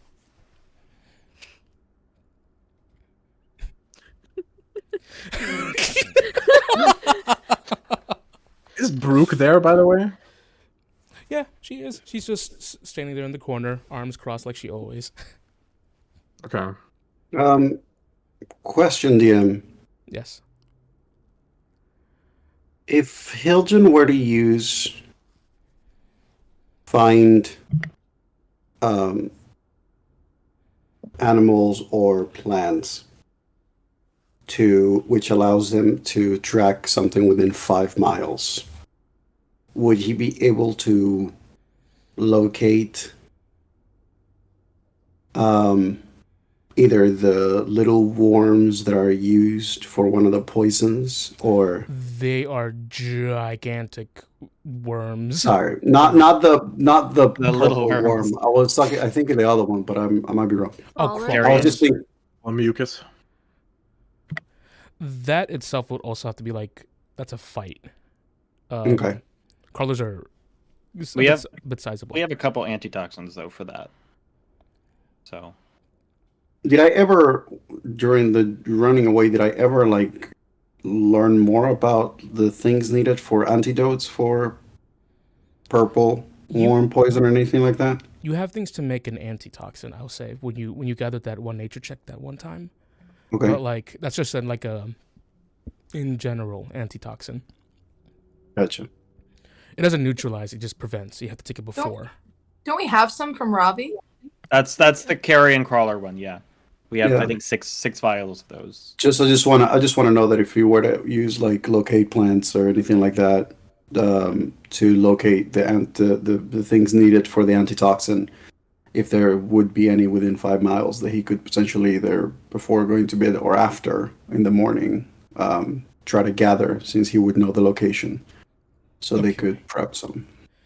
In the interest of time, just give me a nature check. And Tim, I don't know if I'm crazy, but I could have swore when they were in the like potion room, and he got like that healing potion or whatever when he got healed a bunch. Yeah, There two were small two ones. other vials. Yeah, Did we two- figure out what those are? Two lesser healing Got it. potions. Got it. Okay. Because I know. Are we coming to the end of this spot, Tim? Yeah, I need to bring an end to this like session. Like, okay. I could save my thing then for the top of next if we need to. All right. So I rolled a 16 on the nature, but like I said, I also have the spell locate plants. Okay, you're looking for a plant to neutralize. I mean, any antitoxin that I would have gathered from before, something that I would be able to get that wouldn't require me to leave too far from the safe house for obvious reasons. I would have gone with. Okay. Something close by. Just because I need to make this quick. Yeah. Yeah, something definitely close by that you can you can gather. Some natural like plants, poisonous plants that you can rework into restructure into making antitoxins. Mm-hmm. I'll say that it's enough to make. You find enough to make 2. Definitely. Okay. But anything else, like anything of a certain toxin, it's like it's that's going to be like a much farther subject to broach. I would say that those 2 he would have handed to probably either Humphrey or Jane, just to let them know. So he would have made them and would have offered them, so they would be taken by the people that they're trying to rescue. Oh, okay. Which is Yeah. perfect. That's 2 of them. Mm-hmm. Good question. Did Eliza answer anything? I don't think she did. She did not answer. Okay. I don't think you But told also her how quite it true. works, though. She might not know. True. And then I'm kidding. Okay, yeah, we're going, Tim, we're going. All right. We're on the highway. We're going. Hope you're ready for this next really cool bit, which I gotta roll up my We can't sleeves take for. our ship on a highway. We'll find a way. Is that why we're so behind? Go on the airway. Here we go. It's the next day, y'all. It's gonna be awesome. Gosh, everything works. Everyone's dead. You guys get out. Let's do this. All right. For realsies, I guess. Speed run. So is everyone okay? So the time of the execution comes nigh. I want to ask everyone, like, where are you all placed individually during this time? Are you within like the area, like in the crowd, or Yeah. okay? I want to be in the crowd as close to the stage as possible, where I know the Creston family will be. Mm-hmm. Yeah. I think And I I'm drink trying my to. potion. That's all.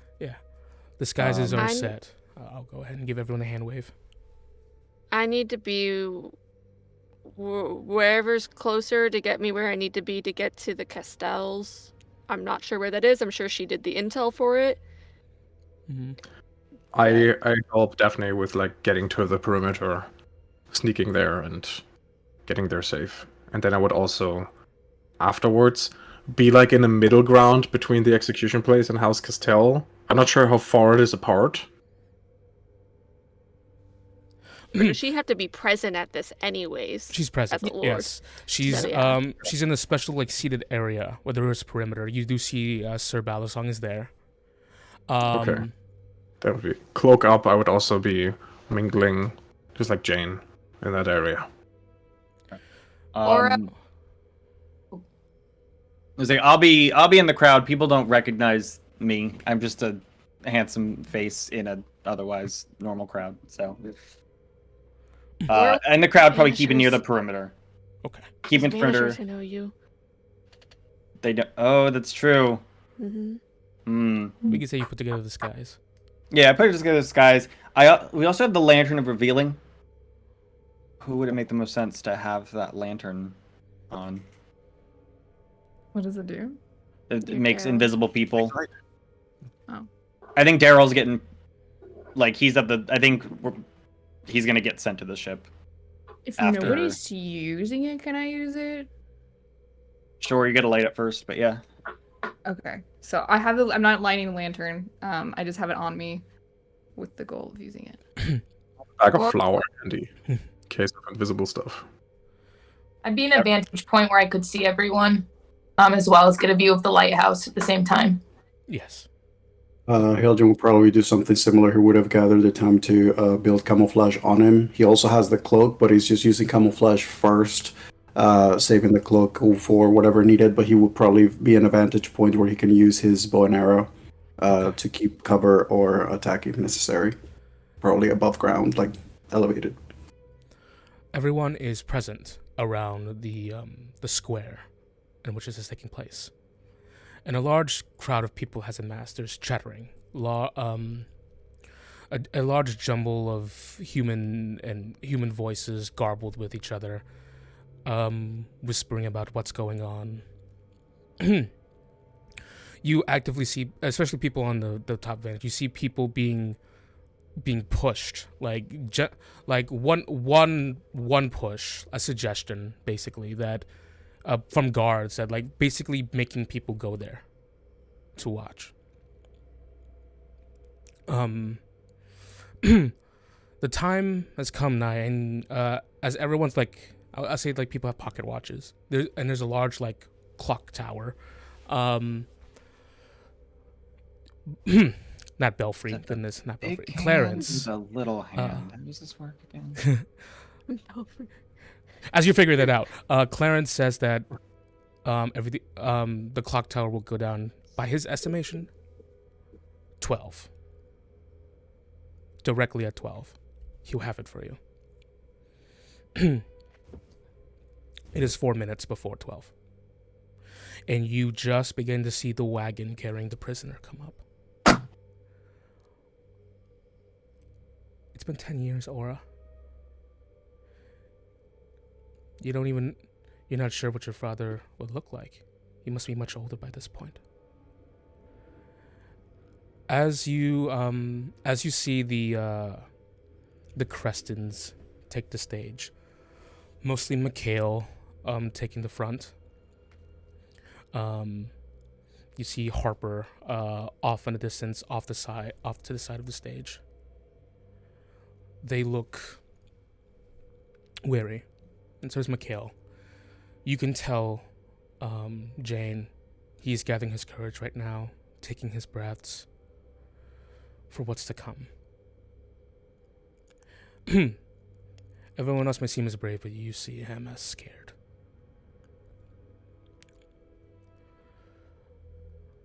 Then, a rather large man who was piloting the front of the wagon gets off of the prisoner's wagon and opens up the door. Guards walk in, flanking the wagon, before one of them carries out by the arm a halfling. And the crowd falls silent.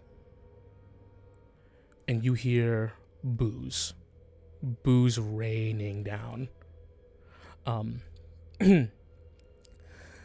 As Aura, you see your father. More gray hairs. He's grown a beard in this time. As he's carried out in clothing, shackled with by his wrist and his ankles. Just so unlike him. But you see, as he comes out, and he gets booze, as he just kind of like he kind of falls onto his knees for a moment before the guard picks him up. But as he gets picked up, he looks towards the crowd. His eyes sweep it. And he smiles. A daring smile. That's my paw. Let's hope so. He gets sent up towards like this elevated wooden platform, where you see a man with an older man wearing robes, signifying like the crest of the empire directly emblazoned onto the set of robes, holding a large scroll. Kind of says, "May the accused face the people." And your father's brought up to the stage. And you see the back of his legs is kicked. And he's brought to his knees suddenly.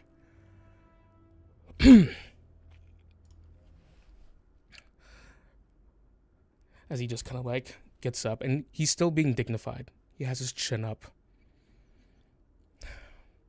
And he's looking around. The boos die down. as the adjudicator raises his hand and everything falls silent. Yes. Lelantos Boreas. Yes. You are here because you have committed, opens up the scroll, the heinous and unforgivable crimes of treason against the Empire, treason against the Crown, conspiracy against the Crown, yes, and the act of conspiring. And as he continues to talk, you see Lelantos kind of laughs. You basically just said you basically said the same thing 4 times. And he is given a slap to the back of the head. Sorry, go ahead. Didn't mean to interrupt you. Yeah, that's your dad.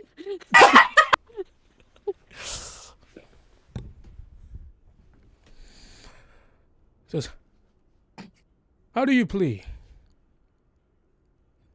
Oh, my opinion matters now. Am I allowed to speak? Looks towards the Crestons. Looks towards the Lord specifically. Says, what heinous crime have I committed? I wonder. Against this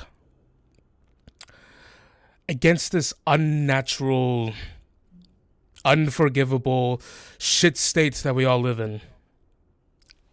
And you see that the minute hand has hit 59. It's about to hit 12. It goes, keep it rolling.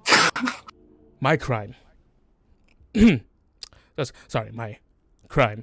Sorry, I would have used air quotes, but my hands are tied behind my back because I am known as a fearsome fighter who could have killed all of you if given the chance, which is why my feet and ankles are all tied up. What was the crime I committed? It was loving my daughter. He says, I don't want to rehash the discoveries my daughter made because I feel as if that would give me an early, that would bring me to the quicker than I want. So instead, let me tell you about her. Aurelia Boreas. Because, do you all know what freedom is? Any scent? Any hint at all? No, you don't. I can see it. You've been living here. Atrocity after atrocity, but you've gotten used to it because you believe that's how life works. My daughter is spontaneous. She acts without instruction. She is the very definition of freedom. It hits 12. And the minute hand continues to move. I light my lantern and make my way towards the stage. Hiljan probably would have cast Detect Poison the same way that he did before, just to make sure that if he detects any poison that he recognizes from Vanishers, he can actually know where they are, even if they cannot be seen. I'm sizing people up in the crowd to see if I can spot anyone who looks more competent. Okay. So, Jane, as you begin to unhood the lantern, and Hiljan, you have everything at the ready, keeping an eye out. And you're sizing people up. Sorry, I keep hand waving things, but there's like a little bit left. We got to get through. But don't worry, you succeed. Wink. He goes, the Empire is a disease that thrives in darkness. It is never more alive than when we are asleep. It's easy for the dead to tell you to fight, but, and by this point, Jane, you open up the lantern, and as you open it up, as the light shines onto the stage, two vanishers are unveiled, as standing behind the adjudicator, and as they show up, there's a gasp in the crowd. Everyone sees this happening. It's moved past 12, no explosion. But you do hear thunder in the distance. Rolling clouds. There is a you see that there is a confusion. There's murmuring in the vanishers. They too look at themselves and it's like we shouldn't be here. What the fuck? And they see where the light is coming from. A hooded figure, a cloaked figure within the crowd, whom people turn to. Jane, your father turns to you.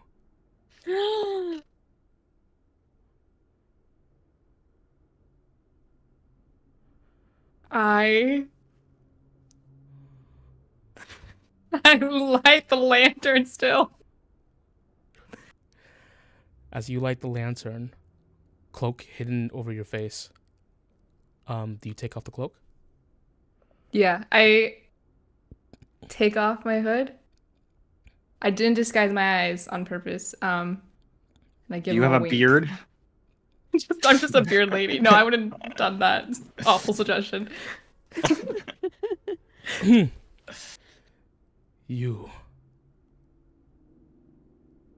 Yeah, and there's a gasp from the crowd.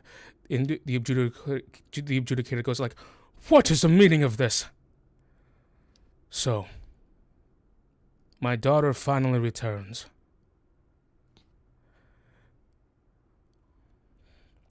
And there's murmuring.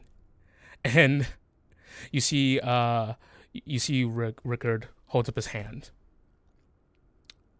He just goes, "Finally come back now, have you?"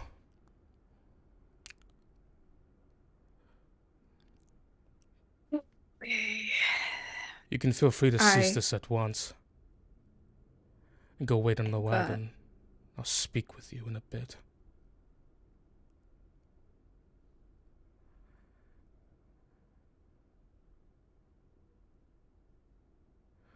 I close the lantern. I blow out the flame. And my eyes not leaving my father's face, I walk towards the stage.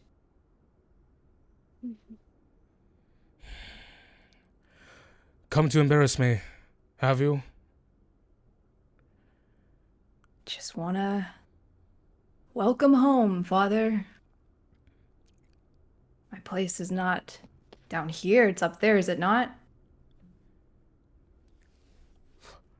And by this point, you see, Lelanto's kind of like whistle. Says, "Spice up my execution."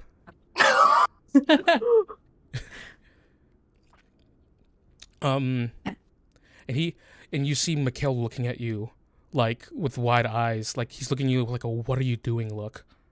I don't look at him at all. I can feel his eyes, but I don't look there. Your father And when I turns towards find- you. Yeah, completely. When I make it to the stage, I draw my longsword and I point it towards him. I, Raylan Creston, challenge you, Ricard, to a duel. And I jump onto the stage. Unless the Crestons are afraid of a woman. Murmurs. I'm gonna I'm in the crowd. I'm gonna just try and start like a whisper campaign, like, Yes! oh, Raylan, yeah. She must be scared of a woman. Yeah, I'm cheering for the daughter. Yeah. Yeah. Oh, great. So murmurs, and you see Rickard goes, "Is this what you want to amount to? Disobeying your father, running off and being merry?" Yes. We all don't have the luxury of deciding when and where we want to care about something.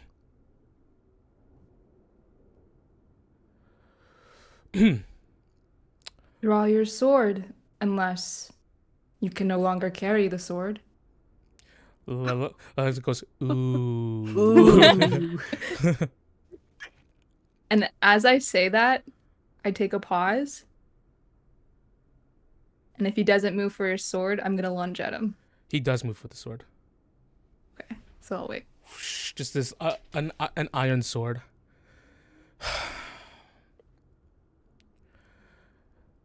3 years. How about we make a wager like last time? You know I can't resist. Please. Stand up straight. I do as he says. When you lose,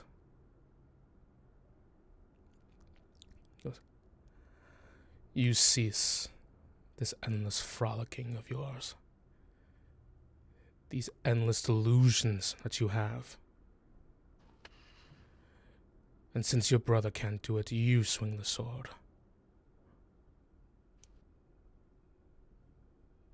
Fine. I'll agree to those terms if you agree to mine. When I win this duel, you will pass on to your title to the brother of my choosing.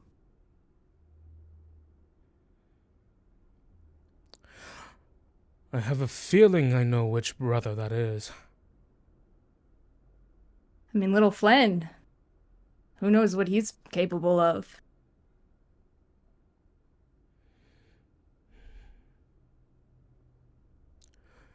Did you ever care about your family? Did you? This family is everything.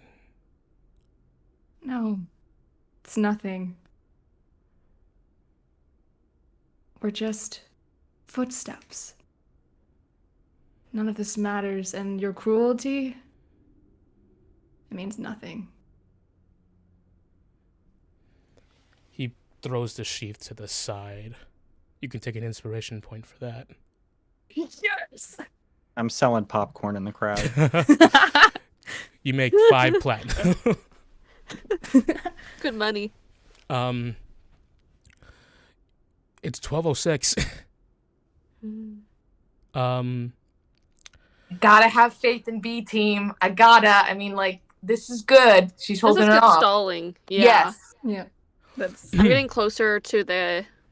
As close as I can justifiably get to the Castells, because I don't know when this is going to pop off, when we're going to have to flee. I want to be as close to her as possible while as everything's happening. I'm also just gonna move closer as well, like within the crowd, just so I can be wherever I need to be. All right. I'm gonna kind of make a show of this, but really fast. I'm gonna take the lantern. I'm gonna like pretend like I'm just getting off, like, oh, this cloak. I can't fight in a cloak. It's so silly. I'm gonna put the lantern at the edge of the stage and make eye contact with I did not write his name down. Mikhail's boyfriend. Harper. Harper. I'm gonna Harper. make eye contact with him and look down at the lantern and back to him and just hope he understands what I mean and place it on the stage. And I turn to my father, point my sword. Do you agree to these terms? He walks over to Lelantos, grabs him by the scuff, and just the mark that you have means you have a grand amount of strength. He just tosses him off to the side, and Lelantos rolls, just like with no effort whatsoever.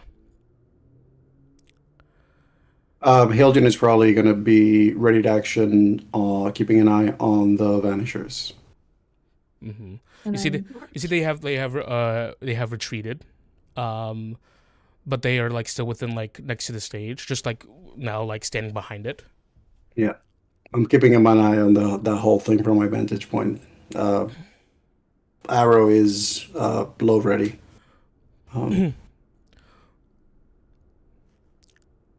I agree to your terms. those words, Jane looks to Mikhail finally. Just nods her head and looks at her father. And normally when Jane rages, it's kind of just she looks like she's having fun. She's in her element. She enjoys the battle, the physicality she has to exert herself in. But she looks feral in this moment as she rages. And she does not wait for him to strike. She strikes first. All right. You roll initiative with advantage. For me? Get him. Kill your dad. Kill your Let me just dad. kill my dad really quick. Oh, 5. That's great. Okay. Don't With forget, advantage. you can use that. You can use your athletics for advantage for initiative. Oh yeah, right? yeah. Thank you. Okay. So 23. Damn. 23. Okay. 27. What level is Oh. he? What level okay. is he? It's okay. Yeah, And can I he's size him up? marked too. He has the mark too, so he's Yeah. gonna be tough. Can I size him up? What's that maneuver DC? That maneuver DC, my good man, that is a fat 19. Also, okay. he has I'm not- he has like That's my the DC. max damage thing that you have. If he does a lot in one round, It's okay. It's okay. Okay. It's okay. Oh, come on, Clarence. Trust our team. This foolish daughter of mine. He steps. He just walks towards you as you move into slash first. He just holds the sword out and you just ping cling against the weapon. He's going to swing towards you. Okay. Let's see. He has a normal longsword. 18. Does not hit. All right.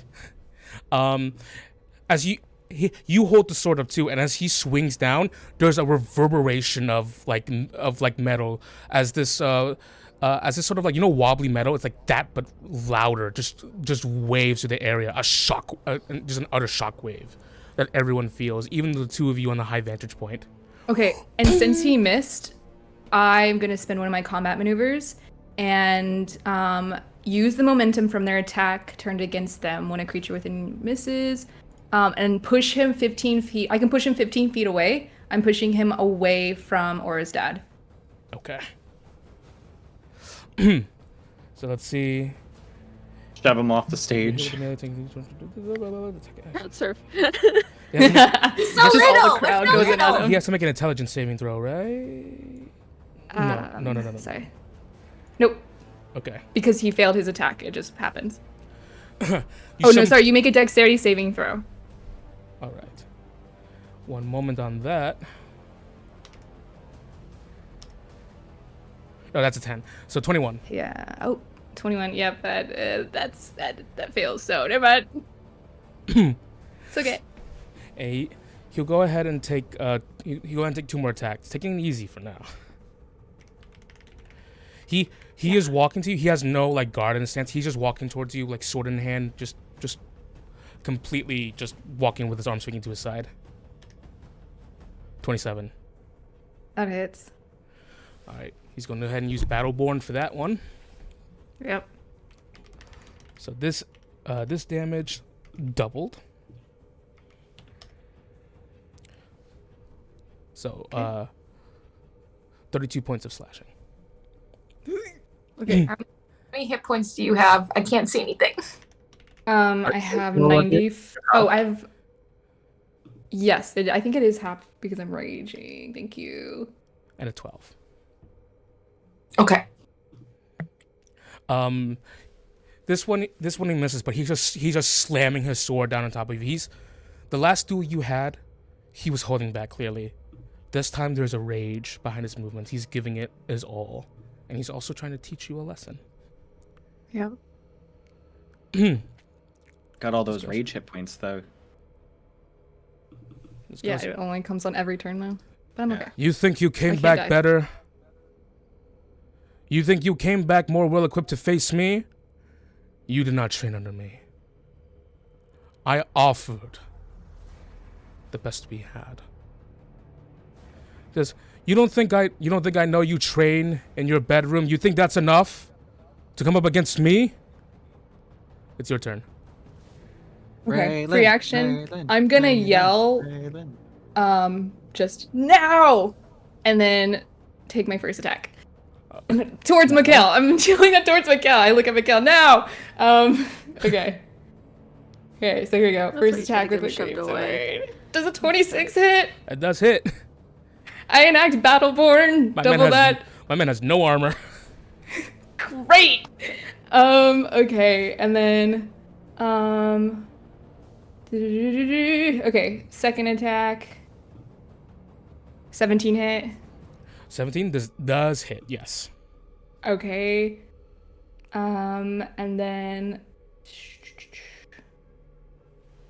hold on, let me check that roll really quick if that was high enough. 17. You all also heard that now, right?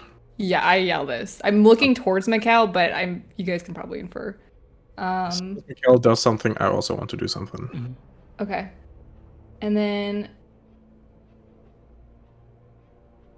I'm also going to spend 2 points to enact flowing form. So when he makes a melee weapon attack against me,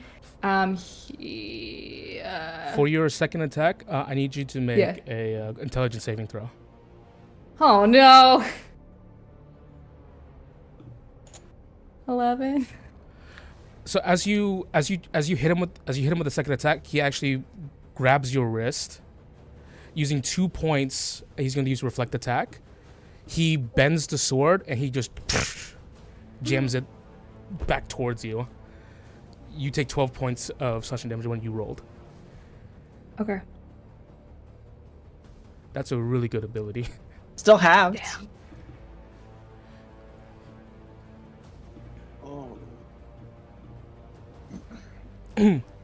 So it's 6 damage, not 12. Right. 6. Yeah. Okay.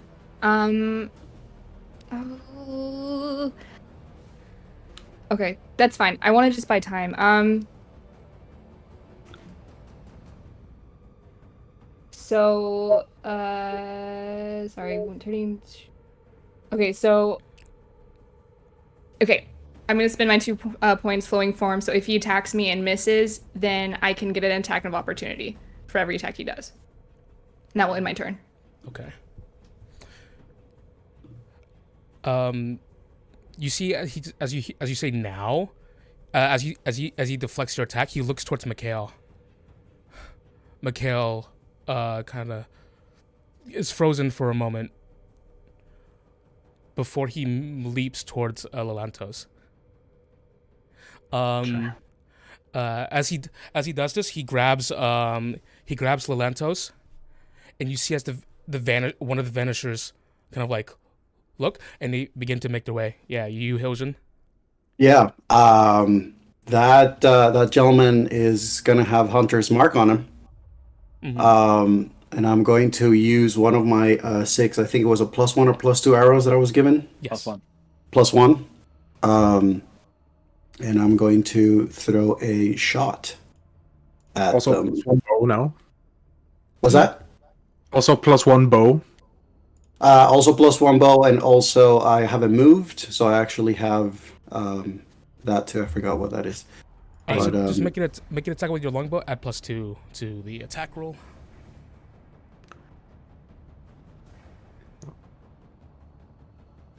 Ooh. That is that's 14. That's 24 to hit. That's 14 damage +1. Yes, I think that is correct. 2 +2, so 16 points of damage. Right. So 16 points of damage. Yes. Okay, and it's a Hunter's Mark, so extra d6. Hell yeah. That's 4 points. As So 20 total. As the missile spirals down and strikes the Vanisher, the Vanisher just grabbing his chest and looking towards where the missile came from. The sudden appearance of them of that arrow causes everyone to stir. As now they see like, oh, there's another attacker. There's more things are going on. And you see Mikhail just like grab Lantos, holds the piece of ether, and shunts. At that point, I would like to, behind the crowd, going to throw one of the cards of the deck of illusion, so as to make more, like, get the crowd moving towards the stage and get more distraction going on, so people don't know what's going on. Draw one card. Let me see how that works. I hope it works. Oh no, I can't draw. We don't have the cards. We only have the safety deck. Where are the normal cards? Yeah, he'll probably just have you roll a die. Yeah, roll a d52. Oh, D52. Let's go. I have a deck of cards somewhere pretty close, but I don't know where it went. It's 26. My favorite number. That's why I gasped. Oh, that's a good one. Do you know what it is? Oh my gosh. As you throw down the card, all of a sudden rising in the middle, past the crowd into the air, you see a large skeleton figure, a lich, Brando Cavagaris. Brando came to help us. Rising in the air, which are causing people to freak out and starting to disperse, and like moving away, like almost a stampede starting. I'll say by this point, real quick, as this is happening, you see Rickard is looking towards it and looks towards you, Jane, and just goes, "What is the meaning of this, Raylan?"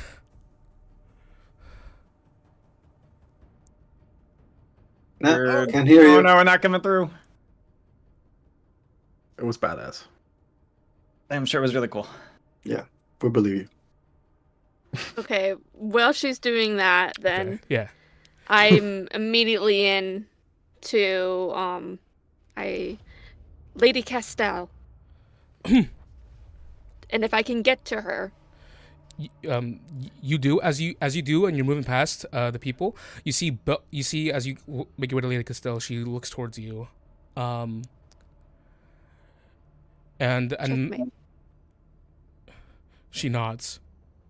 And as she sits up, you see Belvedere grabs her wrist. She goes, "What is going on here?"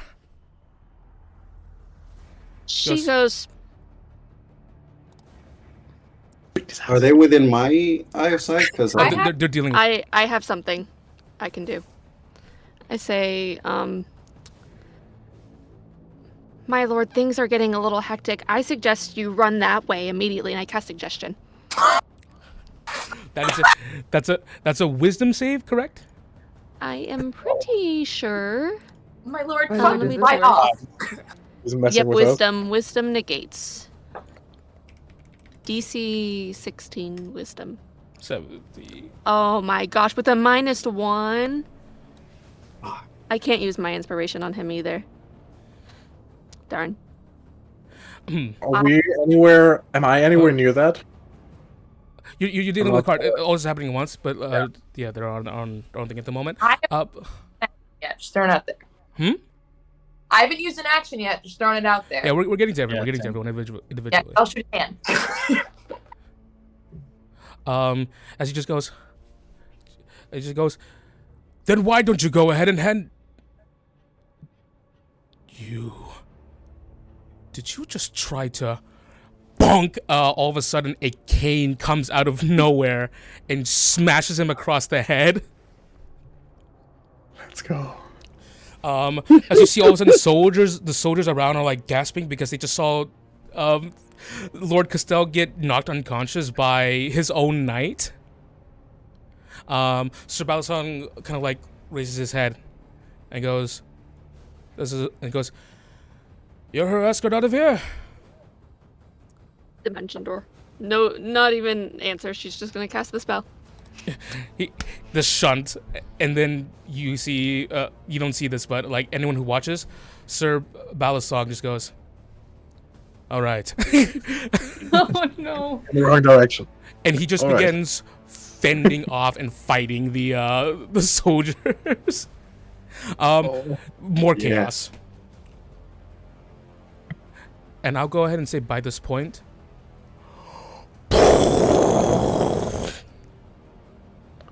in the long distance, an explosion. As you see, it even though you're miles away from it, there is a loud like a rumble. As you see thunder hanging overhead in the distance, lightning striking down furiously. Or from your vantage point, you see that large tower, that lighthouse crumble. This point, she'll definitely, with her cape of billowing, step to the edge of the building she's on top of and just peer down over. So you just see this small, dark creature staring from up above in the shadow, just like casting down. By this point, people are fleeing or scared of everything going on. The people definitely will get to you. We'll get to you in a bit. But you see that Rickard looks bewildered as he looks towards you. This is what you've lured yourself to.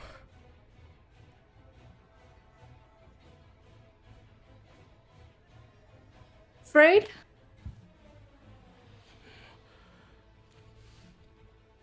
He kind of sneers, and he goes, "Power does not panic."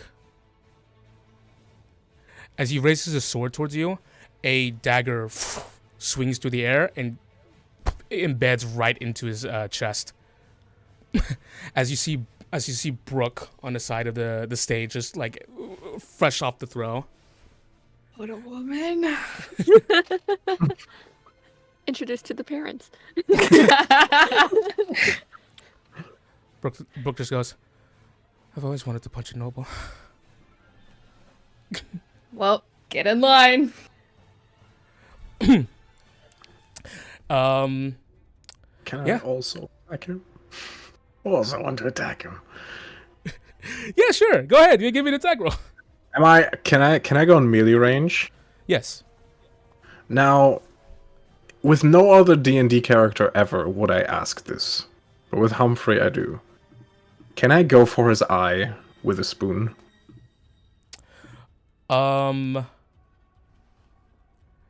Give me an attack roll. Preferably the same one that Jane always had an eye patch over. You know, just put some symbolism in that shit. The dragon marked eye. Yeah, just trying to, you know.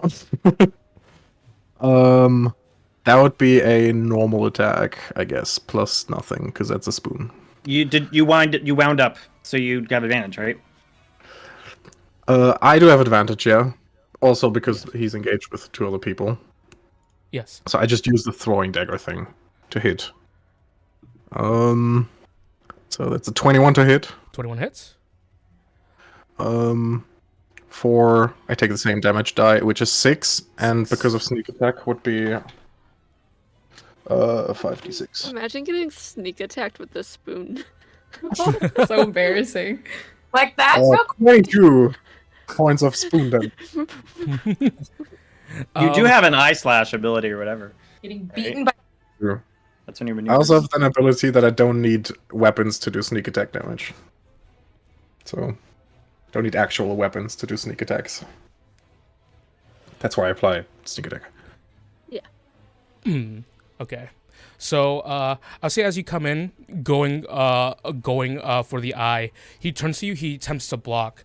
Your spoon lands on his sword, and it scrapes down, causing sparks to fly. And I would say for this case, like, you don't get to get to the eye, but you just jam it right into his neck. He makes a gurgling sound as he can't say anything. He can't talk about how pissed he is about getting beaten up by a spoon right now. The Vanishers, what do they look like they're doing? Do they look like they're trying to give chase after Mikhail, or do they look like they're turning to go fight? One of them is supposed to go after Mikhail. You see another one's looking up towards Hiljan. Okay. I'm going to rush the one that is the one that was trying to chase after Mikhail. And I want to try and as he goes to run past, because I'm kind of blending with the crowd, I want to do my where is it? My warning strike to basically like trip him and reduce his speed to 0. Mm-hmm. Okay, go ahead and make the attack. Is it dex save? It's gonna be it's basically like Sentinel. I want to like try and as he like is running past, I want to like not so fast. And it's probably my job to get the to get all the people like the board so that we're all fleeing the same direction, teleported the same way. Yeah. Does a 21 hit?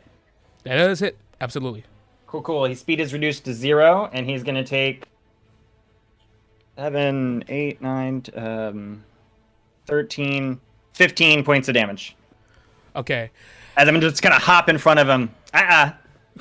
You going? As you slash at his leg, he almost falls forward, but he just he retains his posture, looking towards you. And he tilts his head at you as you wag a finger at him. And he just the blade comes out of his wrist, just silently ready to fight. Let's go. Daphne, as you're running towards the cliffside to where everything is, you see a massive fleet of ships approaching. The Rustnots, the Silent Whisper, the Broken Hearts, the Rusty Buccaneers, the Bandits of the Bloodied Flags. You see 14 different flags, multiple fleets. Multiple fleets of the Sata's boot approaching the ships. There's gunfire. There's cannon. There are cannons blowing up, and you see where the source of the lightning is. In the front of the Yusta car, standing in front of the bow. Yeah, brother. You see Nania lightning striking her multiple times. She's the harbinger. Oh my lord.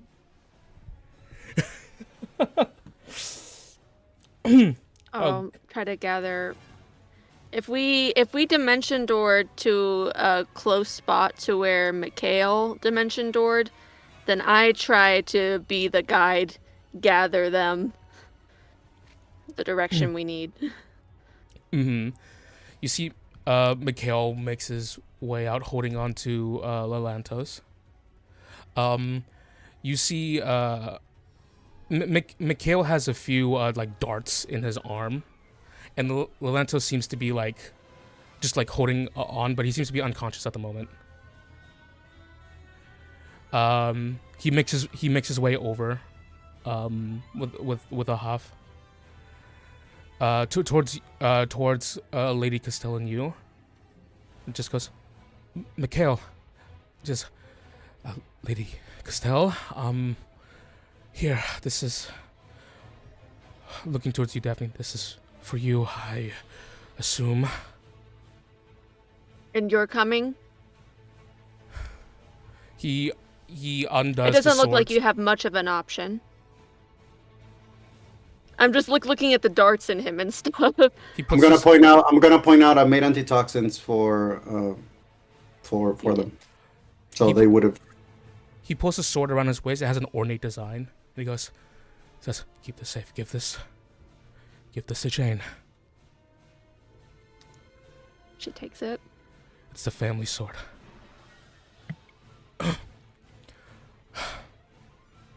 And it would be easier for you to do it yourself. But she's not going to argue much more than that. That's it. He takes it. And he begins to run. Calm. Yeah. Yeah, he runs. Yeah.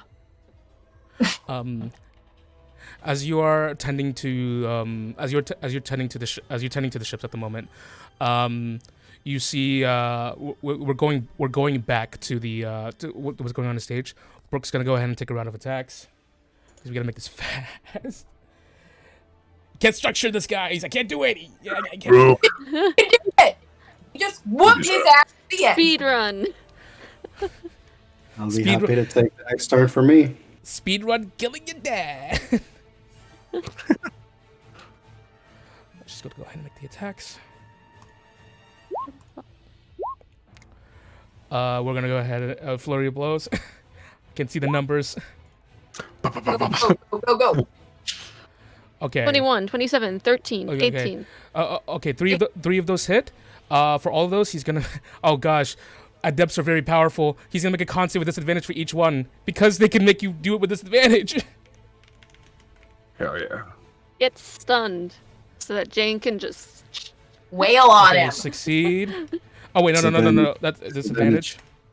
That's a fail. He's not stunned. He's paralyzed. Oh! so auto crit. Cut his throat now. Cut it now. All right. So then those next two attackers are crits. The 10. Can I just steal 44. something really cool, really quick before he dies? I just Yeah. want to be like, we promised the people an execution today, Father, and just. I can't get out any more inspiration points. You see Brooks punches him once as he just kind of like looks at you. The last thing you see is his look of scorn at you. That's his last look as he's paralyzed. As Brooke just punches him downwards onto the stage. He is on his hands and knees. And can I go over and whisper in his ear one last cool thing too? Yeah. Tyr will not welcome you home. And you deliver the final blow. Yeah, just cut his head right off clean. For anyone What has a neck but no head? Oh, burn! Damn! And if any of my brothers are there, when I cut off his head, I hold the head feral, looking at them, pointing my sword. The Crustons fall here today. Your two brothers are shocked, but they don't say anything.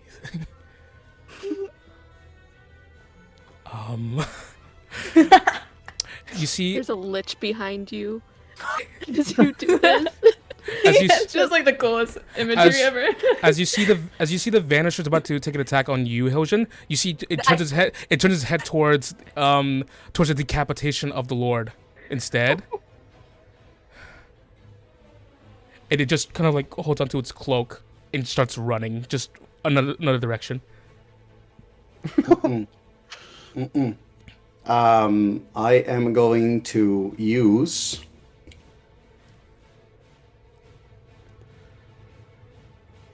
Finger of death. I am actually going to use Missile Volley, which allows me to make ranged attack against a number of creatures within 10 feet of a point that I can see within my weapon's range.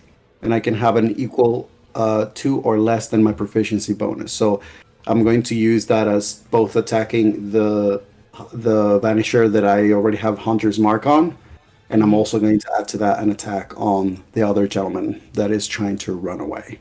All right, give me those attack rolls. All right, so I also have accuracy reverse. I haven't moved. So that rolls a 22 plus D6, correct, for the aim. So that's 15, 16 total damage for the one that I had the Hunter's Mark on. Okay. Oh. Then that's a 26 on the other guy. Would be more than that. Piercing damage. That's a total of 13. Okay. 30 points of damage. Got it. Does Hunter's apply again? Was that? For the second one? Does Hunter's Do we- Mark apply again for the second one? No, I think Hunter's Mark is a target. I think that's why it's called a Hunter's target. Mark. You're attacking multiple people, right? Yeah, So it's a- I mean, unless is the guy is the Vanisher still up? The one Hey. the Hunter's Mark one. He's definitely still up. They're hardy. Okay. They're very hardy. No. And by this point, as you shoot the two Vanishers, the one like grabs his legs and plants his back against the corner, trying to get cover from you. You see you see Brooke, who's supposed to be with the B team, the Brooke team. As he just she just goes, "Come on, everyone, let's go." Are there any other opponents that I saw or perceived from my detect poison or from my vantage point during that attack? They're encroaching. You detect poison. There's multiple people. Vanishers are bad business. You gotta get out. Yeah, no, I know. I'm just saying because I can shoot up to 4 people. I just want to know if there's any other people that I'm seeing either approaching, like getting close to any of the people that are that need to be covered. No. I would attack in that direction. Okay. Is the lantern gone from the stage? It's still there. Shit. Okay, is Mikhail's boyfriend still around here? Yeah, Harper's there. Okay. You see they kind of like walk past the brothers, and they just punch Lion in the back of the head. Specifically Lion. And just walks past, like picking up the lantern. Okay. I drop the head and hold out my hand to him and say, "We gotta go. Let's go." Come on. Grab his hand, look to Brooke. Let's go. The people on top. I think it's a good time right now to start running. Yep. Skedaddle. Yeah. Probably look at Aura. Tim, real quick, just as we're running, because I know that Brooke was supposed to be with the B team. Can I size her up real quick? Is anything off? Insight. What's size up to? Well, that tells me like maneuver DC and stuff like that. So I'm wondering if that You can check different. if it's the same. Yeah. I mean, insight check too, if I could. But Absolutely. Boy. because I'm assuming I probably sized up Brooke before. That insight is bad. Don't ignore. You know what? Inspiration, just in case. Okay, that's better.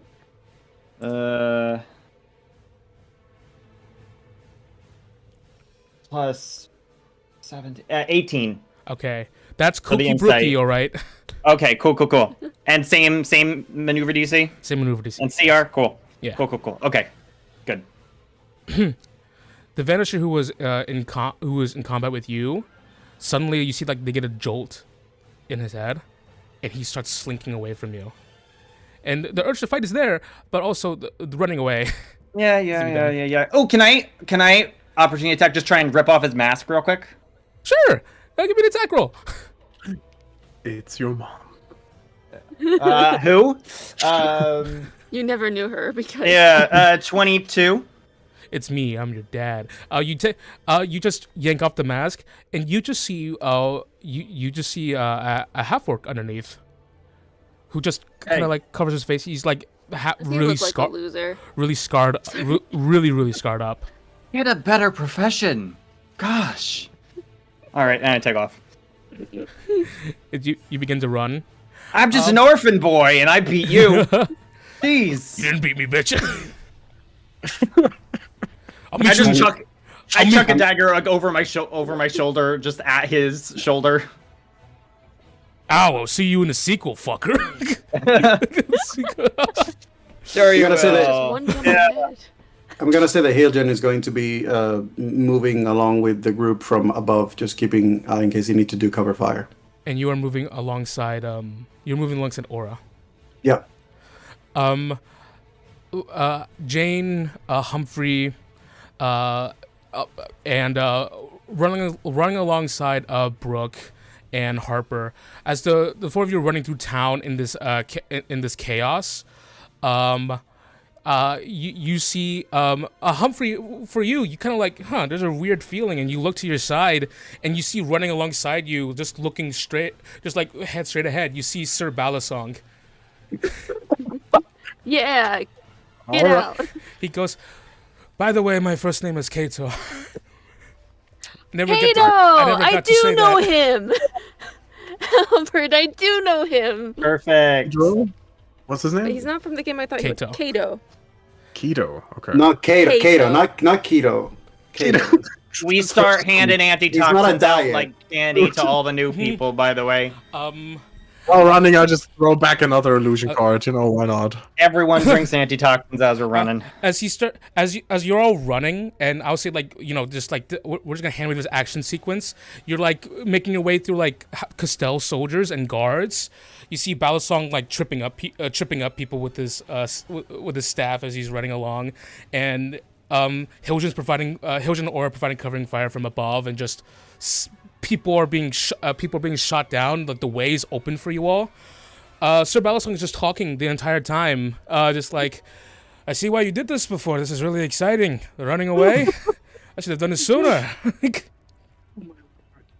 I can imagine definitely like Aura and Hiljan are like parkouring through the way that they would have done in the woods when they were doing like all the guerrilla warfare back in the day. I don't know what an Arrhenius is, but there's one like behind us now. Oh, that's a really high level demon. Oh gosh. As you throw that back, you see the guards. Some of them fall on their ass as they're trying to run away from the Arrhenius. All right. So Balasong goes, nice trick. And just punches a guy in the face while he's down. Brooke and Jane, the two of you are moving in perfect synergy. Brooke jumps over you to kick a guy who's about to swing at you from behind.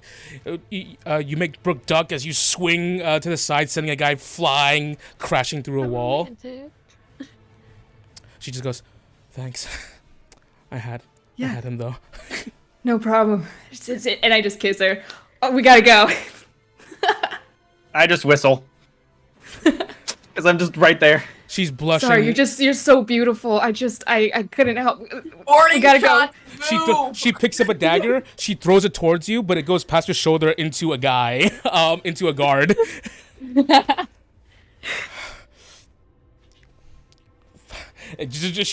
She's holding her cheek as she's running. Humphrey can do it more than once if you guys are interested.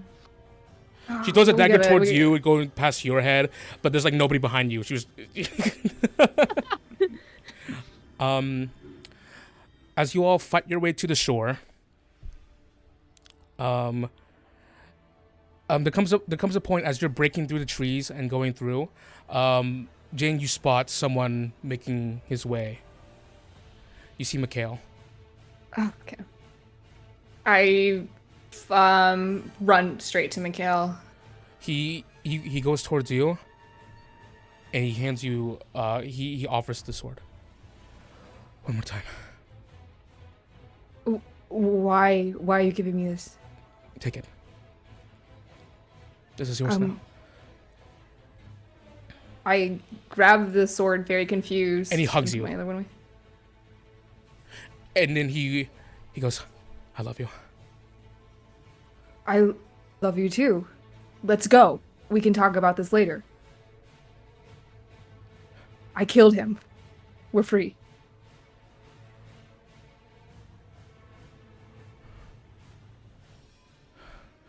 You're staying, aren't you?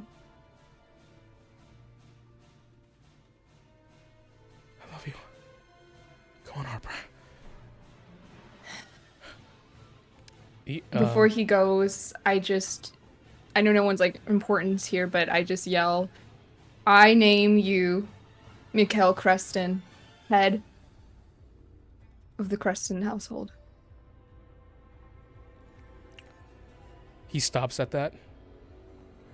Harper turns around. I bear witness to that. And Mikhail turns around. I see you again, baby sister. No matter what name I wear, Mikhail, I'll always be your sister. And I love you. And before you can say anything, I turn. And the siblings depart once more. You make your way to the cliffside where you see just Daphne. Daphne, you've already helped Lady. You already helped Lady Castell, who made her way down onto the pardon. And at Lelantos? Lelantos as well. Yes. Armand has been helping too. Okay. As the two of you break the clearing to head towards the cliffside, you see also breaking the clearing, like you thought people were giving chase, but you see Roland and the two kobolds. And no Clarence. And then there's Clarence. What's wrong with you? You are so mean! Are you kidding me right now? I tripped Pen Clarence. is going to go into your eye. Dude, I'll make a pact and turn into a warlock right now. Don't do that. No more deals. No more pacts. As you all make your way towards the ship, and again making your way down onto the pardon. Do I see Daryl down on the ship? Yes. He was already there. He was already there. I know. I'm just making sure. As everyone gets on, Armin kind of like starts manning the ship, and it goes, "Good to see you back, Hiljan. Hello, everyone else." And then you see Clarence goes, "Fucking go!" Daryl, you're gonna want to hold on. He holds on to you as the ship starts going. As it starts turning, as you begin to sail away, sailing past the lighthouse, as you're sailing past the fleets of pirate ships. I will say, like, you are greeted by all of them on the Sea of Spoot, who's giving you a cheer. And you hear, "Down with the Empire!" Just a battle cry resonating through all of them. As you break through the fleet, as they continue the fight, that's a massive fleet, by the way. You see the Inustakar kind of like starts breaking off and following behind you. Or you see on the rust knots, you see Captain Marazar kind of give you a nod. She tips her hat. I make as we're flying above, I just quickly cast minor illusion for the symbol of the Blackguards for them to see from up here. Yeah. Cheers. And you see the Blackguards flags fly high on the Ustakar.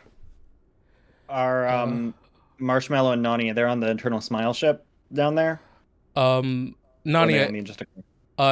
you see Nania has been jumping from ship to ship because she wants to get to the shore the fastest. Love that. But Marshmallow is on the Ustakar. He just goes, "That's my best friend right there," towards Nania. The last fleeting sight we have as we're drifting off towards the Bandy Wallop. Aura, you see standing on the shore. The backdrop, the remaining, the crumble of the large lighthouse. Winfeld, looking towards you. Looking towards, not towards you, but towards your ship. Towards the Pardon. Towards the Inustakar. Do I see him? You do. I'm assuming this is very far. Yes. Spins her revolver because it can shoot pretty fucking far. And she smiles. How far are we talking about? let's not make any attacks right now. No, that's flavor. We're moving. Yes, Yeah, fine. is that it? He's just Hiljan just locks eyes with Wenfeld, and it's just cold, deadly stare.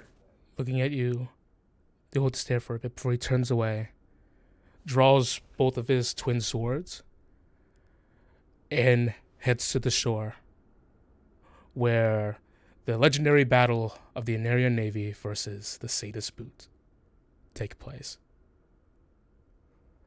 And that is where we'll end this session of Blackguard's Gallery. You were right on time, too. Like, Whoa. on the dot. On the fucking dot. Tim, you did Jesus fuck, Tim. I can't believe we got through all that. We did That it. felt like 5 sessions in one. Yep. Okay, guys, take 5-minute break and then we'll keep going. Okay. All right. Thank you all so much for watching. We'll see you again next week. Yarr. Bye, everyone. See you next week. Bye.